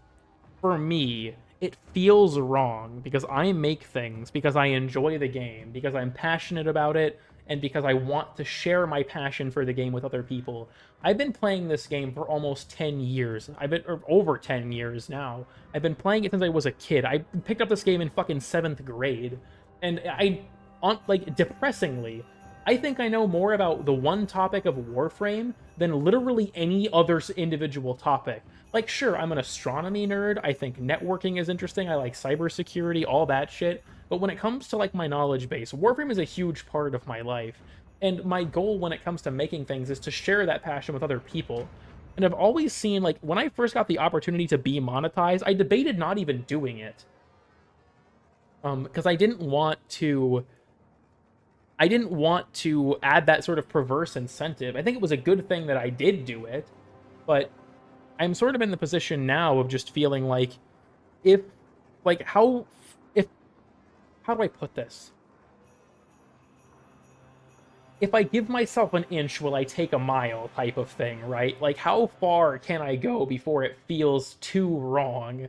And I feel like I'm already at that point where I just feels there's something that just it leaves a bad taste in my mouth to pursue making money as like the primary objective from this channel. That's not the point, and I never want it to be the point. So YouTube lets you cut parts out of a video after it's published. That is correct. It's kind of a finicky system, but you can. So I'm going to stay afloat, and I understand and appreciate that. Like I said, for me, it's very much a personal battle. Made me recoil. Yeah, I mean networking like computer networks, right? Like your fucking OSI model and shit. I don't know. Like, I know that for me, a lot of my viewers probably would not care, but for me, it's a very personal thing of like, I don't like the feeling of that, and I don't want to make content where I'll always look at it with that sort of marred image of what I made and of myself for giving into that. I cannot understand any of it. If I start trying to explain networking on my stream again, people will start leaving like last time. So I'm not going to try and help you, I'm sorry. If I bust out the MS Paint to try and show like how spanning tree works or something, there's going to be a mass exodus. So we're going to hang up the hat on that immediately. No, I think for me, my dream job would be as a network engineer or as like a SOC analyst for cybersecurity. Those two fields are so interesting and so fun. Stops being fun. That's part of my concern too, honestly. The front half or the back half of a car? I'm going to go with the front half because that's where the engine is.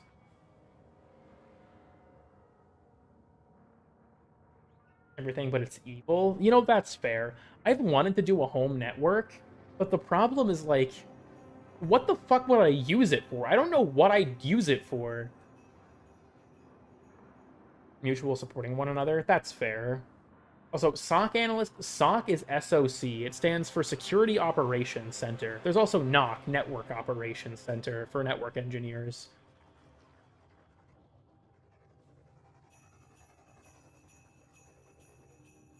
But for feet, oh hell no. What people are passionate about. For me, it's the compromise of like when the monetization starts impacting the quality of my content or the experience of viewing it. That's when I start to take issue with it. Bass boost your mic, you'll go viral. I'll be like the new pirate software. I can start cheating in puzzle games soon too.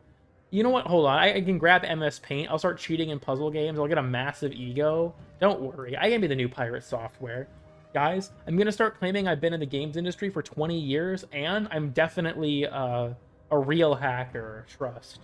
I have one cybersecurity cert. I have a Kali Linux VM I launched twice on my computer. I am a real cybersecurity expert. I'm a real hacker. Trust me. Gotta cheat in MS Paint? True. Would you rather lose all of your fingers or have a real cute cat nose? What the fuck do you mean? Did you know Cool Kid worked for Blizzard? Wait, wrong grifter? True. We got another friend request. I use Arch, by the way? God damn it. God damn it. From CyberCon or something? True. Answer the question? I guess it'd have to be the cat nose at that point. Takes 20 minutes to open VirtualBox. Very unimpressed. Damn. And security design. You know, that's fair. I've heard that, like, if you want to be a cybersecurity analyst, SOC is where you got to get your foot in the door. Like, it's like the lowest level you can realistically be accepted into without prior experience in the field, from what I've read at least. So, like, as someone who has no actual job experience in the field, just certification or like program experience, I've heard that a SOC is like the main way you would make it into the industry, right? Or be bald. I'm gonna go with bald. Tough choice though, honestly. I can't. If it's between that and losing all my fucking fingers, be mismatched in the dryer, maybe. It was happenstance, you know, fair enough. I don't know. I love working with technology and I love cybersecurity and network engineering. They're super interesting topics, and I would love to have a job where I get to do that kind of thing. But none of them are around me, and I don't have the experience to, like, get into any of them, it seems like. I thought 5 years almost in IT would be enough to get my foot in the door. It's not. Glad to have caught the stream. Yeah, thanks for stopping by, Smore. Good to see you. Would you rather get shot or get $3? I'm gonna go with get shot. This is just the would you rather fucking chat malice edition. So yeah, thanks for stopping by, Julio. That shit was boring. I think that there are parts of cybersecurity that I like and parts that are boring. Like, for me, I would love to learn to be a pen tester. It's a long road to learn a skill like that, and I can't afford the certification exam, so if I did a bunch of classes and didn't have anything to show for it, what's the fucking point? But being a pen tester sounds really fun. Like, learning about the different tools that you can use to exploit vulnerabilities and stuff, like aircrack and stuff like that, is super interesting to me. When it comes to, like, blue team stuff, like, oh, you've got, like, your NIST cybersecurity framework and bullshit, like, that's fucking boring. Like, risk and asset management, asset classification and risk management, that stuff's fucking boring, but beer glass doors and a porch onto it afterwards? Huh. Interesting decision. Just like Pirate Software did? True. They have lots of fun red teaming. Yeah, I feel like being on red team would be very fun. The problem is if I was to pursue that path, the certifications are really expensive, and I don't have the money for that shit. While Via Rush is on? Huh, that's interesting. Good to know.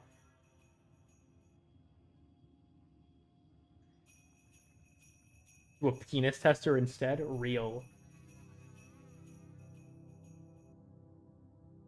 You get negative $100 a year? What the fuck? That's like weird hypothetical. It did not go well. You know, fair enough. Yeah, I'm sorry, I'm just yapping. This is probably boring as shit.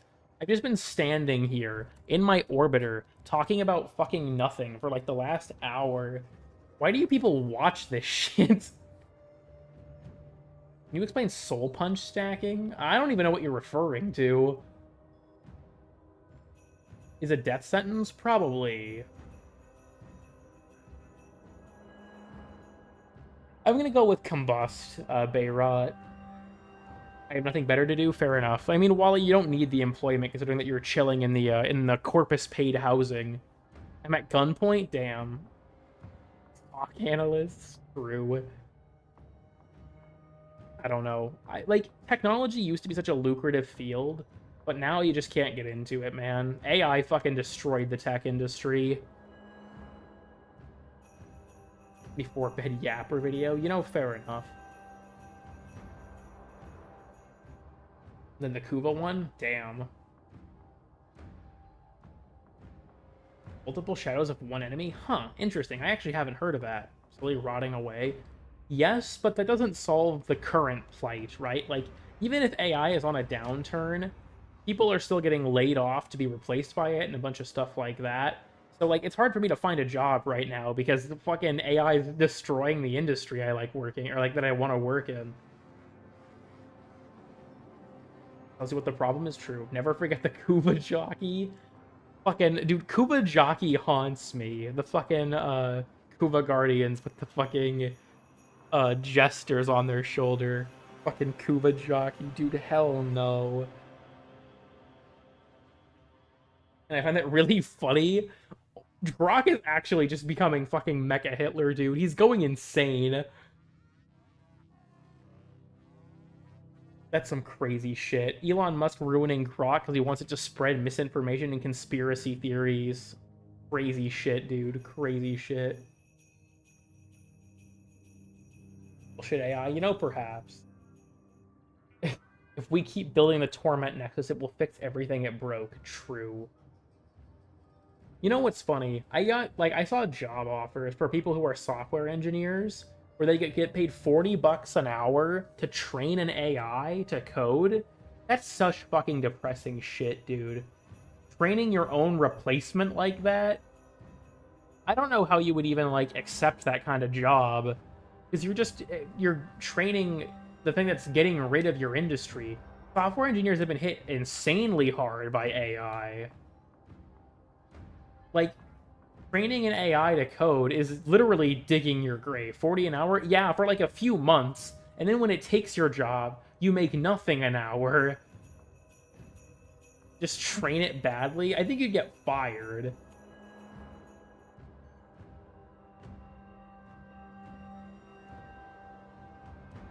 Yeah, that's the kind of thing where it's like, that's depressing to me, man. Like, yeah, let me train this AI to code. Damn. And the AI to rehire you? Yeah, I have to leave a back door. I actually had no idea. Artists do have it bad, don't get me wrong. Artists and voice actors are also really bad with this current problem. Customer service workers, as well, also getting hit by AI really hard. But tech is also, like, software engineers especially, it's pretty bad in that sector, too. There's no more medical for them to research? True. Already want to die? I think that the point, dear, is that, like, people need those jobs to live. Like, real talk. I think that there will probably be one day where will be jobs. All right, we're going to get a little bit political. I say with air quotes. I think that, like, there will be a day where jobs that are low level, like grocery store cashier and fucking McDonald's window worker, will be done by robots. And I think that's overall probably better for society because nobody wants to fucking do those jobs. And if we have some solution in place for that reality, to make sure it doesn't ruin people's lives, that those jobs are out of the market, then it would probably be better overall. But AI is stealing jobs people want to do. Like, people who work in tech because they're passionate about tech. Artists and, you know, voice actors are creatives. Those people are having their shit stolen from them by AI. It's not taking away the menial labor jobs people don't want to do. It's taking away the creative work people do want to do. Any commissions to survive? Damn, that sucks. I'm sorry to hear that. Keep living out of spite? Yeah, deadass. I still have the Clank Pass? True. Guess it exists one day, not even AI wants to do those jobs? True. Slash drive-through, etc. That sounds interesting. I'm guessing, Sicarius, are you like a software engineer of some stripe? Who will the customers throw brownies at when I deny them a purchase of beer because they wouldn't show their ID? True.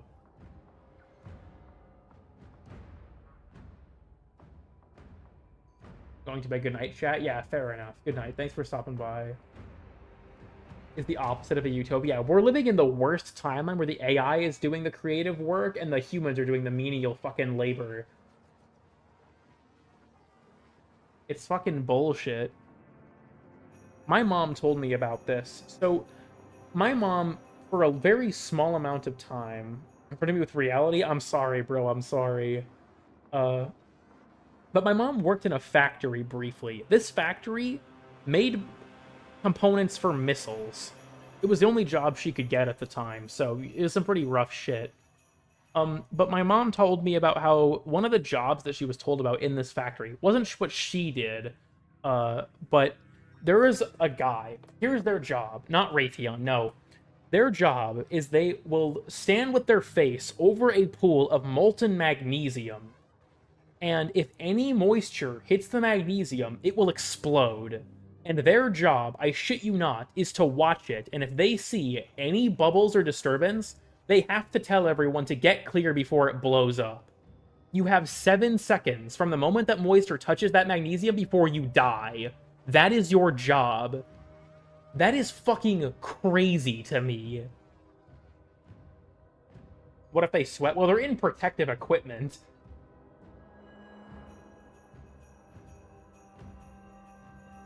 I had some jokes about it. Yeah, I'm familiar with that. I hope the ship technician comes back soon, honestly. I miss her. She's a cool character. Type shit, literally. Does it pay well? Presumably, but you'll probably, like, dude, it's like fucking FNAF. If you make it through the week, it would be impressive. Explosion Watcher? You have no idea? Yeah, I've never worked in that environment. I've seen videos, but, like, if my job was to watch a fucking boiling vat of metal and try and evacuate within the 7-second window of moisture contacting it, dude, why even fucking live at that point? I'm basically calling for death. Can't they get a camera? I don't even know. Honestly, factories and unsafe working conditions are like fucking peanut butter and jelly, dog.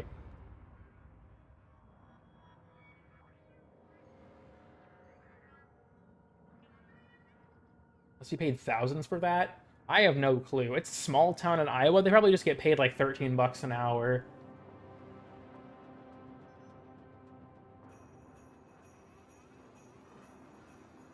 Kill Homer Simpson job, I just play video games. Yeah, when I worked at the help desk at my previous job, half my time I spent, maybe a third of my time, was actually doing my job, and the rest of the time was just messing around on my phone or on my my laptop. You know, I do miss that job. My coworkers at the help desk were hella cool. I miss them.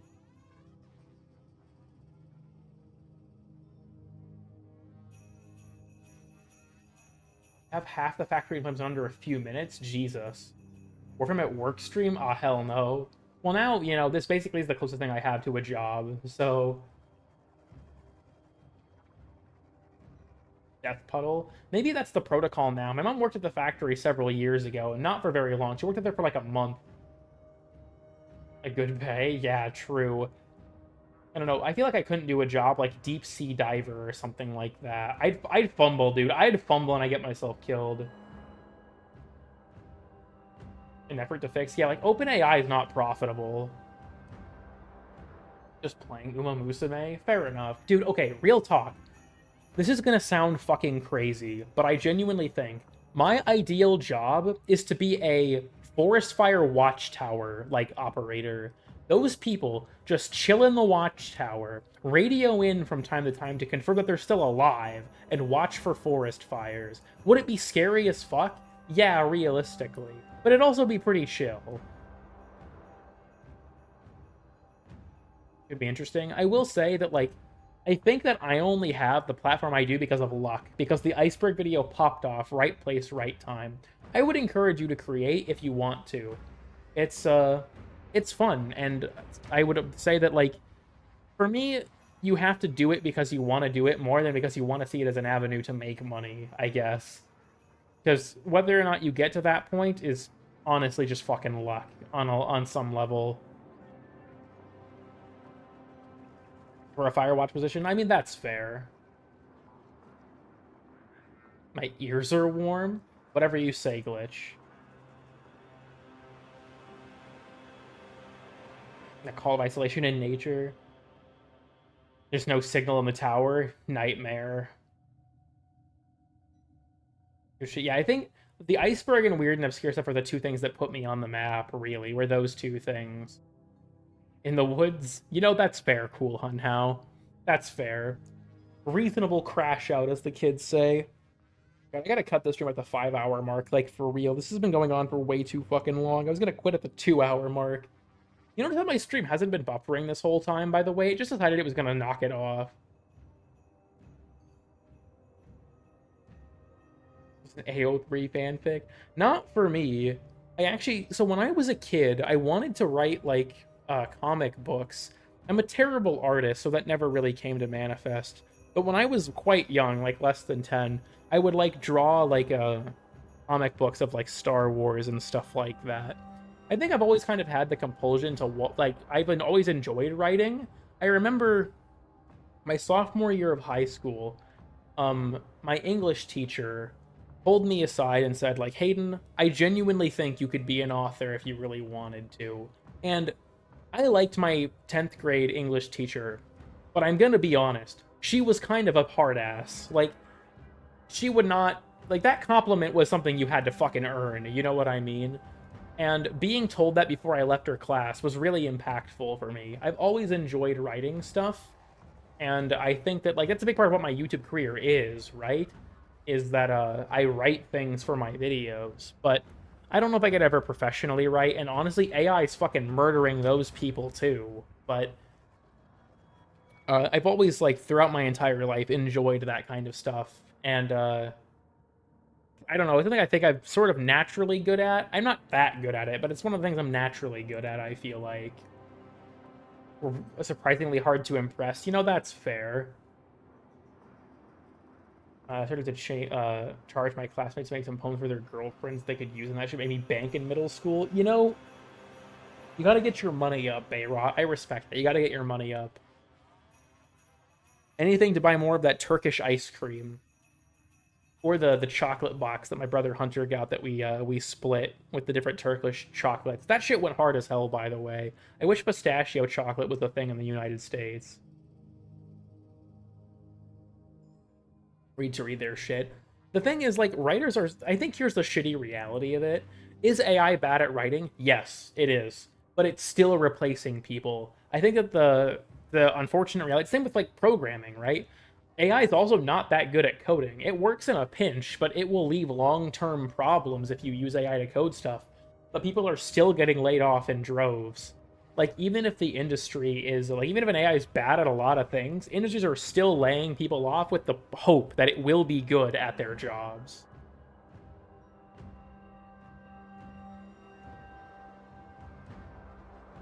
Overloading my brain. You know, I kind of feel you there, honestly. My level, you know, I respect that. It's meant to be. I don't think they would ever hire me. I don't have a portfolio for that shit, dude. I have no work to show them. And to make me do it. I will say that, like, yeah, if you want to make stuff, I highly encourage you to do so. I think that making stuff is, like, it's fulfilling in a way that a lot of other things aren't. Nobody bothered to write? I agree with you there.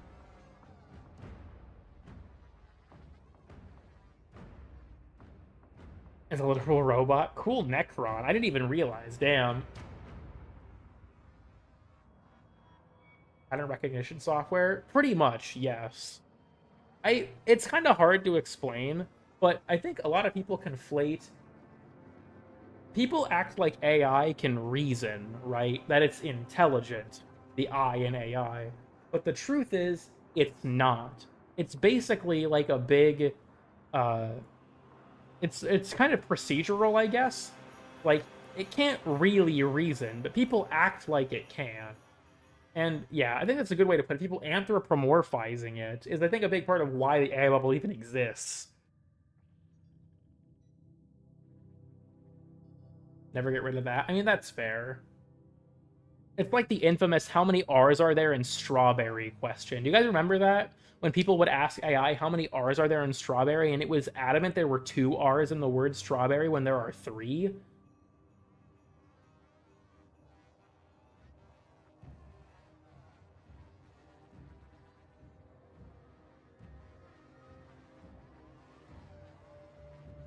Like character AI? Yeah.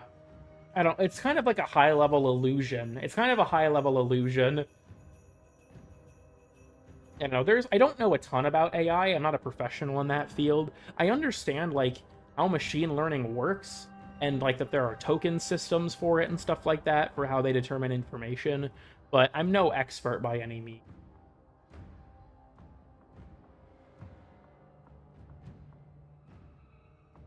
I don't know. AI is fucking murdering so many creative industries because even if it's bad at its job, executives see it as a cost-cutting measure and don't care about the human cost of letting go people who are actually talented. That's the shitty reality of it. I very much appreciate, you know, businesses that are willing to hold true on not using it into a computer. Yo, that's like the plot of Prey. We'll just evade the task? Damn. Are killing themselves because of it? Based?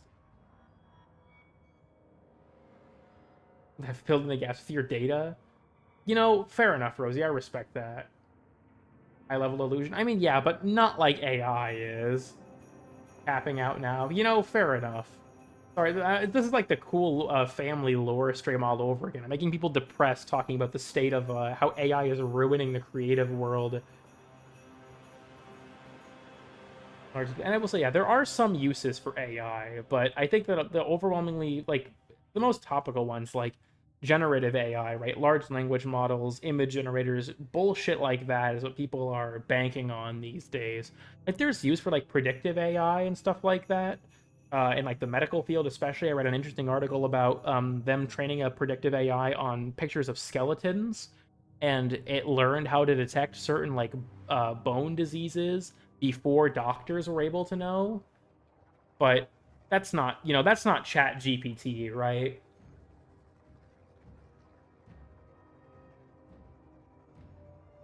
Will be the 10-0? True. To lose more viewers? True.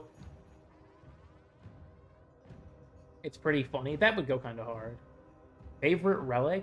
A fan of lit. You know, I guess I never really decided. Never really chosen.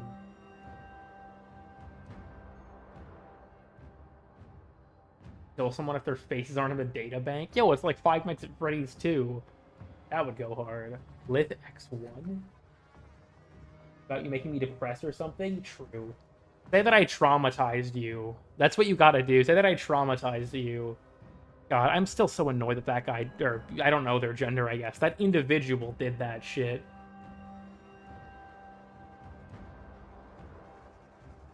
And therapists? Yeah, it's pretty fucked up, honestly. I know OpenAI made changes with ChatGPT 5.0 to make it more cold and impersonal to try and avoid people getting too attached to it. Like, there's a subreddit called My Boyfriend is AI, where people actually date ChatGPT, and it's so fucking depressing. I can spread tower. I like Venato Prime. It's really cool. I like how, like, this stream has been mostly not even Warframe related. It's just been the background footage of me fucking rambling about shit. I'm sorry, everyone. This stream fucking sucks. Maybe it should just go straight in the VOD playlist. I shouldn't even leave this one public. It's too fucked.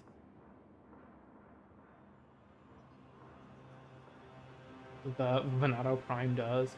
Venato Prime's gimmick is that if you inflict a status effect, it also inflicts a Tau status. Someone gotta kill me? Yeah, deadass. This is good content. I don't feel like it is. Direct to DVD is crazy. He hard resetted. What do I do? True. I have crossed the 5-hour mark. I really should not. We're here for you, not Warframe. Maybe you are. The majority of viewers aren't. I'll stream Helldivers again to prove it.